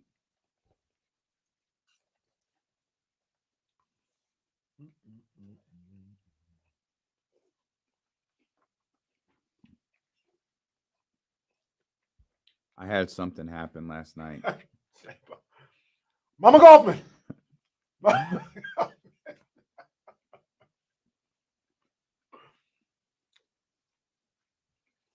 Do the Knicks need a big piece or do they need pieces? They don't need a big piece. But I think they might be able to get one. Yeah, that would help. Mm-hmm. I don't think you have to sweat it yet. I feel like you're sweating it. You don't have to sweat it yet, but you might have to sweat it soon. With the Knicks? Yeah. I'm just thinking like That's going to be a series, though. Oh, you're talking about Celtics Knicks? Yeah. Oh, I'm not sweating that. I'm thinking about Julius Randle and the Kings. Oh. No. Never hated that. I'll be right back. I don't know if that would work though. Mama Kaufman. You know who I'm nervous about is the Timberwolves. If there's any team that's kind of just like I'm watching or whatever, it's them. I think they can get the Nuggets. I picked them yesterday, and I think Karl Anthony Towns is a lot better than people give him credit for. He is the X factor in this series. If he's everything that you said and all that, like he'll show it this series. I think He's better than people. And you talk about him and Ant moving forward, and McDaniels is looking crazy right now. McDaniels is looking like a number 3. Well, I guess the Nuggets, just because they've been there, done that. Jamal Murray's clutch, no matter what or whatever. I mean, the Timberwolves would be tough too, just because Ant-Man's been out of his mind.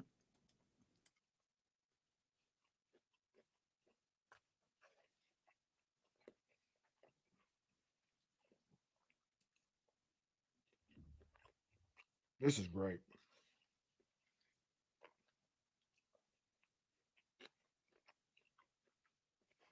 Jesse, you get a ball? Yeah, I got mine. That was nice. I was wondering, what am I going to do for breakfast? Listen to the insiders. Oh, yeah, it's Donut Friday. That's taken care of. What are we doing for lunch? Oh, yeah. Catering coming in. Ate for that. Didn't get that. This got my Chipotle though. Could be a solid number 3 receiver, Lazy. I'm not expecting 1,000 yards or anything like that, but I mean, he'll get open.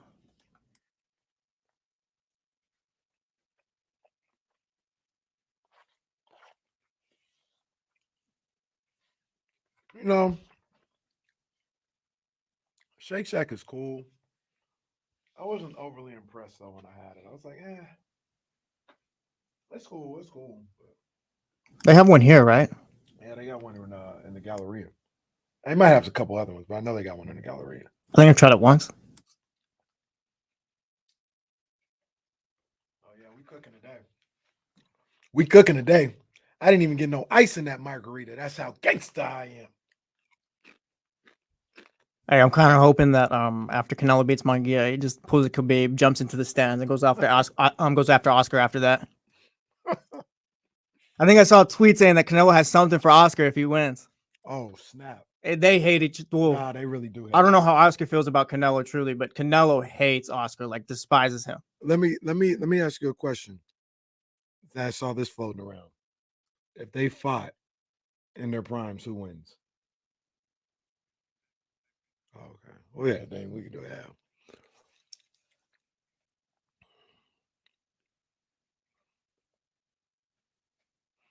D-Lo and KC, ESPN 1320 on this beautiful Friday afternoon, Sacramento, California. I was talking to Jesse. I'm going to bring this on air, man. I'm going to bring this on air because big time fight on Saturday. Canelo Alvarez, Jaime Munguia.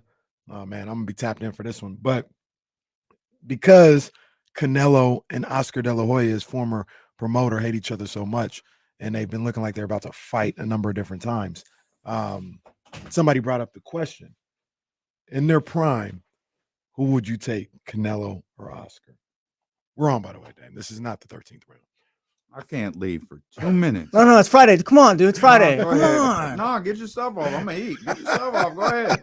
I mean, I feel like I'm going to need someone to tell me how Debo got involved in all of this, but other than that. I'm going into that fight like Canelo's winning, but I feel like the right answer is Oscar. I feel like that's the right answer. Oscar, I don't know. as much I was a as kid too when Oscar was fighting, so I wasn't like as tapped in or whatever. As much as I don't like Oscar the promoter, Oscar the fighter was a bad boy. Yeah, I guess you give the nod to him. It depends on like how they would do it. You know, it's hypothetical and imaginary, but every time Oscar went up in weight, he did lose. So if he's like going up in weight to fight Canelo, he might lose. But I don't know. That'd be interesting. But we may not. We'll never get prime Canelo versus prime Oscar, but we might get right now Canelo versus right now Oscar. That could happen at any time. Don't they have a press conference today?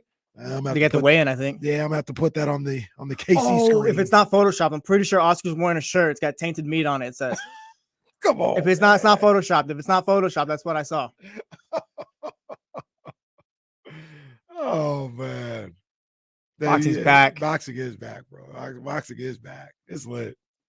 How many people have used the tainted meat excuse? Just Canelo. Oh wow. No, somebody else did too. As far as I'm concerned, it's Canelo and the 2009 Mexico national team. I thought somebody else said tainted meat. Pause. I was checking IG since y'all talking about stuff I don't know nothing about.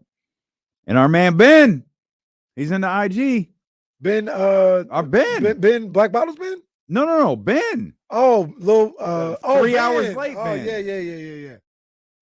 What he saying? I posted KSFM put the Kendrick 616 in LA on. And Ben says he's just trying to catch up to push-ups. This ain't it.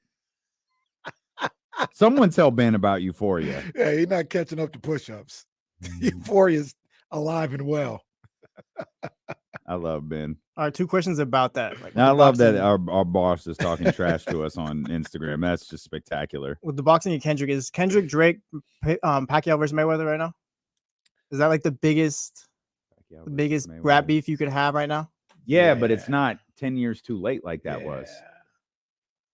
Or 5 years or whatever it was. You guys know better than I do, but it was late. I know that. Late. Yeah, a couple years too late. I mean, Manny didn't want to take the test.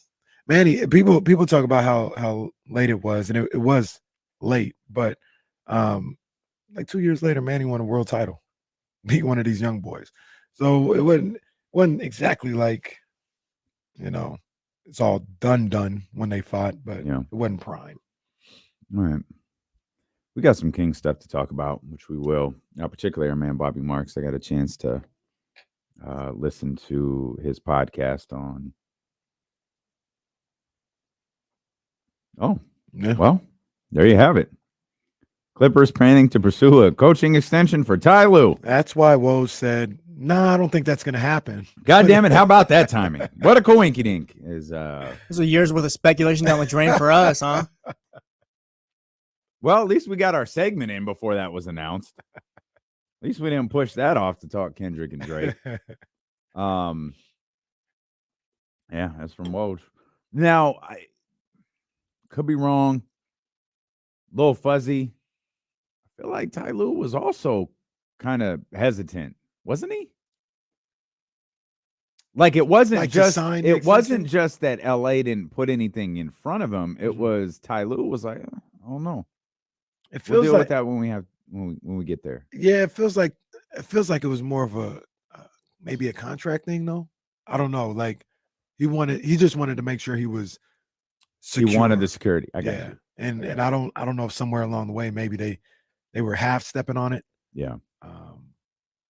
But it looks like they're gonna figure out a way to get it done though. Adam Silver needs to figure out a way to get something done regarding Patrick Beverly.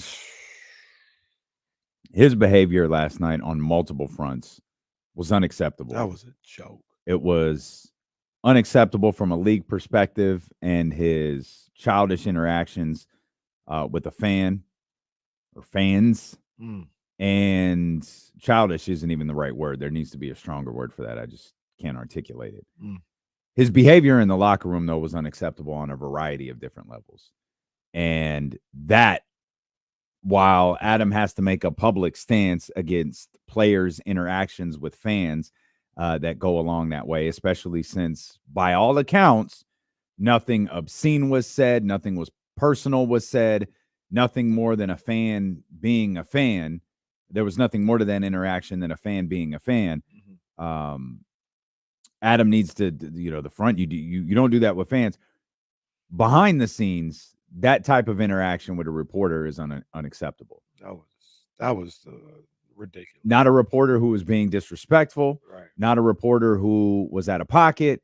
But you say dumb stuff like, you don't subscribe to my podcast, you can't be here. Pushes her phone away, pushes the microphone away, and tells her to leave. And this is, look, I'm not James. My job is not to do that every day. It's not to be in players' faces after they lose the biggest game, of the season. That's what James does. That's what Sean does. It's a tightrope to walk. They do a terrific job at it. But I know this. If D'Lo and KC are in the locker room and a player tells KC, you don't subscribe to my podcast, you need to get out of my face, and pushes your microphone away and says, get out of here, go, you need to leave. I'm leaving with him. And the fact that those other people didn't say, bro, or you don't have to say anything, because that puts you in jeopardy with your job. Turn around and leave. Y'all walk out together. You can't condone that type of behavior.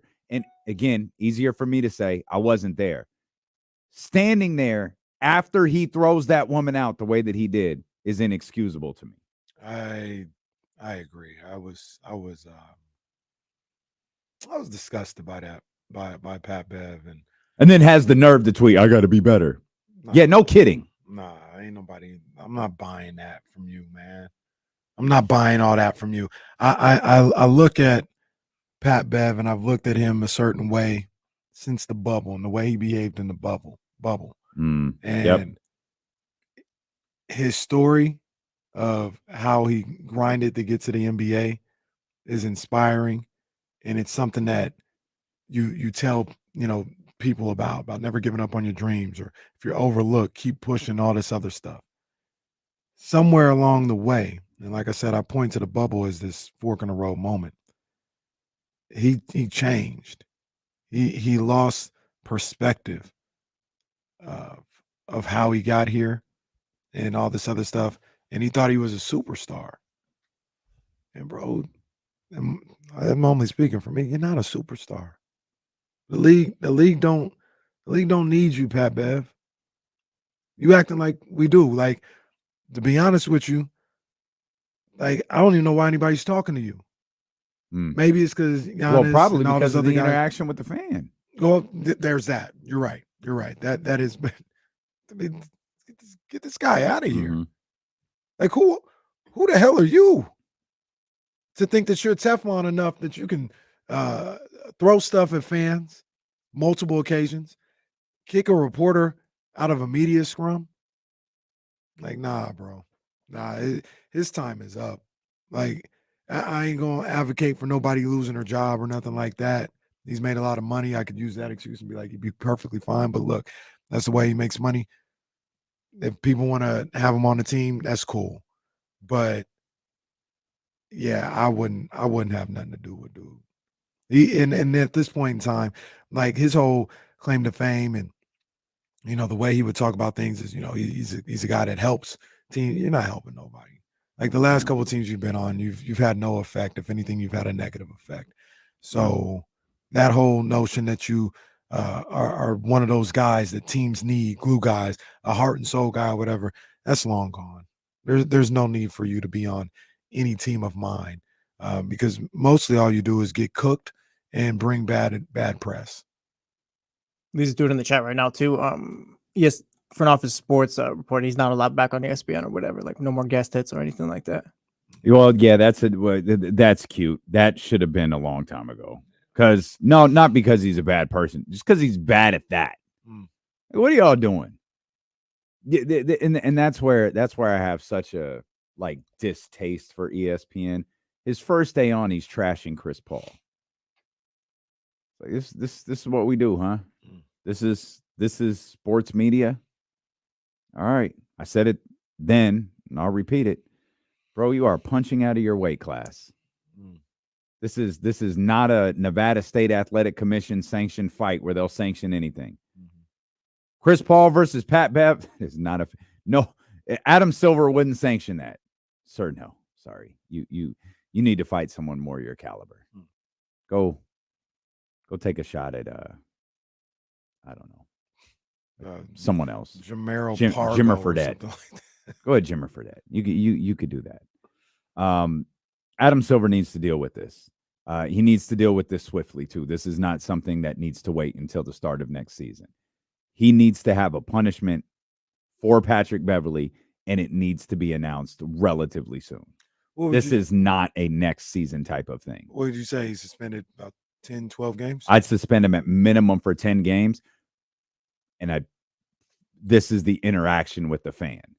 The behavior in the locker room, I don't know how you do that. Like I don't know how you do that. Yeah. That's just a bad look. We've seen that stuff.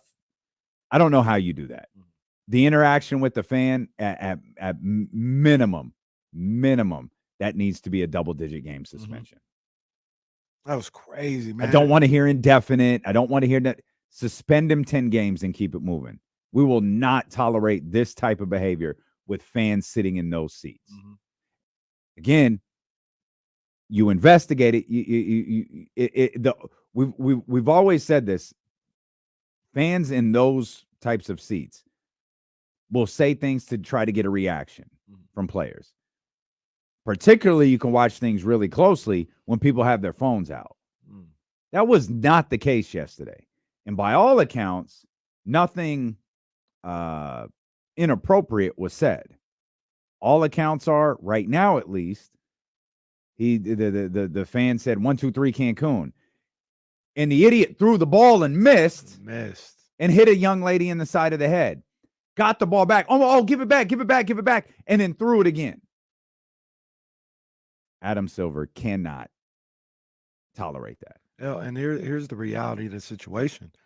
To be honest with you, Pat Beverly, who cares if he's around or not? Well, make an example out of him. So, I'm glad you said that.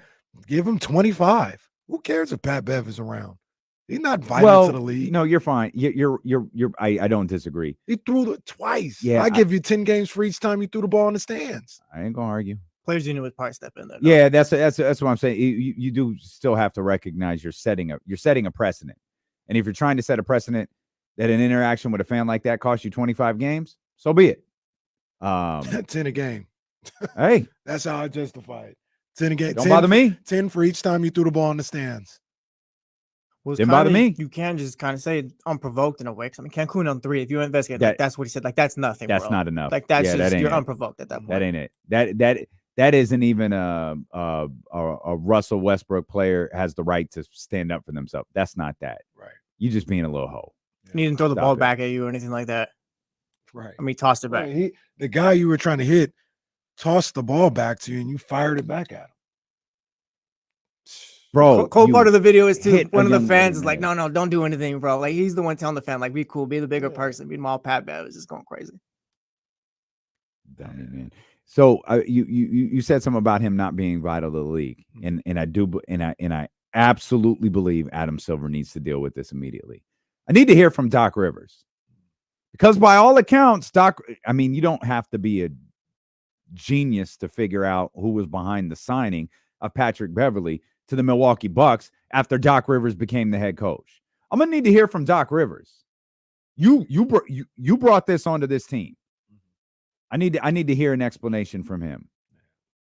Yeah, I was so disgusted by Pat Bev's behavior yesterday. Rightfully so. And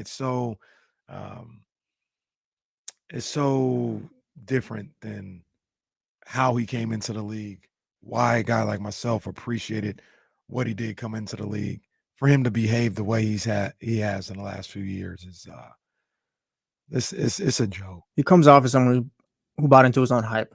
It's exactly what happened. And it's sad to see because, like I said, I think his original story, is a great story to tell. But he's turned into a caricature of him. He's ruined the story. Yeah, absolutely. And I'm not once again, it's his job, all this other stuff, way he makes a living. I'm not gonna sit up here advocate for kicking him out of the league, I could just say, there's no way. There's no way if I was in charge of a team, I'd bring Pat Bev in. No. He's not worth it. He's not a good enough basketball player, and he doesn't do enough of the things that he thinks he does that would help a team out. There's no point in bringing Pat Bev into any team that's trying to be serious about anything.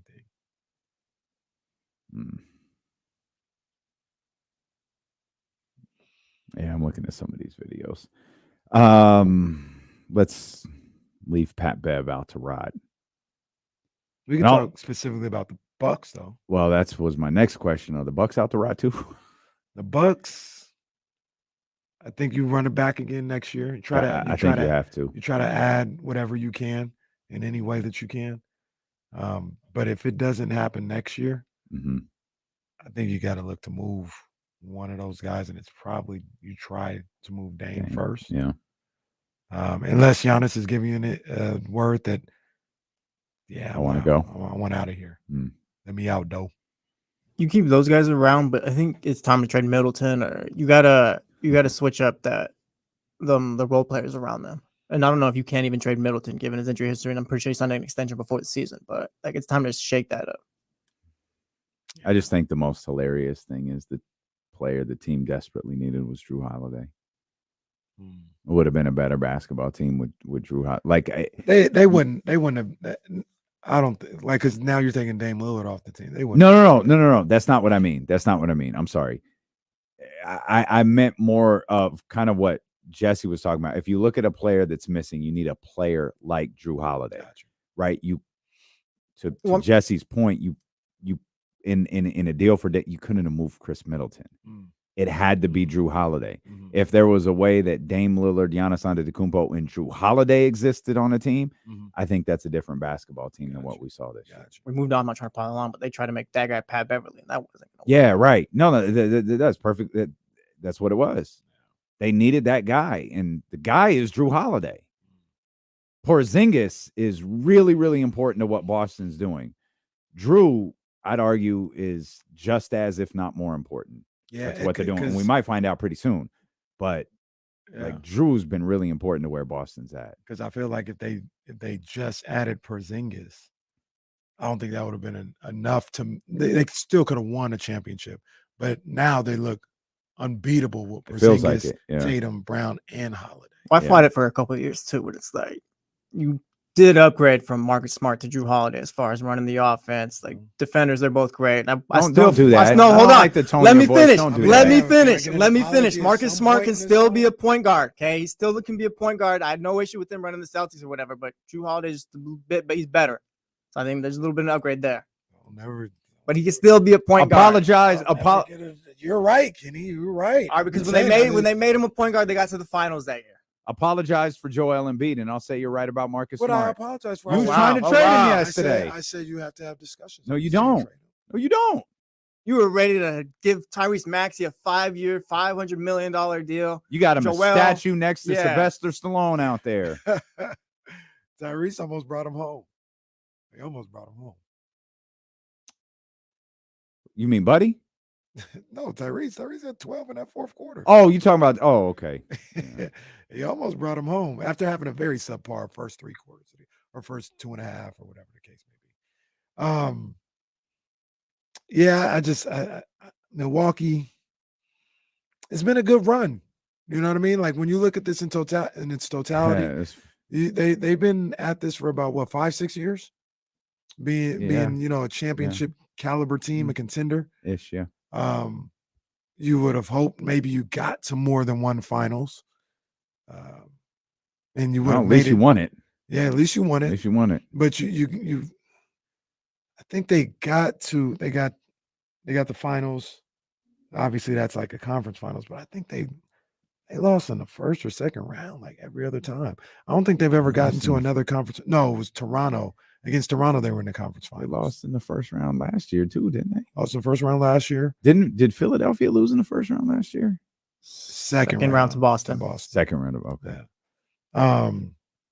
But Milwaukee, 2 first-round exits, a championship.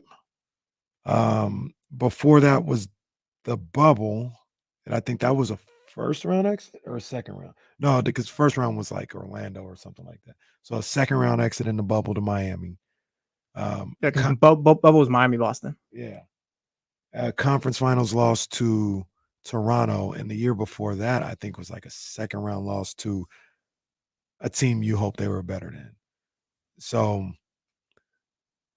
it's been a nice slow ride, man. It's been 6-7 years. It's funny because the way we talk about them so differently. I feel like that's almost the same thing as the Lakers in the West. It is. It is. It's almost no difference. Almost no difference. So you closing their window then? I give them next year. I think next year. But the other thing about it is everybody got to stay healthy. I think I'm out on the Bucks. Knicks might have passed them up. Mm-hmm. It's fair. I think the Knicks are on the verge of something special. I don't know if that special means championship, by the way. That special means like they're going to be with Boston near the top, flirting with the top of the Eastern Conference for the way that their team is constructed, the way that their team buys in, the way that Tom Thibodeau has adjusted some things that he's gotten some flack for in the past. Man, that's big time. The fact that the Bucks, I think, are falling off a little bit. I'm fearful the 76ers have fallen off a little bit. It feels like, you've got stocks, right? And you've got two stocks, moving in the red direction and one moving in the green direction. And that New York Knicks team is moving in the green direction. What's kind of they lapped Cleveland too. Cleveland's just kind of flat now. Yeah. Magic is kind of TBD, barring like seeing what they do in the offseason. See, Orlando's the other interesting one because like they're building, right? They're not as far along as New York is, and I don't see New York on the same path I don't see Orlando on the same path that New York is yet. I think Orlando's at minimum still a few more years away from being what New York is. And it all centers on Paolo. And that's the X factor. That's the wild card. They have the player.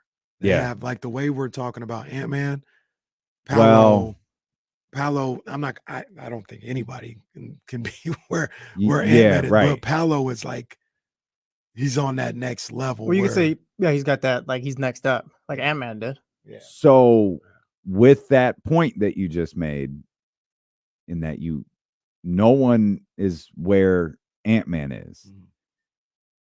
The other dude this postseason who's having a moment is Jalen. What Jalen Brunson did yesterday was ridiculous. You talk about fourth quarters. That fourth quarter was crazy. Hey, give that man the clutch player of the postseason award. Man. Like what he's done, him in Jamal Murray, what they've done in this postseason in those moments has been, it felt, and I don't know if it felt like Jalen didn't miss.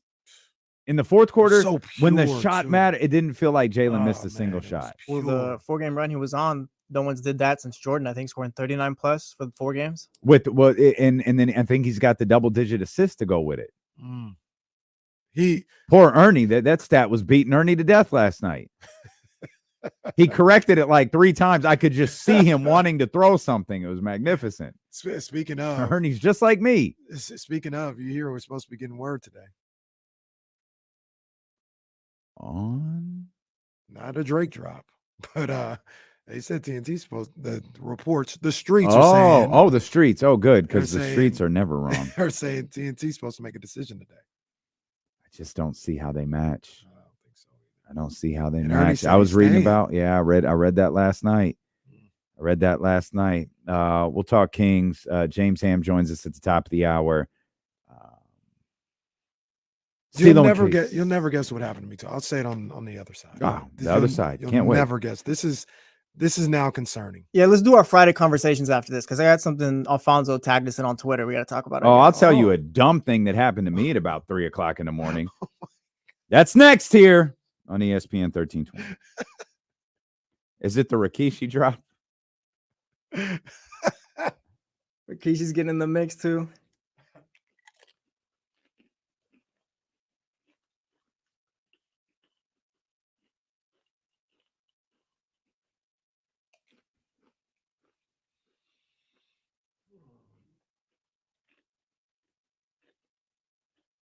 Well, the last episode of Inside the NBA in like 2 weeks is going to be tough. Well, it's next year, right? They're around next year. Next year? Yeah. Got it. Year after then. Yeah. It was so That's going to sad. be the most emotional piece of TV in sports history. Man, it was so sad. I went to watch that doc last night.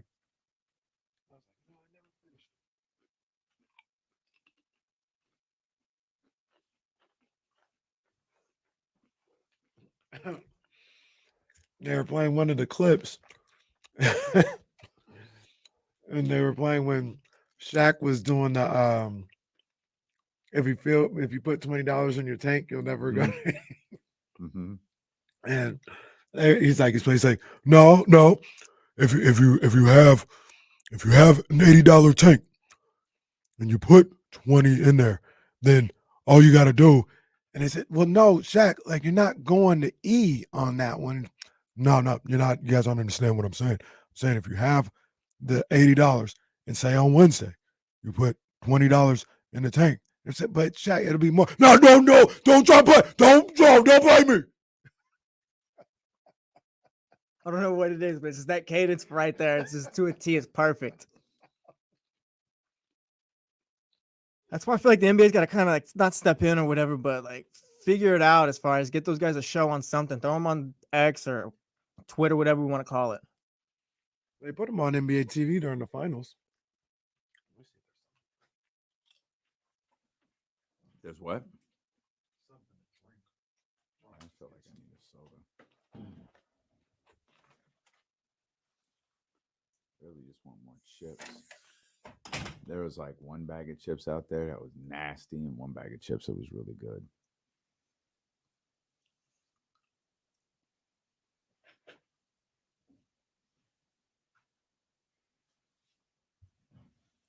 Yeah. Okay. Oh, very nice.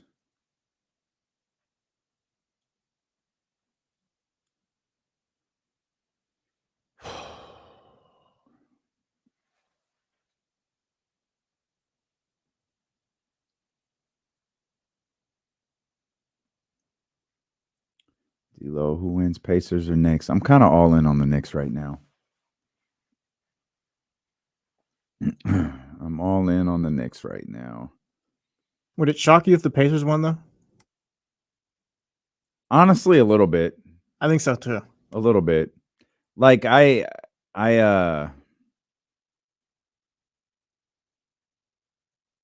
Bucks thing felt kind of apropos. Like, that's the way it should have ended. Get beat by the Pacers for the 20th time this year. Everybody button up. Jen's here. Yeah, I saw that. Both of them are here, right? Yeah. Oh, we're back.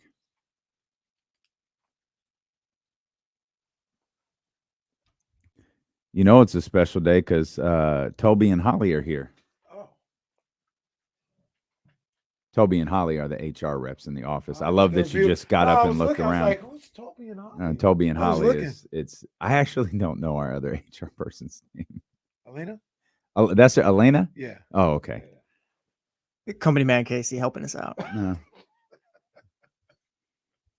She's never, like, she works primarily in the Bay Area. I don't see her very often. And Well, Jen's been here for years, too. oh, no, Jen's my girl. Yeah, Jen's my dog. Shout out Jen when the it's over now. There's nothing they could do about it.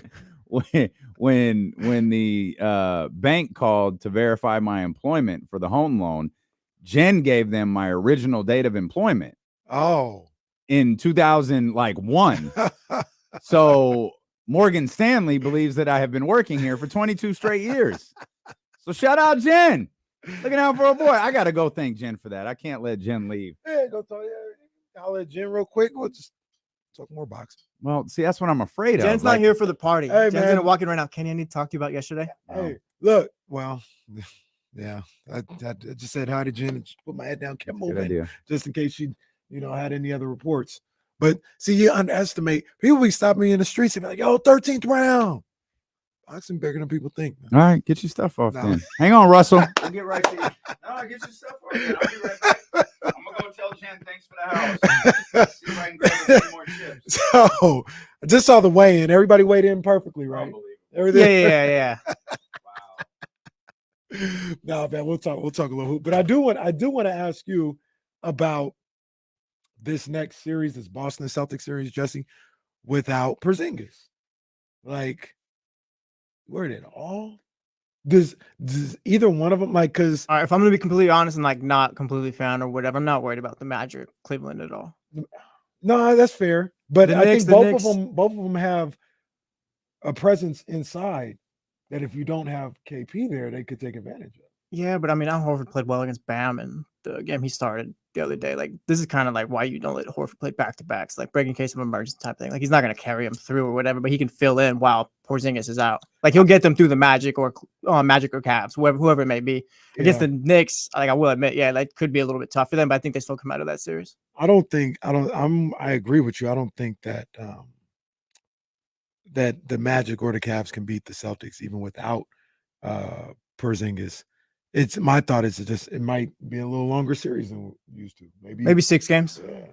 Whereas if Porzingis was there, I think it'd be a sweep, but that's fair. Yeah, I think you got to play 6 a couple games extra games or something like that. Get on the plane a couple extra times or something like that. So yeah, I don't know. Any thoughts about who gives who a bigger problem? Pacers against the Knicks or Magic or Cavs against the Celtics without Porzingis? I want to say Tommy Hearns, to be honest with you, because oh my God. And that's why I hate Oscar De La Hoya. I thought you guys were kidding. No, the whole time we were talking about the Celtics and their potential next series or whatever. And he asked the question he asked me is, who do you think gives a tougher time?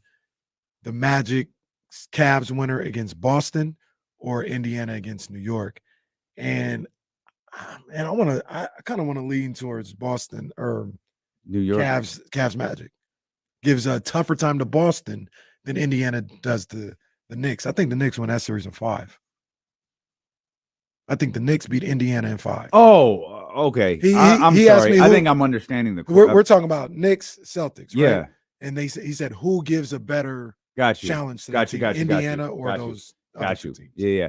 Well, Jesse asked if I would be surprised if the Pacers beat the Knicks, and like I think I would. I'd be surprised. I think I would. Shocked. That doesn't feel like the type of series or the type of team that the Pacers can beat. A series of the Pacers can win. It does not feel like that to me. I'd be surprised. And look, shout out to the Pacers, man, winning that series. And I think that's the first series win they've had in 10 years. So that's they're yeah, they don't have to apologize for Milwaukee. They're playing with house money at this point. Well, I don't agree with that. They've already been successful and showed the first steps of what they're trying to build. So I can't lie though, I am a little bit of a hater. As much as I thought the Pacers were going to be good, I didn't really want them to advance. No, but when you saw the tweets that tried to creep out yesterday. Did they? And I saw one. I think it was an Indiana Pacers guy. And we ain't letting that happen today of all days, because get the air horns ready. Happy birthday, Domantas Sabonis. Come on, man. We ain't letting that ride today. Our guy. Stop. They was out there trying to talk crazy. I saw one, but I think it was the Kings fans or just NBA fans in general. Were just like, yo, they're out with Giannis. Giannis and Dame are not playing. Like, it's not the same. Yeah, stop. What are we doing? Kendrick dropped on Domantas Sabonis's birthday. It signifies the double-double. Come on, man. The double-double diss tracks. See, all of y'all were thinking back to back because it was Drake, but nah. It went over your head. It went over your head. It's a double. Who's in more trouble, Philly? Let's get Russ real quick. Let's get Russell. He's in Disneyland right now. Oh wow, Russell, what's going on, buddy? What's up, fellas? Yes, up, I'm live in Disneyland at the moment. It is nice and sunny. Are you in line? In Disneyland. Have you been in line this entire time? No. My son and I just got off with Alice in Wonderland. Now we're in downtown Disney doing some shopping. Yeah, it's lit. But I have two thoughts though. One, Darvin Ham as an assistant coach to the Kings with Mike Brown. Just a thought. And then two, who on the Bucks would you want if they were to get rid of anyone on the Kings? I'm thinking you would have to get rid of maybe Trey Lyles in a trade. Just a thought. Want to know your guys' thoughts. I'll take the rest of it on the stream. You guys have a wonderful day. Thanks. Appreciate you, Russell. Enjoy yourself out there, Have man. fun. Did he not finish the sentence? You'd have to give up Trey Lyles in a trade for who? For anybody they might be trying to just bring. anyone. He was asking us, who would you want on the I was Bucks? like, wait, Trey Lyles for who? He was asking us who, and I'll be realistic with it. I think Bobby Portis, everybody would probably say Bobby Portis would be a great addition to this Kings team. And the most realistic. Yeah. I don't think Darvin's going to be on a staff next year. You think he's in the year out? I think because so. he doesn't get paid if he does, huh? Potentially, we don't know. Yeah.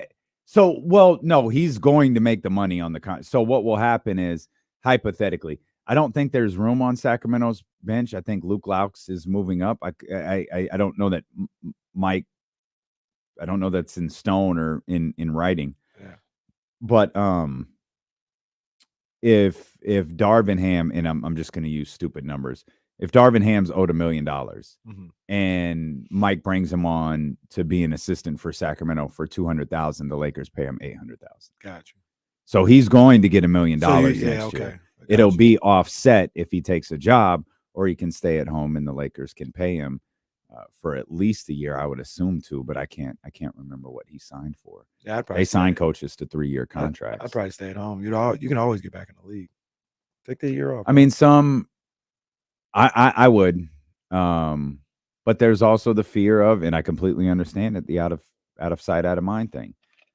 He's not coaching, but someone else is, and he's going to have to, was he going to take Pat Bev's spot on ESPN? he gonna get spots on, with Stephen A. or NBA Countdown or whatever. Wait a year and say, hey, how about in JJ Redick too, guys? Yeah, true JJ story. Redick's not fixing that. True story. So we all got story time. I'll start with mine. Can we get Leezy real quick? Oh yeah, Leezy. Let's get Leezy, and then didn't hear from Leezy yesterday. It's crazy. Wow, I feel like don't hear from him after the Niners game, after the divisional round, after they get bounced. It always takes a day or two. I ain't mad at you though, Leezy. It feels like a shot, Leezy. You know what? It's okay. I'm a choose piece today. I'm not going to talk about it. It's basketball time. Hey, I just wanted to ask you guys a two-part question. I'm going to sound like a hater, but what do you guys think about Jalen Brunson? Like, people like Jay Williams are saying he has potential to be the greatest Knick ever, and I don't buy that. And two, do you think this is Jalen Brunson carrying the Knicks, or do you think this is Tibbs finally having some good defensive players and really running his system finally? Do you think it's really player or the coach? So I'll answer the second part first. I'm gonna give Brunson the credit. Brunson's been phenomenal. Tibbs is doing a great job too, but anybody else is scoring. The Mavs are cooking. Ain't nobody talking about Jason Kidd. They talking about it's because Kyrie. He's watching like us too. That is true. But Brunson's been phenomenal. Special. He's been amazing. Greatest Knick of all time though. That is just purposely disrespectful. Yeah, Jay Williams, he was on. Can we get more than a year into this? Yeah, he was on Get Up with Mike Greeny and stuff like that. So he was throwing out the takes. You know how that goes. I forget the New York guy's name. He was on here before. It's my fault. But he's like says no, it's the Han guy. In the studio. I think it's Han. He was boy. Yeah. He said, Brunson would have to win a title to even be in there. And like Jay Williams acknowledged that. But yeah, Jay Williams is trying to throw that out there already. Hey, Pat, you ain't got to the final. Y'all are so it's what some of y'all were doing yesterday with Tyrese Maxey. Some people. I didn't say anybody's name. What did some people say about Tyrese Maxey? They were overreacting to a single game. Let Tyrese let Tyrese have a run here. Specifically in this conversation, let Jalen have a run. We don't have to proclaim him the greatest New York Knick of all time. Who proclaimed Tyrese the greatest anything? I don't think anyone did. So what do we bring it out? Y'all was just ready to get rid of Joel Embiid. Y'all are reactionary. I'm not saying anyone's name, Jesse. I'm just saying there are people who were, I think they, as my partner would say, some people jumped out the window. You believe Joel can hold up for a whole season and the playoffs? 70 games? Can we do 65 to 70 games in the playoffs? Because do I think he could play 82 in the entire playoffs? No, I don't. Do I think he could go 65 plus in the playoffs? Without limping around somewhere? Ow. He was he Like- limping? Was he limping around last night? Last night was the first night he looked regular in this series. And what'd he do? He played really well to the fourth quarter. They look have the same. Sometimes he just falls down. He said that's his strategy of his. To do what? To fall down and so he doesn't get a- hurt himself. He was talked about that like in the past. He's like, if I'm like off balance too much, or jump in. Let's come up with a new strategy. Yeah, just kind of falls. They need another guy. They got the money. They need a third man. The opportunity. Paul George. I don't know if that's gonna do it Need for a them. fourth, but- fifth, and sixth guy at the way last night's game. You starting Kyle Lowry last night. That's crazy. That's crazy. You were starting Kyle Lowry last night. Oh, something I tweeted out yesterday. Want to know what you guys think? I tweeted out for the 90th time he's been a potential free agent, and I tweeted out the same thing every time. I'll do it again. Would you take Kelly Oubre on the Kings? Yes. It's a parallel move to me. I don't think it does anything for you. And I'm also Still do saying it. that. I'm also saying that, like, assuming Monk stays too, not in replace of Monk. I'd absolutely do it. Yeah, but I wouldn't feel great about. I wouldn't feel great about the Kings going into the next season, though. If that makes sense. Kelly Oubre coming off the bench. Yeah, you get to the playoffs. I mean, at that point, I'm not watching Kelly Oubre. It's kind of like, all right, let's focus on Keegan then. I don't know. It all hinges on Kings need a third guy. Whether that's Keegan or they trade for someone or whatever, like Kelly Oubre or whoever's coming off the bench or whatever, like the Kings, nothing's going to really happen until they get that third guy. What is he doing? My God! Is he the third man? He's the third man! What the hell is going on here? That's Kelly Oubre. always good by Dusty. What's your story? Oh man, Chipotle at the office today. We'll never guess. A little rice. Oh Feel a no! little rice. Oh no! It's not to the extreme as it was the last two times, but this would almost make the third straight time I've had Chipotle, and there's been a little rice. I believe down the old. I chute. wasn't here, but some members of the Chatty House, and this is a quote. I believe you said your throat was going crazy. Is that can anyone confirm that was? Yes, the quote? you brought that up, huh? Yo, that's crazy. Can anyone confirm that was the line used while I was away? In case he's my boy, I'm not going to confirm, but I Okay. mean, All right. The throat was going crazy. Is crazy. Hey, you said it, brother. I wasn't even here. I was just out minding my own business. I look at my Twitter mentions. What the hell is going on here? No. Yo, that's wild, bro. Hold on, man. I don't even know if I said it in that context, man. Hey, It's no, I'm not crazy. gonna lie. You said something in that context. Where were you? It was running loose. It was running wild. Where were you? It's absolutely Oh, it's man. absolutely insane that you can't eat rice. Like the rice fights back Bro, against no, you. you allergic it's to only rice? Chipotle. Oh, Chipotle. We had Look rice at at the crib yesterday. Jazz- Or the day Never before. getting Yeah, that we had shrimp fried rice yesterday. Jasmine just looking out for your well-being. This Reach is crazy. This only happens with Chipotle. Well, and it never happened before. It's just the last 3 times. You sure it's the rice and not the cilantro? I don't know. Maybe it's the cilantro. I don't know. This is crazy though. Because you're allergic to fruit or vegetables? Fruit. Fruit. I think you might be Yeah, onto I something. don't know if I'm allergic to fruit. It just my Maybe you're tongue allergic. itches. Well, We'll play on. you had a story too? Not a story, but so everyone just hates Hulk Hogan, huh? Rikishi dropping a diss track about him. So that diss track was about Hulk Hogan? Yeah, it was about Hulk I Hogan. did not listen to it. I didn't listen to it either, but yeah, I saw yesterday with him. And Alfonso tagged us today. Rikishi dropped the diss track on Hulk Hogan. I really want to hit play, but we have Well, no idea. I don't what's think we on can there, do that. So we're not gonna. And on top of that, I saw something. Remember when Macho Man dropped "Be a Man," the diss track to Hulk Hogan with DJ Cool. Still the most bizarre interview I've done. I was about to say, wasn't that a KSFM exclusive? Mhm. Yeah. Macho Man and DJ I'm Cool. I'm looking at Rikishi a little sideways though. I ain't gonna lie to you. The time I don't. Maybe this is why I saw this tweet yesterday, but somebody was talking about Rikishi, man. Not feeling him, man. He didn't treat the Usos well coming up, and they went back to I don't think I ever seen this. I guess this was a Total Divas clip where Rikishi didn't show for their wedding. I saw that too. Yeah, and they were, and he was like upset. It's Jimmy, right? Jimmy and Naomi, and Jimmy was like upset. He was like, "Bro, he said he's not coming, man. Like, I can't believe it." Naomi was like, "Man, you think it's me? Like, is it me? And then Jay had to be like, man, I love you, dog. Like, I love both of y'all. I was like, I don't remember that. That's kind of tough. I don't know. I just at least keep in mind that's TV. It is TV, yeah. And that's a whatever strange angle happened. to work, Whatever happened. Maybe Rikishi was hiding under the ring at the wedding.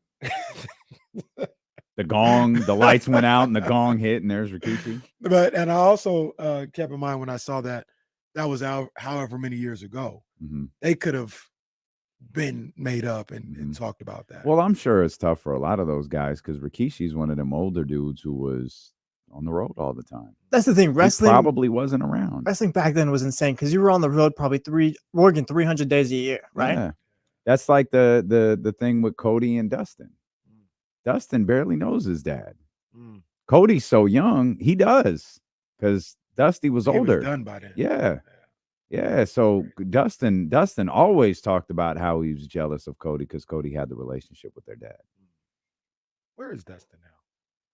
And he's stuck in AEW. Yeah, they had him fight Samoa Joe 3 days after Cody and Roman. Talking about give me my shot at the title, bro. What? Goldust? Dustin said he needed to finish his book. Hold on. What he said? Yeah, he had a title shot. Can't lie, I was getting a little irritated though when like Goldust was like, yeah, like beat him, Cody, like trying to get in on the storyline for wrestling. Like, come on, we don't need Goldust in this story, bro. That's 100% what it was. And make no mistake about it, Goldust, he could still go. Dustin has done a terrific job. He could still go. Yeah. Don't do this. Don't do this. I mean, Dustin got to be in his 50s. Oh man, I didn't know that was going down. That's crazy. Dustin's 55. Come on, man. They should have had him out there in a squash match. Edge is 50, huh? Edge is 50. He looks great. He's 50. Christian the same age? Are they really related? I'm just kidding. No. I'm just making sure. I didn't think so. The only brothers that are really related, Brett and Owen are. Yeah, Christian's 52. Or Matt and Jeff. Matt and Jeff are brothers. Obviously, Brett and Owen are brothers. Kane and the Undertaker are not brothers. The Anvil, the nephew or his brother-in-law or something like that? Brother-in-law. Brett, Davey, and Jim are all brother-in-law. Oh, the Usos are brothers. The Usos are brothers. Yeah, the Usos are brothers. Well, I meant back then. Yeah, the Usos. And obviously, Dustin and Cody are brothers. You know what happened to me for the first time in like 25 years? The stupidest thing in history.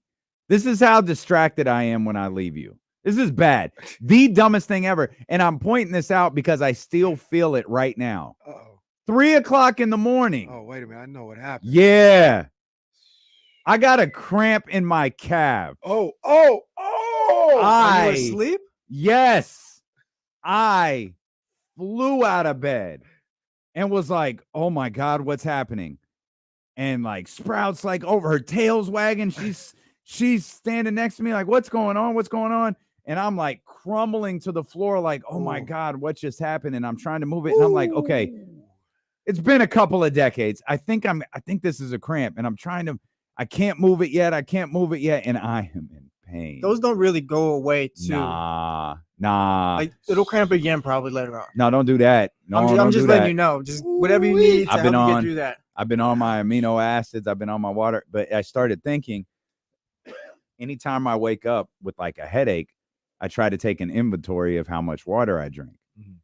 A cramp, I swear to you, has not happened in 25 years. And I started to take inventory of my water. And I reached over and grabbed the bottle that was full. And I started to think, okay, I filled it up before I left or before I went upstairs. No, I didn't. I filled it up here. Oh, man. And never touched it again. Oh, jeez. Yeah. Hydration's key. Beat my ass. And that got up.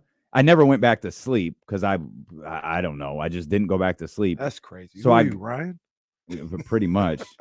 So I got up, worked on the show, was like, all right, go get the workout in, stretched for 20 minutes. And then every time I like veer back and like, just kind of stretch my legs here in the studio, I flex my foot and feel that pull in my calf. Yikes. And now I'm like, all right, cryotherapy and foam rolling, because I'm not going to be Kevin Durant out here coming up with a torn Achilles next week. Oh, I felt like an idiot. After like an these absolute 2 drinks idiot. right here, definitely water for the rest of Did the not weekend. help. Yeah, did not help. Dumbass. I ain't got a cramp. I was so mad. I ain't got a cramp in a minute. Yeah, that's when I get hurt, I just get hurt. Ain't no cramp. It's like, oh no, this don't feel good. I got a cramp during soccer tryouts one time, and I never had a cramp before. So I was like, whatever. I tried playing. Every time I tried playing, just re-cramp like every 5 seconds or whatever. And see, and the killer for me, if I have like a calf cramp, is for whatever reason, I never really paid attention to it, but I run on my toes. So like it's always getting like maximum, that stress is not on good. the calves. And so like if I get a cramp or something's going on, I try to go back to like run it, but that's just like all the pressure on the calves, and it just don't happen. That's one thing I hate, and I know if Albie Akani's listening, he'll love this. I think we were talking about this during the WNBA draft. Young people aren't taught how to run. I think that's a big reason so many athletes get hurt. Like there is a way you are supposed to run that minimizes injuries. And a lot of people aren't taught that. Like when you train with Al, especially if you're young, I mean, he made me do it and I wasn't young. He will go over your running technique. And until he feels like you have it right, you will not do anything else. There won't be no sweating. There won't be no cone drills, 3 cone drills, box drill. You're not doing any of that. Show me your first step. No, that's not it. Here's how you do it. Does it. Show me your first step again. It's not how you do it. And you will take one step your entire workout until he feels like you have it right. You train with him, you're going to learn to run. And I don't think enough athletes learn how to run. I never was taught how to run. Shout out And Drew most Down. people weren't. Is your AC maybe out? Maybe you got cramps the way LeBron did against the Mavericks? I did think Have you been of drinking LeBron. Powerade lately? No. I did think of LeBron this morning because I did think like you need to chug water because one, don't cramp on camera because the chatty house will just destroy you if you do it. I'm not gonna lie, you have a cramp on camera. We're tweeting that out. Oh no, I know. No, I'm also in this like, are Kenny and Jesse gonna like carry me over to like Stacy's couch in her office? We're gonna get the wheelchair out and get you out of here like Paul Pierce. Oh man. I just had all sorts of terrible thoughts running through my head. Oh man, this is comedy. We got an hour and 20 minutes left. We low-key need you to like fake a cramp or something. Do it for the views. No, James. COE. Out here looking like Flip beating up his kids for content. We'll come back. James Ham joins us. We'll talk Kings basketball. It was funny listening to Bobby Marks's video that he posted yesterday. I'll explain why here on ESPN 1320. Yeah. It's fine. You don't have to. It's kind of moment. It was when I didn't hear from you. I was like, he must have just. He's on the Deuce and Mo podcast. Hell with those guys. Speaking of, I'm gonna go get my drink.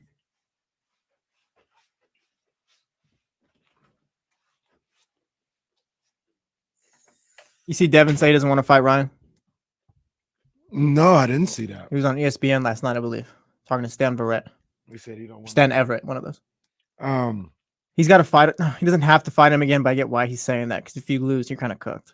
Yeah, and I think to a certain degree he knows it wasn't the steroids is what he lost.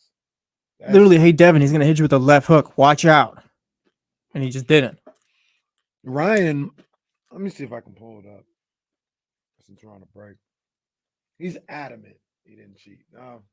Well, no, he's trolling right now because he's like, oh, yeah, this is what made me test positive. He posted the pills or whatever, and that company came out. Yep, nope, that's not what made him test positive. We don't have what he tested positive for in here. No, he sounds crazy. Let me see. No, that's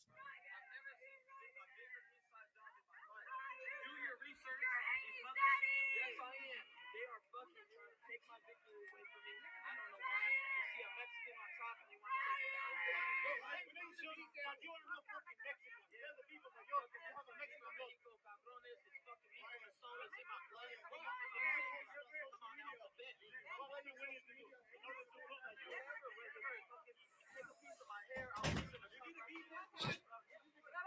All right. Okay. Sorry. So what fight is this weekend again? Canelo versus Jaime Munguia.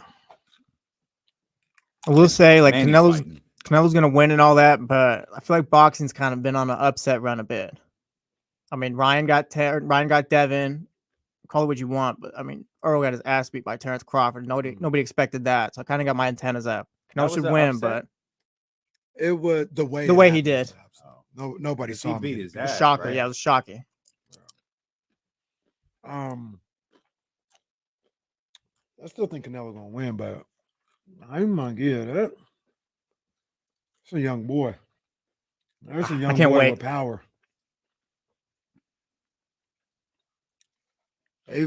I wasn't as charged up, but as the weeks have gotten closer, I'm like, this might be a little something. Yeah, I'm hyped for it. I got a night planned out for it and stuff like that. Shout out Dana, where I'm gonna be streaming. We got him. We got the cops looking at his house right now. As soon as he hits go, we got him. All right, Dana.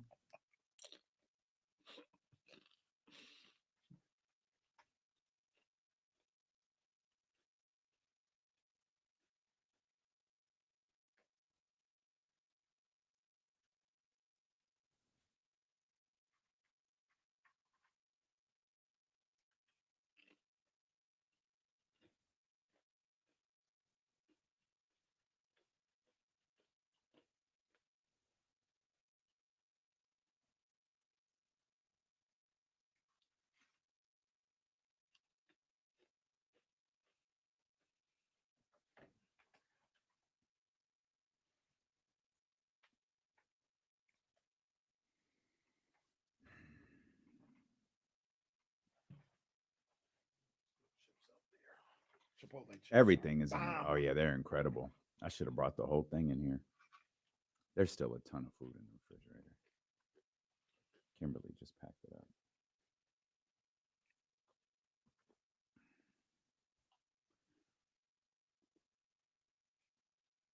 Anyone live in Rockland? What internet service y'all got out there? They tell me AT&T. I ain't trying to. Still in business with I ain't internet? I ain't trying to do that again.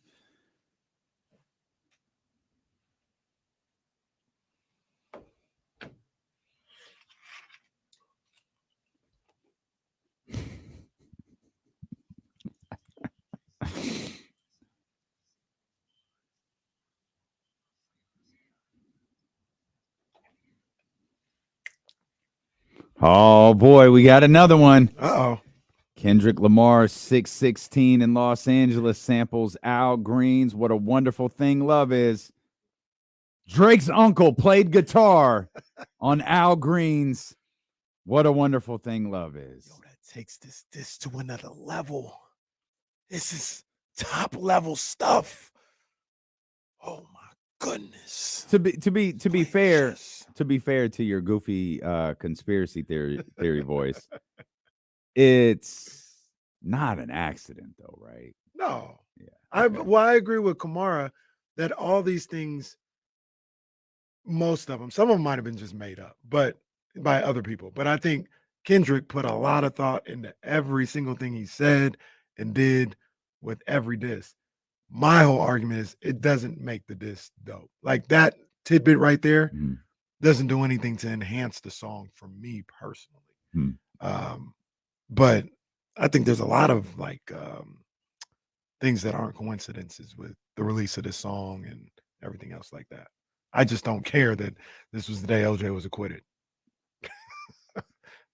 I still don't get what OJ has to do with all of this. I missed that part. Because he had OJ in the Heart 5. I got it, but like the clip of Academics was hilarious. No, that cracked me up. When he was listening to that, it was like, wait, hold up, what? I was dying. He said, act looking compromised. Why I look compromised? and then hit him with the 50 Cent that we can't repeat. And I'll be on my own, I'm sure, on this one. I've listened to Act throughout this whole thing because I think he's done a great job. Like, as far as like being on top of it, he's the only one that can and that no, you. Yeah. So somebody was just out there holding up a Keegan Murray jersey. What? Yeah. What did he just win?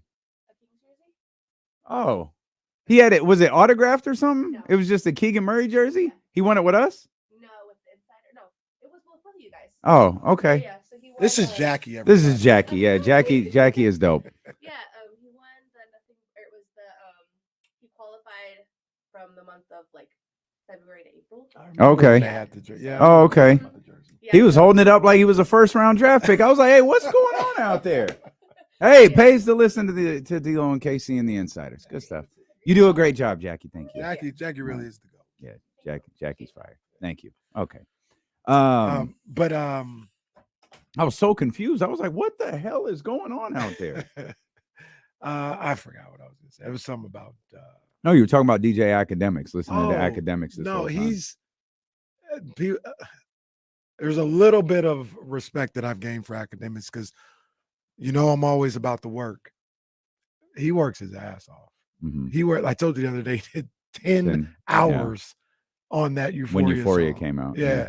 And then as soon as this he's came doing out the today, Joe Budden podcast, I assume today. Yeah. He was the 616 comes out.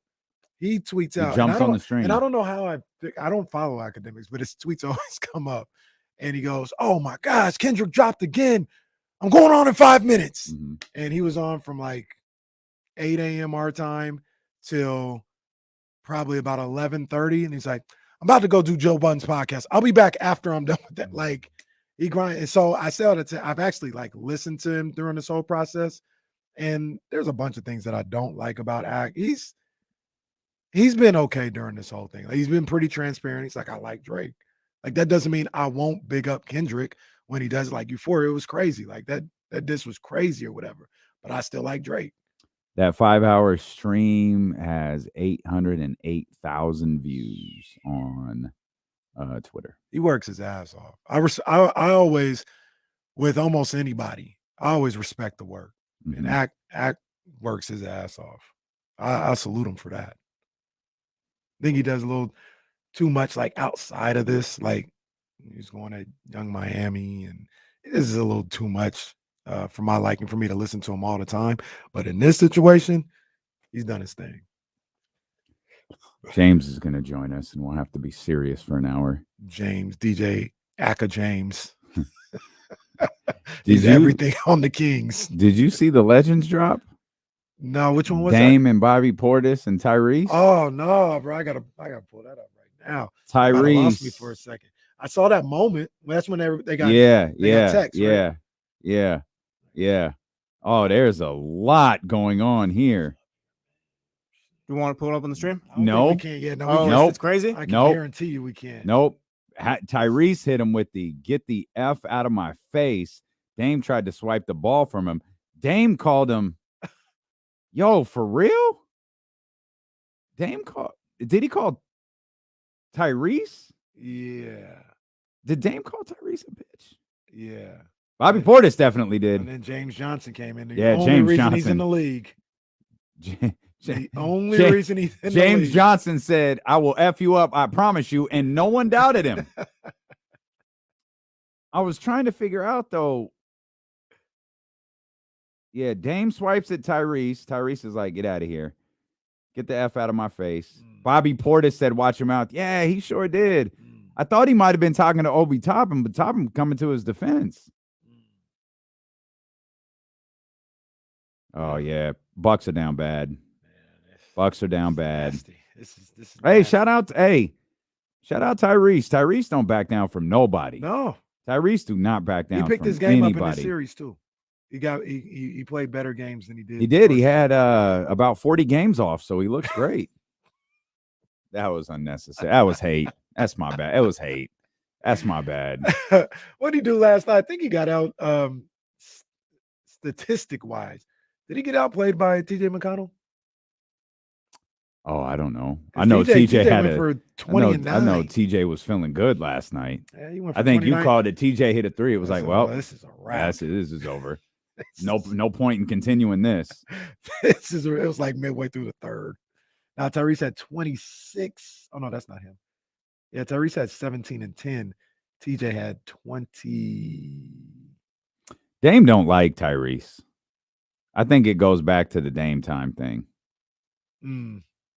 I could understand it. I think Obi Toppin was trying to like step in for him, but Dame was definitely talking to Tyrese because Tyrese told him to get the F out of my face. Hey, I'm with it. He told him watch his mouth. I'm with it. No, I think Bobby Portis said watch your mouth. Oh yeah, Bobby Portis said watch your mouth. Watch your mouth. And then James Johnson was like, "Oh yeah, all right, big fella, what you want to do? What you want to do?" But Dame and Tyrese was Kendrick and Drake. Bobby Portis and James was The Weeknd and Rick Ross inserting themselves in the conversation for no reason whatsoever. And then Ye came in. Ye was and they just ignored him. It was Aaron Neesmith talking about, "Hey, I got you, Ty." And Ty said, "I'm good, little fella. Go sit down." Oh, look, it's your girl's birthday. Oh, happy birthday, Don. Come on, man. Come on. Come on. What? I need some air horns. For what? Hey, happy birthday, Dawn. Fine. Happy birthday, Don Staley. I saw a picture.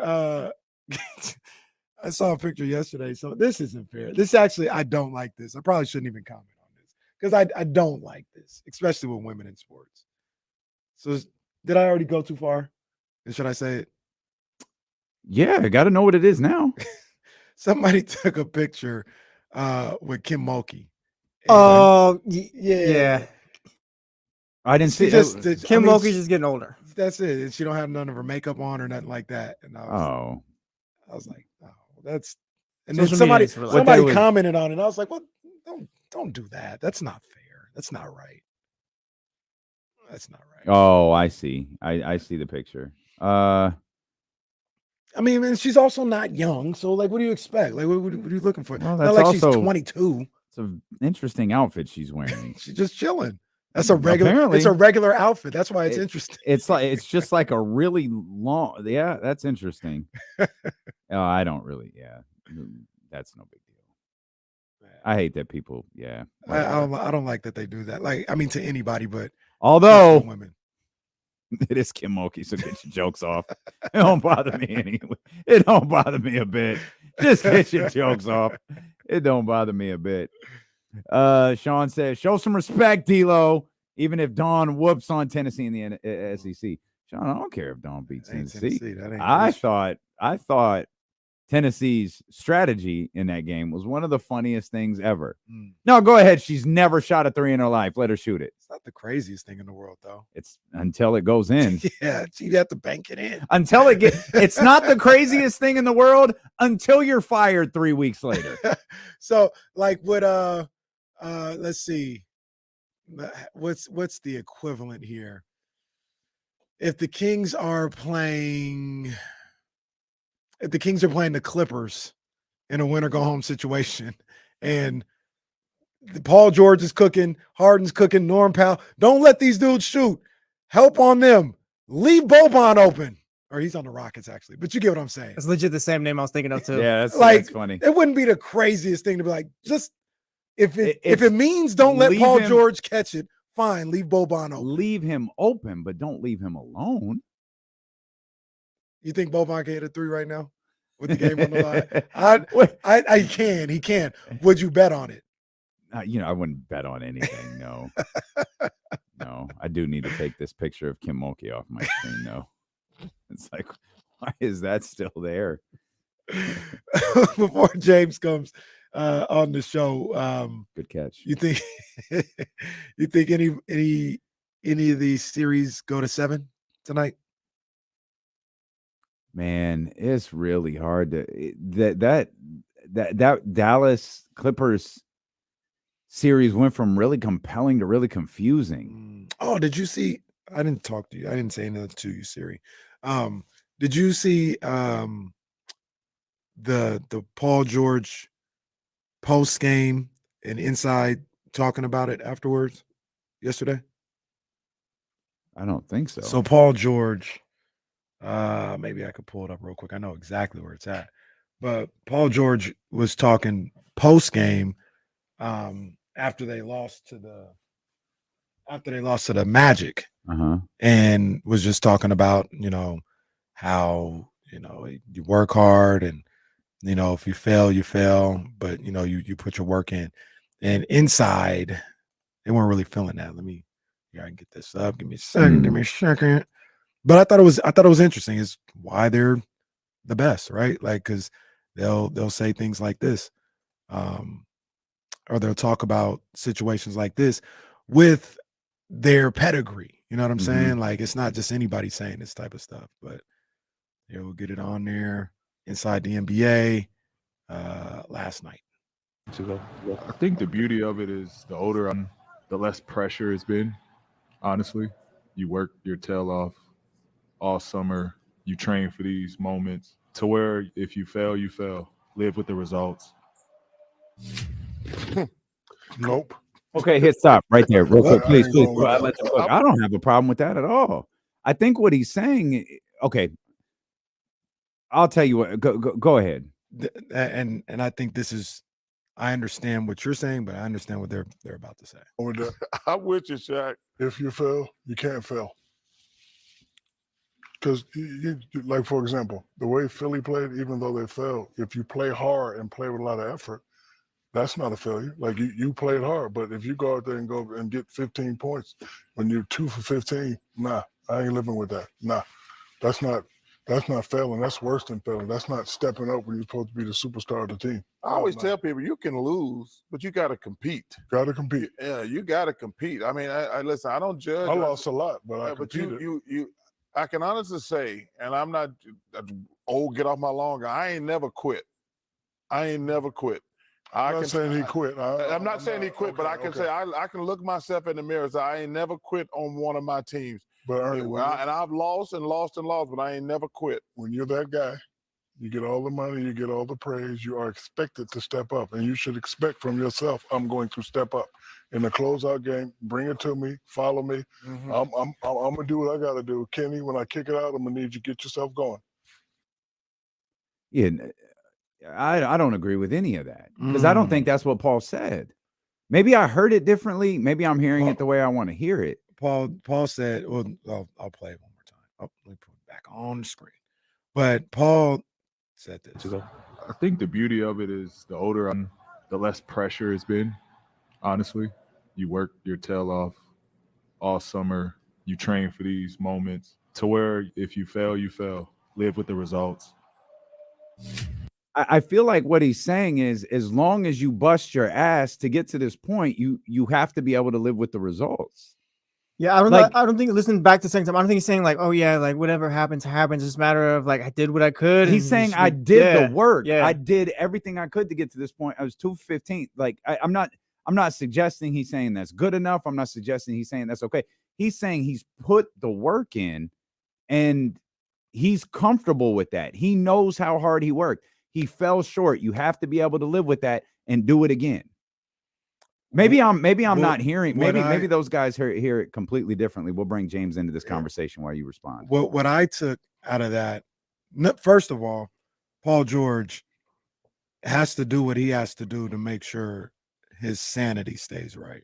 So if removing a lot of the pressure in a certain way helps him get through day to day, I'm not going to judge him for that because we talked about the things that we saw immediately in the bubble, like he's dealing with some stuff like that. So I'm not gonna dismiss that. If that's what helps him get through, these moments, I'm all for that. But as far as like what Kenny and Shaq are saying is just preparing yourself.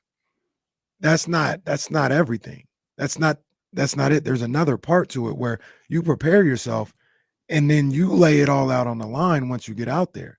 It's not I prepared myself. And then, but I feel like that's what Paul George was saying. He would how I took it, and maybe how they took it is, I prepared myself, and I'm gonna go out here. And it's just kind of what happens. There's a level of I prepared myself. That's one. Number two, I need to hold myself in this moment to the standards of a great player. And it doesn't get to the point where I'm not. I can only do what I can do. It's like no, like it. I think what Shaq and them are saying is like, and once again, you got to understand. Maybe Paul George is dealing with a way to get through things mentally, but 15 points in a game my team, that's not good enough. Like that's not acceptable. That's not. I prepared myself, so this is like no. Can we be? I didn't show up. James, I want to hear your thoughts on this. I don't agree at all, but I also want to be fair. We don't know what the actual question was. True. So that's an important part of this as well. Very James, thanks for joining us. What do you think? Okay, so a couple of things. Number one, by the way, you're in like 8K. Crisp. You look magnificent. Very today. Crisp. That internet up there in the hills are magnificent. Don't know what to tell you. Yeah, it's short-lived. I would say this. I think Paul George, and it might even be a little premature, but he feels like a player who is coming to grips with his NBA mortality, right? And he's understanding that he doesn't have much time left in this league. And you can say, well, what does that mean? Like, does he have 3 years? Does he have? I'm not saying he's got like 3 months to live. What I'm saying is that in NBA standards, his career is almost over. Like he's coming towards the end. He can see the light at the end of the tunnel. And he feels like a player who is getting more and more comfortable with life after basketball, but like that where he is, who he is, how he stands in the world, the fact that he understands he's no longer a 1A.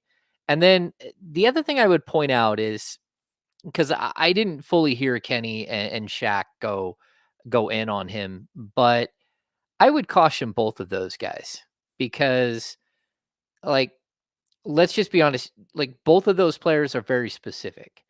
Like, Shaq is the biggest, most dominant, like, gigantic physical specimen that the NBA or any league has ever seen. Like, he doesn't know what it was like to be a Scott Pollard and try to fight his way into the league after getting waived as a rookie. He doesn't know what it's like to be a fringe NBA player at all. And on the other side, Kenny, like, let's be honest, Kenny was like the 5th or 6th best player on championship teams. Like, there's a different level that Paul George is at that Kenny Smith has no idea. Well, in Kenny's defense, it was mostly Kenny didn't say anything. In that clip. Yeah, I don't know what happened afterwards, but it was Shaq and Chuck who were basically like, who have been on that level, who said, that's not how that works at this level. Like it's not, and I don't know if it's right or not, but I understand it's like, that's not how it works. Like we get all the money, we get all the accolades when things go right. You've got to say when things go wrong, I didn't step up and I didn't perform. Not, we did our work in the off season. It's out of our control now. He said that. Shaq said that's not how that works. I understand all that, but at the same time, like everyone is different, and the way they process like their mortality in the league, it's Paul George is likely looking at this as, is this my last hurrah? Am I going to be able to get to the championship level? Am I going to be able to get past this level? Or is this kind of who I am? And I don't have any problems with it. Like everyone deals with sort of the grief of what it is to, no longer be the player they were before. And, again, he has flashes of brilliance where I think he's just incredible. But then there are other times where you're just like, okay, like we see, that you probably have 2 or 3 years of, being even, I don't even know if he has 2 or 3 years of being an elite player. But maybe like a high-end role player. Like he talks about not being a 1A. He's not a 1B. Realistically, he might not even be a 2 in today's NBA at this point. So it's not easy for sort of like that understanding. And like, look, what is he supposed to do? Like, he shows up to work, and then he plays with a guy who for whatever reason just isn't available. And so that's, Paul George isn't the reason why the Clippers are on the brink of elimination. It's that Kawhi Leonard doesn't play. And whatever the reason, it's just what it is. Like he's playing with an unreliable teammate at this point. And again, that goes for whatever reason that Kawhi Leonard has for not being there. And, of course, injuries play a part in everything. But, like, how are you supposed to go out there with a guy who was talked about as an MVP candidate for the entire season, and then the last, you get to the playoffs and he's gone and he can't play? So two things with that. Number one, I hate to bring people's money into this, but I mean that's what you get paid to do. Like if Kawhi goes down, you get paid like a number one. That's your status in this league as a number one. So the thing, and I think was this the number one the game before. Exactly. So what happened on that makes he had a bad game is what it I wasn't think a bad happened. it wasn't just a bad game. It was the 17 shot attempts.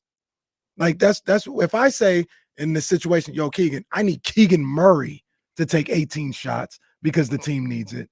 What do you think I need Paul George to do?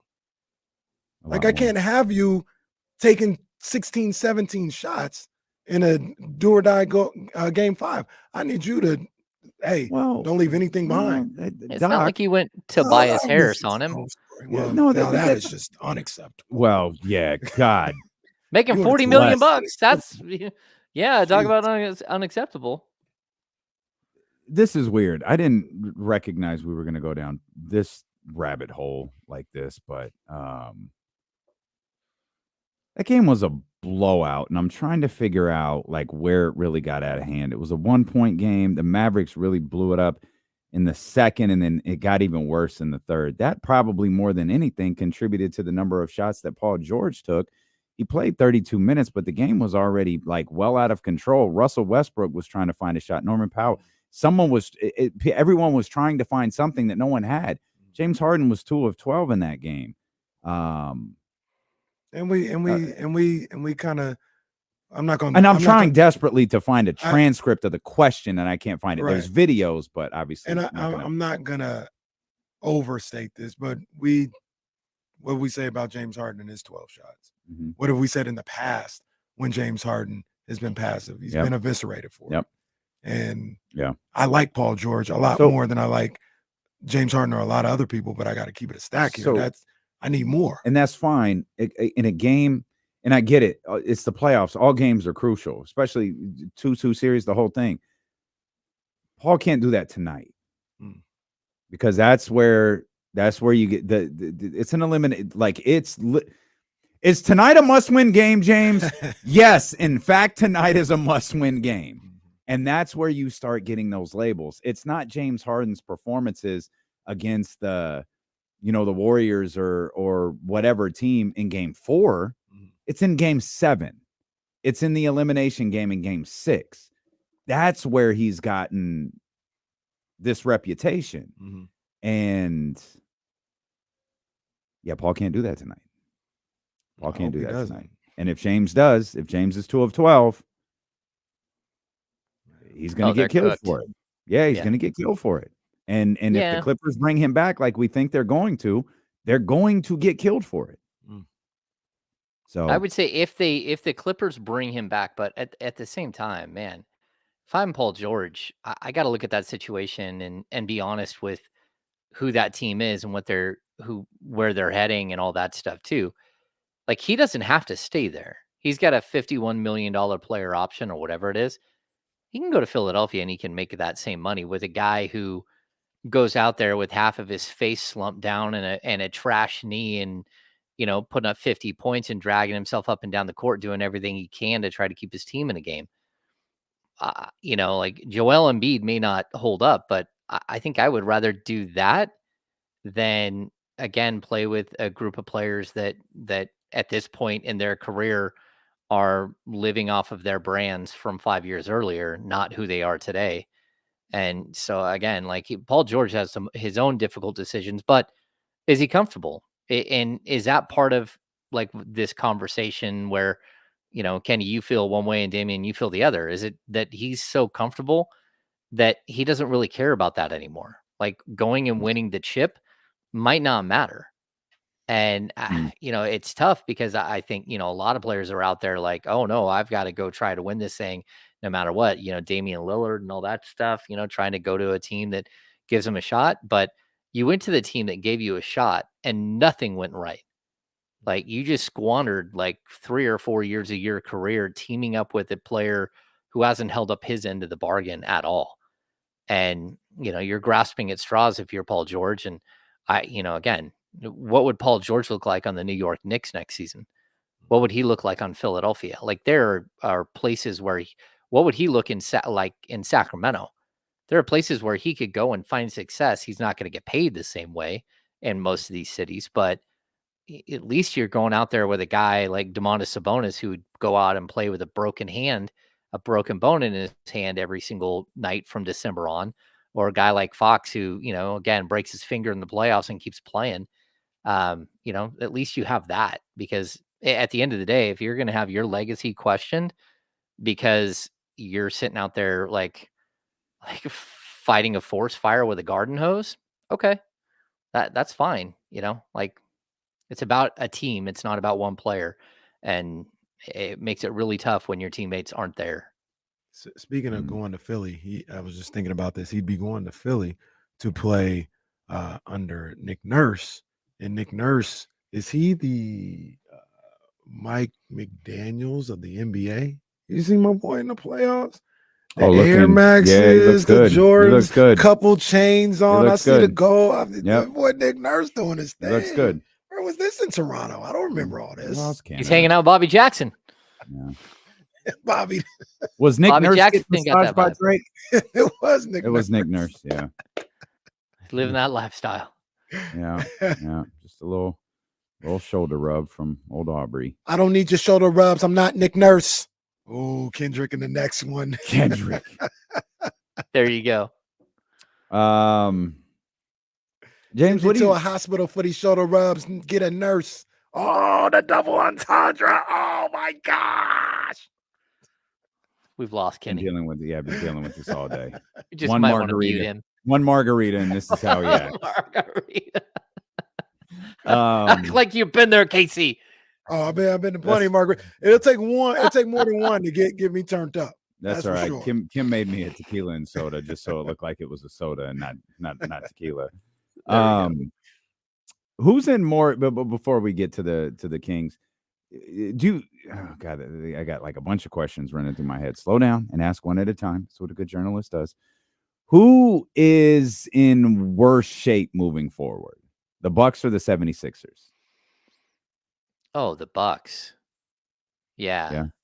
I mean, I think Giannis is still young enough. You can see another iteration of this team that goes well beyond the group that they have right now, the Middleton, but you got to act quick. And I think by going out and getting Damian Lillard, and his contract is so prohibitive over the next couple of years, it's really tough to do anything, right? It's tough to keep building on what you're doing, because you're so top heavy. And so I put like the Bucks so much closer to where Phoenix is. Maybe they don't have the cap. I mean, the restrictions on all their draft picks like Phoenix does. But Philly, I was wrong. They have two guys under contract for next season. It's Paul Reed and Embiid, and then they have like a $6 million player option. I mean, a qualifying offer for Maxey. And so they're like 61 million in dedicated salary. You add in the Maxey money. And so next thing you know, they're like right around 70, and then some cap holds, like, let's just say like 75 to 80 million. And that means that they've got like 60 something million to spend. And so that team could look much different, and it should look way different than it does right now. They can go out and try to piece together a group. It's whether you can find like the third star to piece together with Maxey and with Embiid. And, I think Paul George is a good question. Like, is that the type of player that you would like to bring in to try to finish up? But I would take Philadelphia's situation over Milwaukee's situation, even though Embiid is going to be really tough to see him playing more than like 50, 55 games a year from here on out. Yeah, I agree. I mean, Philly's in a much better situation, based off the financials that you just talked about. Milwaukee, I think we're coming to the end of the road for this thing. I think they got maybe one more year of really trying to get after this and make it work with Dame and with Giannis, but it kind of feels like it's just that 1 year. And like I said, you look back on it, it's about 6-7 years of being at a championship level, and they got one ring out of it, and you would have hoped to get to one more finals, but I don't know if you will. But it's been a nice run. It's been a nice run. Yeah, and someone in the chat said, "Oh, they're going to be closer to 90 million with Maxey." Like, the cap hold is all they have to worry about right now. They can go build all of that stuff and then come back and pay Maxey after they do everything else. That's why I was saying they can get up to 142 million, and then they can pay Maxey the close to 30 million he's going to get, and that'll put him at 172 million right at the luxury tax. You think the Knicks are a threat in the East? Sure.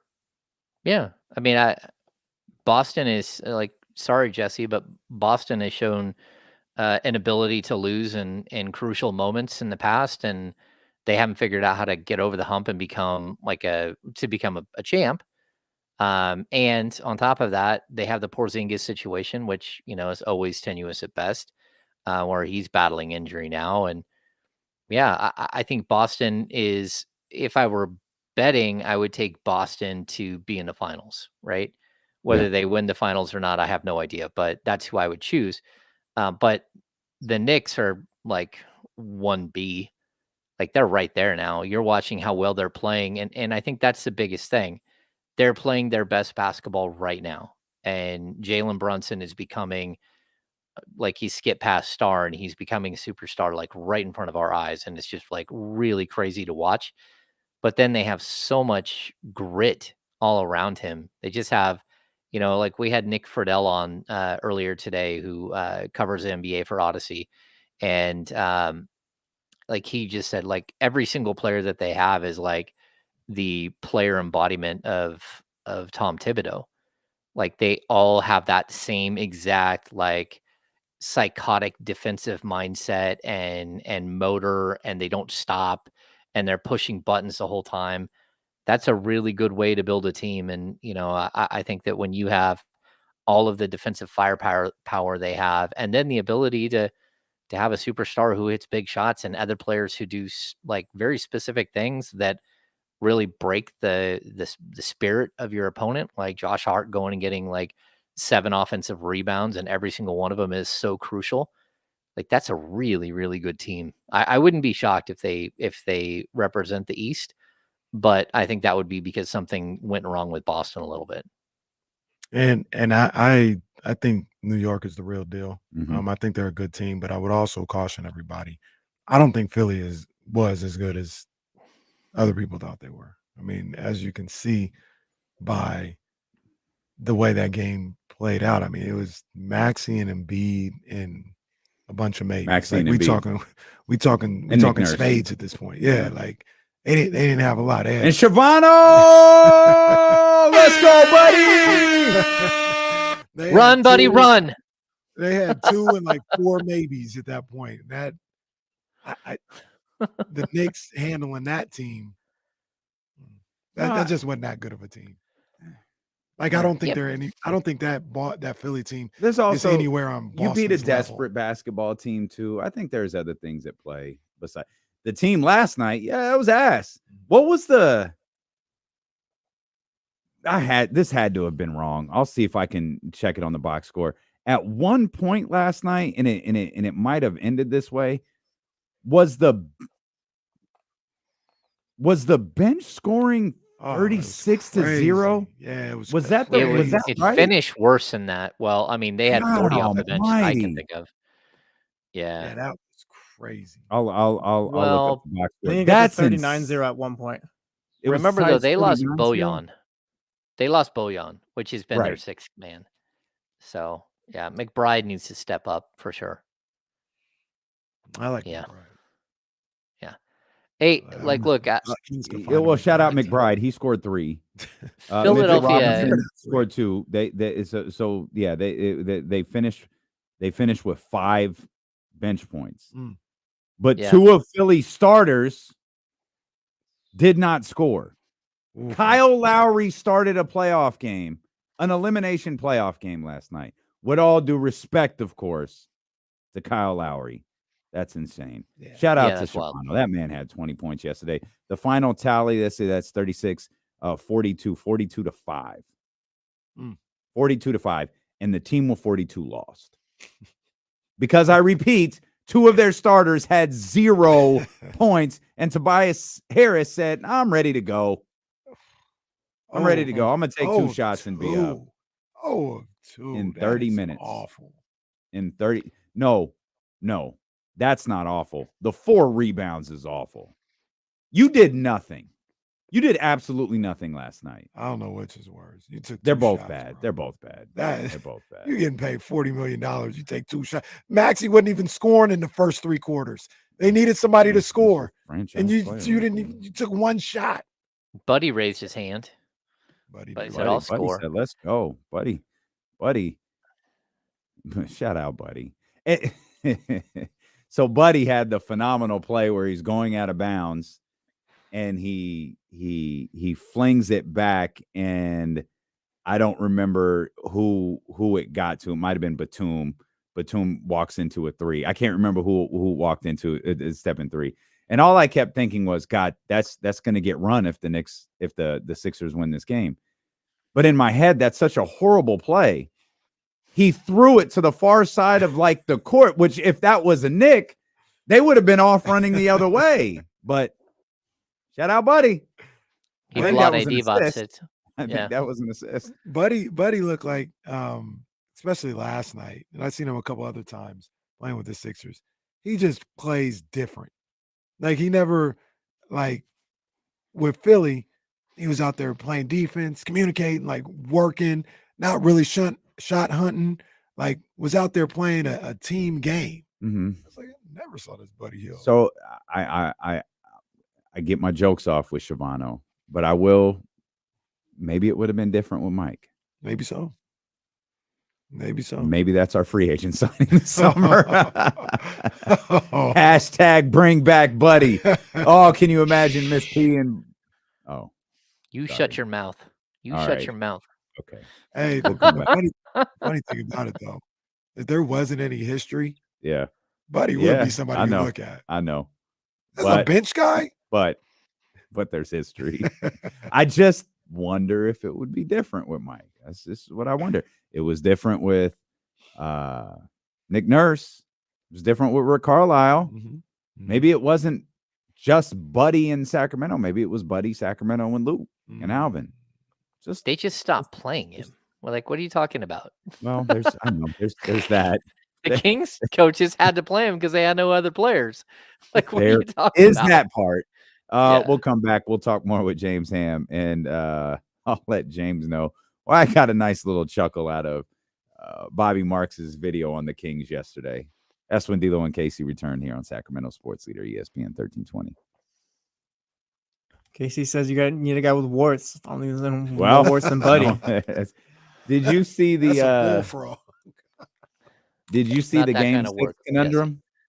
The Pacers, what is it? Pacers Knicks. Game 6. Oh, same day as Yeah. Wow. Yeah. Yep. And the Pacers will be playing at Butler. I was gonna say, I think it was, I don't remember if it was Sports Media Watch or who it was. It was like, you can't move the Fever game. No. It looks like the Pacers will be playing that game in Bloomington, So Indiana. what he speculated is that they would move it to, like, they'd have it be Friday. they'd have game 6 be Friday, or what day before, day after, whatever they would move it, since it's not officially out there. But I thought I that missed was the hilarious. I missed the Bobby Marks video. Well, actually, you didn't. And I'll tell you why when we get back. And we love Bobby. There's not shade on Bobby. It's just what we do here. Where is Elle? Looked like she was at like a training facility or something. They're doing the F1 stuff. Oh, okay. That explains why. So I saw the giant tire and thought it was something they were flipping. Instead, it's actually something they're putting on a car. Yeah, someone accused me and Kyle of being passive aggressive against Buddy and Halliburton and Luka earlier. I don't It might have remember who it was. confused you with us. And I keep saying, like, I'm never passive aggressive about those guys. I'm usually very aggressive. Like Tyrese Halliburton, I never throw shade. I think he's a wonderful player. Yeah, every I once wish. in a while I hate when he wins. Yeah, I wish he could move on. You know. Oh, look at you! It's No, your little green cup. Now I just wish I could move on. Yeah, he maybe wasn't the best guy in the locker room, but I think there's a lot of things at play. Did he do anything you can't come back from? Absolutely not. Absolutely not. He did say Sacramento could suck a bleep. Well, he did say that. He did say that. But Yeah. you could come back from that. I mean, That's true. That's true. Shavano. That's Kyle didn't know the story of how he got his name, Buddy, which is one of the great stories ever. His mom was a huge fan of Married with Children, and so she started Bud. calling him Bud after like Bud Bundy. Mm-hmm. But then the drug dealer down the street also went by Bud, so she had to call him Buddy. Oh, well. Yeah. I I'm wonder not what the drug joking. dealer That's- down the street sold. I mean, A little tongue in cheek, guy. yeah. I see you, Taz. I'm not putting that on the screen, but I see you. Whoa. Which one? Well, and Boombox is right. Don't talk shit about the city. We do have memories. We do have memories, and that was my point. Maybe it would be different with Mike. I don't think we're gonna find out, but maybe it would be different with Mike. No. It would not. Philadelphia, PA. Never really been there. I've been there. I've driven through a stop real Been quick, where? right? Philly. I need to go to Philly. It's a history city. I haven't done Washington, D.C. either. I can't believe you haven't done that city with all those books behind you. I don't even know that's a city. The district. You'd love it there. Kyle loves it. That's one of his favorite places. Yeah. Both my boys have gone. They went on the 8th grade trip. So We're coming back, James. And back here with our insider from the Insiders, our man James Ham here. I mentioned James had said during the commercial break, man, I missed the Bobby Marks video on the Kings, 12-minute breakdown of the Kings offseason. And I kind of chuckled and said, well, actually, no, you didn't. And I'll explain. I watched Bobby's video. It popped up last night. We did reach out to Bobby when we weren't able to get a hold of him. But Bobby's always been really great with us, has joined us on numerous occasions. So I watched the video this morning. And I love Bobby, but I love James too. And I kept waiting for the video to get to the point where tell me something I don't know, Bobby. And all he really did is talk about the stuff that we talk about on a day in, day out basis. Again, Bobby is the authority when it comes to this stuff league wide. When it comes to the stuff isolated on Sacramento, that's where we turn to James Ham. And he said, even in a little bit less of detail, because we have 6 hours a day here on ESPN 1320 and 5 hours a week or 5 days a week to talk about this stuff. He basically broke down everything we have broken down with James 17 times. No, not that there's anything wrong with hearing Bobby talk about it, but it's what we already know. Yeah, there's not a. I mean, there's plenty of ways to help yourself. That's I think at the end of the day, people shouldn't just be looking at this as like doom and gloom. There are all kinds of ways, especially if you're willing to take on salary. And I would say just let's let Monty cook. And if he doesn't cook during this offseason, I He's think gonna get cooked. it's time to like make a lot more noise, but I think he will. I think he will like use as many mechanisms as possible to try to convert this roster into a more established winner by the end of the summer. Now, will everything work? I don't know. I don't know how many deals will fall through and how many deals they'll be able to close and all that stuff, but I would be very, very skeptical of like some of the noise you're hearing that they're gonna make like just some real small like cosmetic moves that don't really move the needle. They can't do that at this point. You just missed the playoffs. Like you need to make substantial upgrades at 2 or 3 of your top 8, 9 rotation, and that's just honest. That's the way it is. Do you think they can get an upgrade in the starting lineup while holding on to your top 3 guys and Keegan, Sabonis, and Fox? And once again, I'm assuming bringing back Malik Monk as well. Do you think they can keep all 4 of those, I should say, and add a high level starting caliber player? Yeah, I think they can. Like, look, the offseason is always weird. There's always some deal out there that we don't know about at all.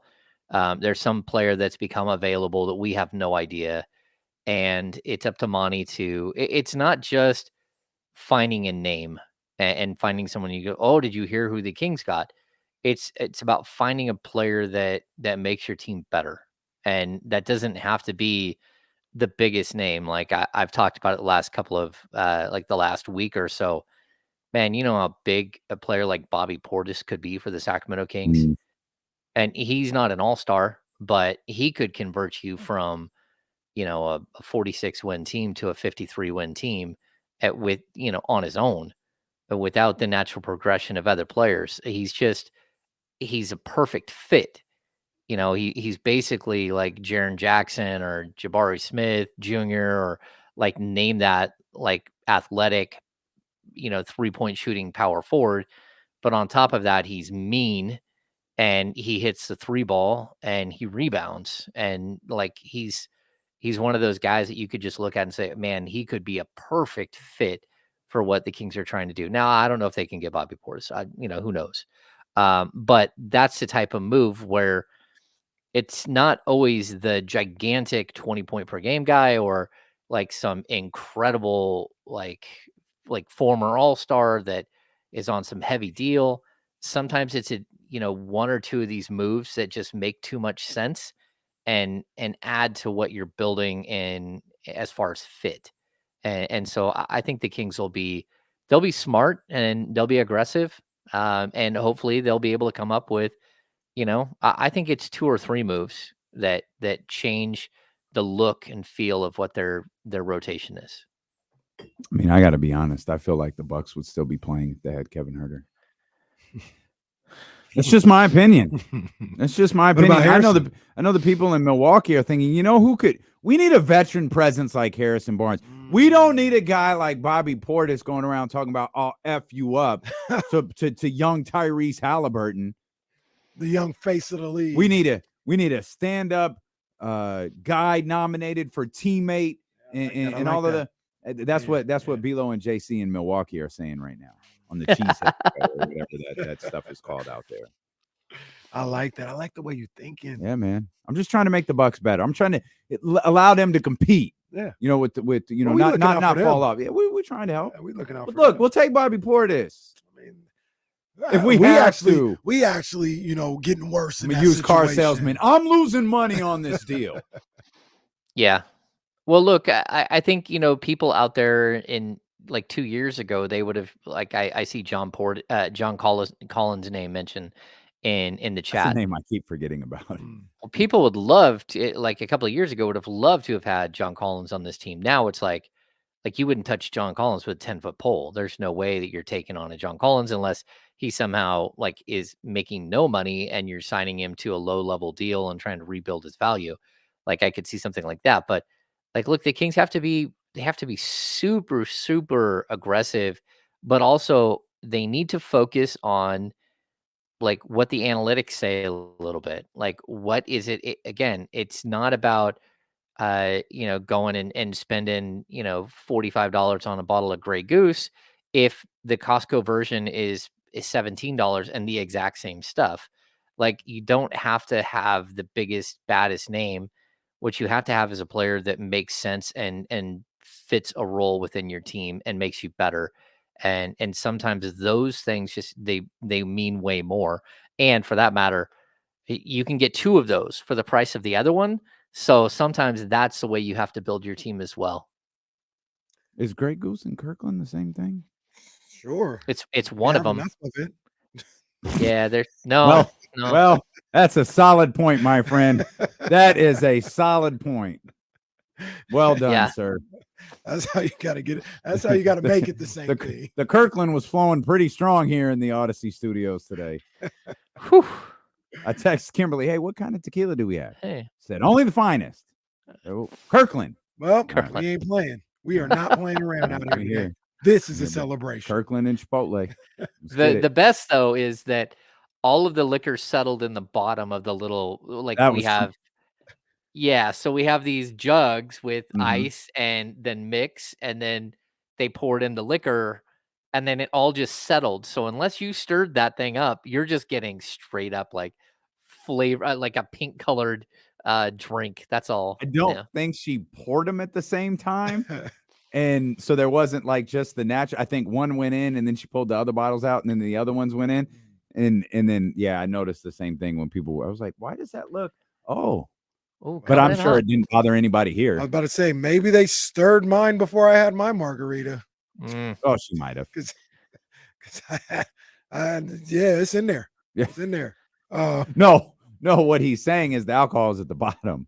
Well, that's what I'm saying. So the alcohol will come out the dispenser first. Yeah, got you. Well, so you probably that explains a lot. You feeling pretty good right now? Maybe they didn't stir. Casey's feeling pretty good right now. Hey, I got a logistic question for you. Oh, with the Kings coaching staff, somebody mentioned earlier with Darvin Ham being fired in Los Angeles, would he potentially come to the Kings? Now, I'm not asking you if that's a possibility, although it could be. But do you think they're done with that coaching staff, the Kings? Like they just kind of moved Luke Louts up and just keep it going that way? Or are they looking for a possible high-level assistant like Darvin Ham? Okay, so I don't think they're looking for a high-level assistant because the front of the bench is full again. So between Luke and Doug and Jay Triano, you already have like sort of your front line of the bench. But they also have at least two coaches that I know that are potentially like looking at other spots or have been offered, for other locations. Now, whether either one of those two leave or not, I'm not going to say names yet, but if one or both of those leave, I definitely could see the Kings going out and looking to add to the back end of the bench. And it's good. It's good to have turnover like this because, Leandro Barbosa deserves an opportunity to move up and Luke Louts deserves an opportunity to move up. And for that matter, you need other voices in the room. And sometimes those other voices have really, really good ideas or can contradict a coach that is maybe making a mistake or point something out that, in the right setting is received well. And it's just good to have a second, or third set of eyes in there that's new, that's not the same group that's been there for 3 years or 2 years. We're running back, man. We just might as well. Coaching staff, players, the whole thing. Let's get ready.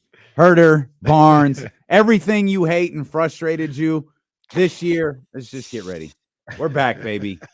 We're back, baby. I don't know how they're gonna frame it this year, but we're back, baby. That's it. We're back, baby. I keep trying to figure out who's the player. Like even if it's well, you could probably sign Tobias Harris for $250 and some jawbreakers today. But outside of that, and that's the question we're just going to ask ourselves now, frustratingly, for 2 more months is, well, first it's going to be Malik, but it's like, who's the other guy? Like, if we could get Malik, who's the other guy? And then probably more frighteningly, if we can't, then what? Like, how many plans does Sacramento have? Like, all right, Malik, we got plan 1. Here's Malik, and then here's like our structure of plans. Then we have this other really scary tier where we don't have Malik. What's that set of plans look like? Yeah, I think the Kings definitely have like 6 whiteboards working all at one time.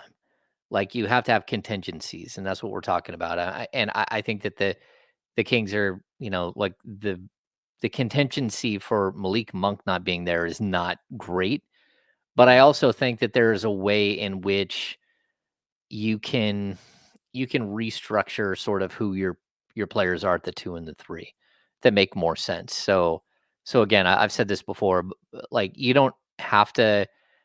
You might want to try to find another Malik, but you could also try to find like a frontline shooting guard that makes your team better and is like a 20-point per game guy at the 2, and then use Keon Ellis off the bench, use Davion Mitchell off the bench, and then maybe even like search for that energy guy at the 3. I also think that there are ways in which, if you could get the right player to play the power spot, and you can have Keegan Murray at the 3. I think having Kevin Huerter stay around as like a 2-3 like floater, that's not bad. I just don't think what you can do is you can get yourself in the same situation where Kevin Huerter and Harrison Barnes are playing alongside each other for 30 plus minutes tonight, because I like defensively, that is where you can't hold up. And it's not that one of them is so horrible. It's that the combination of them together doesn't give you enough variance. And that's where I think that, again, if they can improve some of the other players around, you don't have to have everyone gone. But I would certainly expect that, in a perfect world, either Herter or Harrison are no longer there, just because, again, like having 2 players who are limited physically and all that stuff, I think it does hurt you. I feel like Mike likes Harrison. I think he does too. Not that he wouldn't work to try to make the team better. Right. I mean, that's Monty's job, but I'm sure Mike is a part of those conversations. I mean, but who do you think? Harrison. Who do you think? I shouldn't say this, but who do you think wins out in that conversation? Monty. Yeah. I mean, I think you disagree. No, I think so too. I mean, I think, but I don't. I mean, I don't know. Hopefully, you don't get to a point. I mean, we do. I mean, I say hopefully you don't get to a point where it gets, like strong sides of disagreement. But of course, we're watching the Frank Vogel situation unfold in Phoenix, and one of the only pro Frank Vogel things that came out was Frank was asking for like a legitimate point guard all year, and they signed Isaiah Thomas for the final 10 days of the year, but essentially gave no one a real shot at running this team. Which is kind of crazy too, that like, not crazy what he's saying, but crazy that it comes out like, how are they going to go get a point guard? Well, like, it doesn't matter. It's all posturing at this point. That's what I'm saying. Yeah, no, for sure. I've been trying to get a point guard. They wouldn't give me a point guard. How are they going? You ain't got no money or no trade assets. So you're just talking at this point, just like they was just talking. That's it. But I mean, I do think that, at the trade deadline or, in the free agent market at some point, you probably should have at least tried. It reminded me really, like, because Bradley Beal kept getting hurt, and he was pretty much your de facto point guard when he was healthy. And then, Booker played it all the other times. It really did hurt them. And I get what they're saying. It reminds me of like the 2013-14 season when Isaiah Thomas got hurt for Sacramento, and Ray McCallum, who was a 2nd-round draft pick, was playing between 45 and 48 minutes a night. And Mike Malone was begging the front office to get him anyone that could play point guard just to finish out the season. And the response was to go out and sign Royce White to a 10-day contract. So like there has to be the front office and the coaching staff have to be on the same page. And I think for the most part, you can see some things in Sacramento that showed you that they were this year. Even the fact that, you brought Alex Len back, but you also went out and got JaVale McGee, which was an ask from Mike Brown. There was a point where, again, I think Mike Brown would have preferred to have Juan Toscano Anderson around like during training camp. And that didn't happen, but you did bring him in at some point and had him there for a little while on a minimum deal. So anyway, I think that there are some places where there is, you can see the continuity between the coaching staff and the front office, but like Mike Brown definitely has a list of wants for this summer, and it like every coach does, and you hope that they can come up with some of those because like this team has some glaring holes that they have to figure out how to address. And it's not about coaching. There's nothing you can do to coach around the fact that, the guy that you're going up against has a wingspan that's 8 inches longer than the guy you're trying to defend him with. And when he gets off the ground, there's nothing you can do shooting right over the top of the guy the whole time. So that's an issue that the Kings need to address. Hammer, you were talking about betting earlier. If I asked you to place your money on a rookie playing for the Sacramento Kings next year, would you take that bet? No, I don't think so. I mean, there's always a possibility that the Kings can't trade the 13th overall pick, or that their second round pick they do something with, and maybe that player is better than we think. But I would be,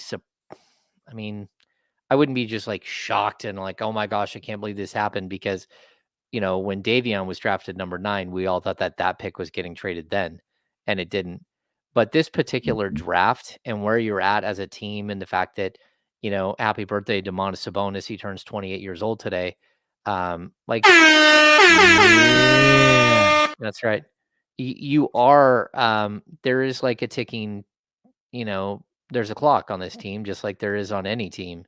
And, that clock isn't this coming year, but, it's like you need to get something done in the next year or two to give this chance, this team an opportunity to maybe, compete for a title for a year or 2 or 3, maybe even 4 years. And that means you have to start getting on it now. You've got to start changing this thing and building out the roster as we speak. You can't wait any longer.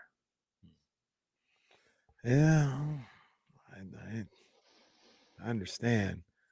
I hope I hear everything that you say, James, as far as like, it doesn't have to be this big name player, but it feels like when you talk about Harrison and Herter possibly being gone, and then the draft pick possibly being gone, all that to me says big name.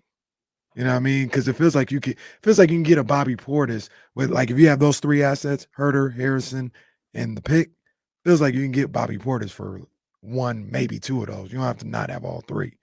But I also get what you're saying too. You don't have to use all 3 assets on one player. You know what I mean? You can use 2 on one player and then another asset on another one. But it feels like if you can bring all 3 of them together and take back salary, might be one of them names that people talk about.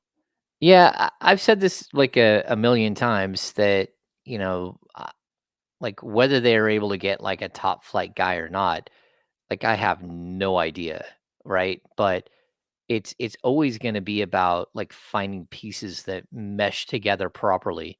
And I'll just go back to, the Kings traded Jeff Petrie traded Jason Williams for Mike Bibby.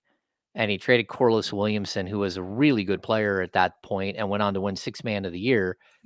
Traded him for Doug Christie, who was a scorer and obscure up in Toronto. He had a couple of good seasons, but again, it's not the team that starts the 6 to 8 year run. It's a team that really you have for the whole, like the middle of the run. That is how we remember most of these teams.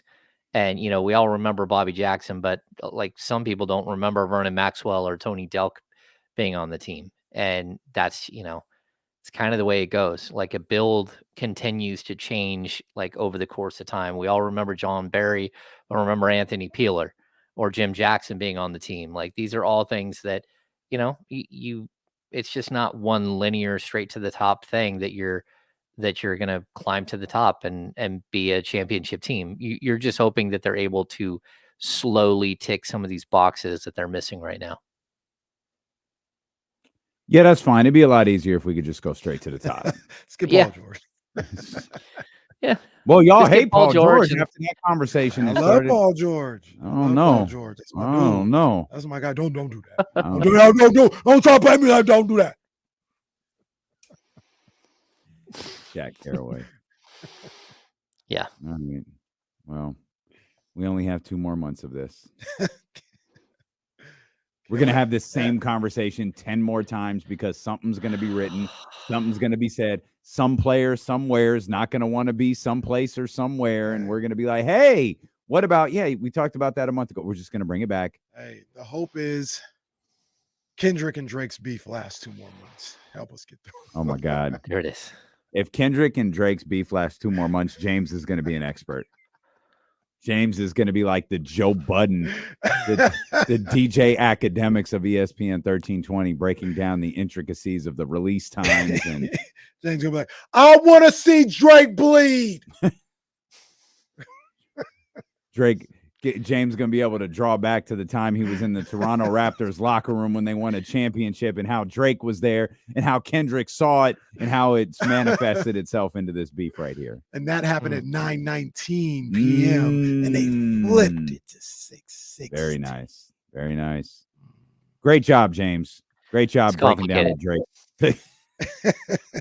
You got to go to the King's Beat for a full breakdown. An impartial breakdown from Sean Cunningham regarding the Drake Kendrick Lamar beef. Next time you guys record the King's Beat, ask Sean how he feels about Drake. Tomorrow. It'll happen. Like him and Brennan start riffing, and I'm like, I have no idea what's going on here. Please ask Sean Brennan how he is feels. a big Drake fan? Oh, I have no idea. I But I know. I don't know. Oh, I thought you said maybe. We'll see you guys Monday at 10 a.m. Vamos, gigantes. Oh, that's fun. That's fun. All righty, man. Guys, we got to run. We have a radio show to do. As Zay says, okay. Bye. Love y'all. Have a great weekend. Be safe.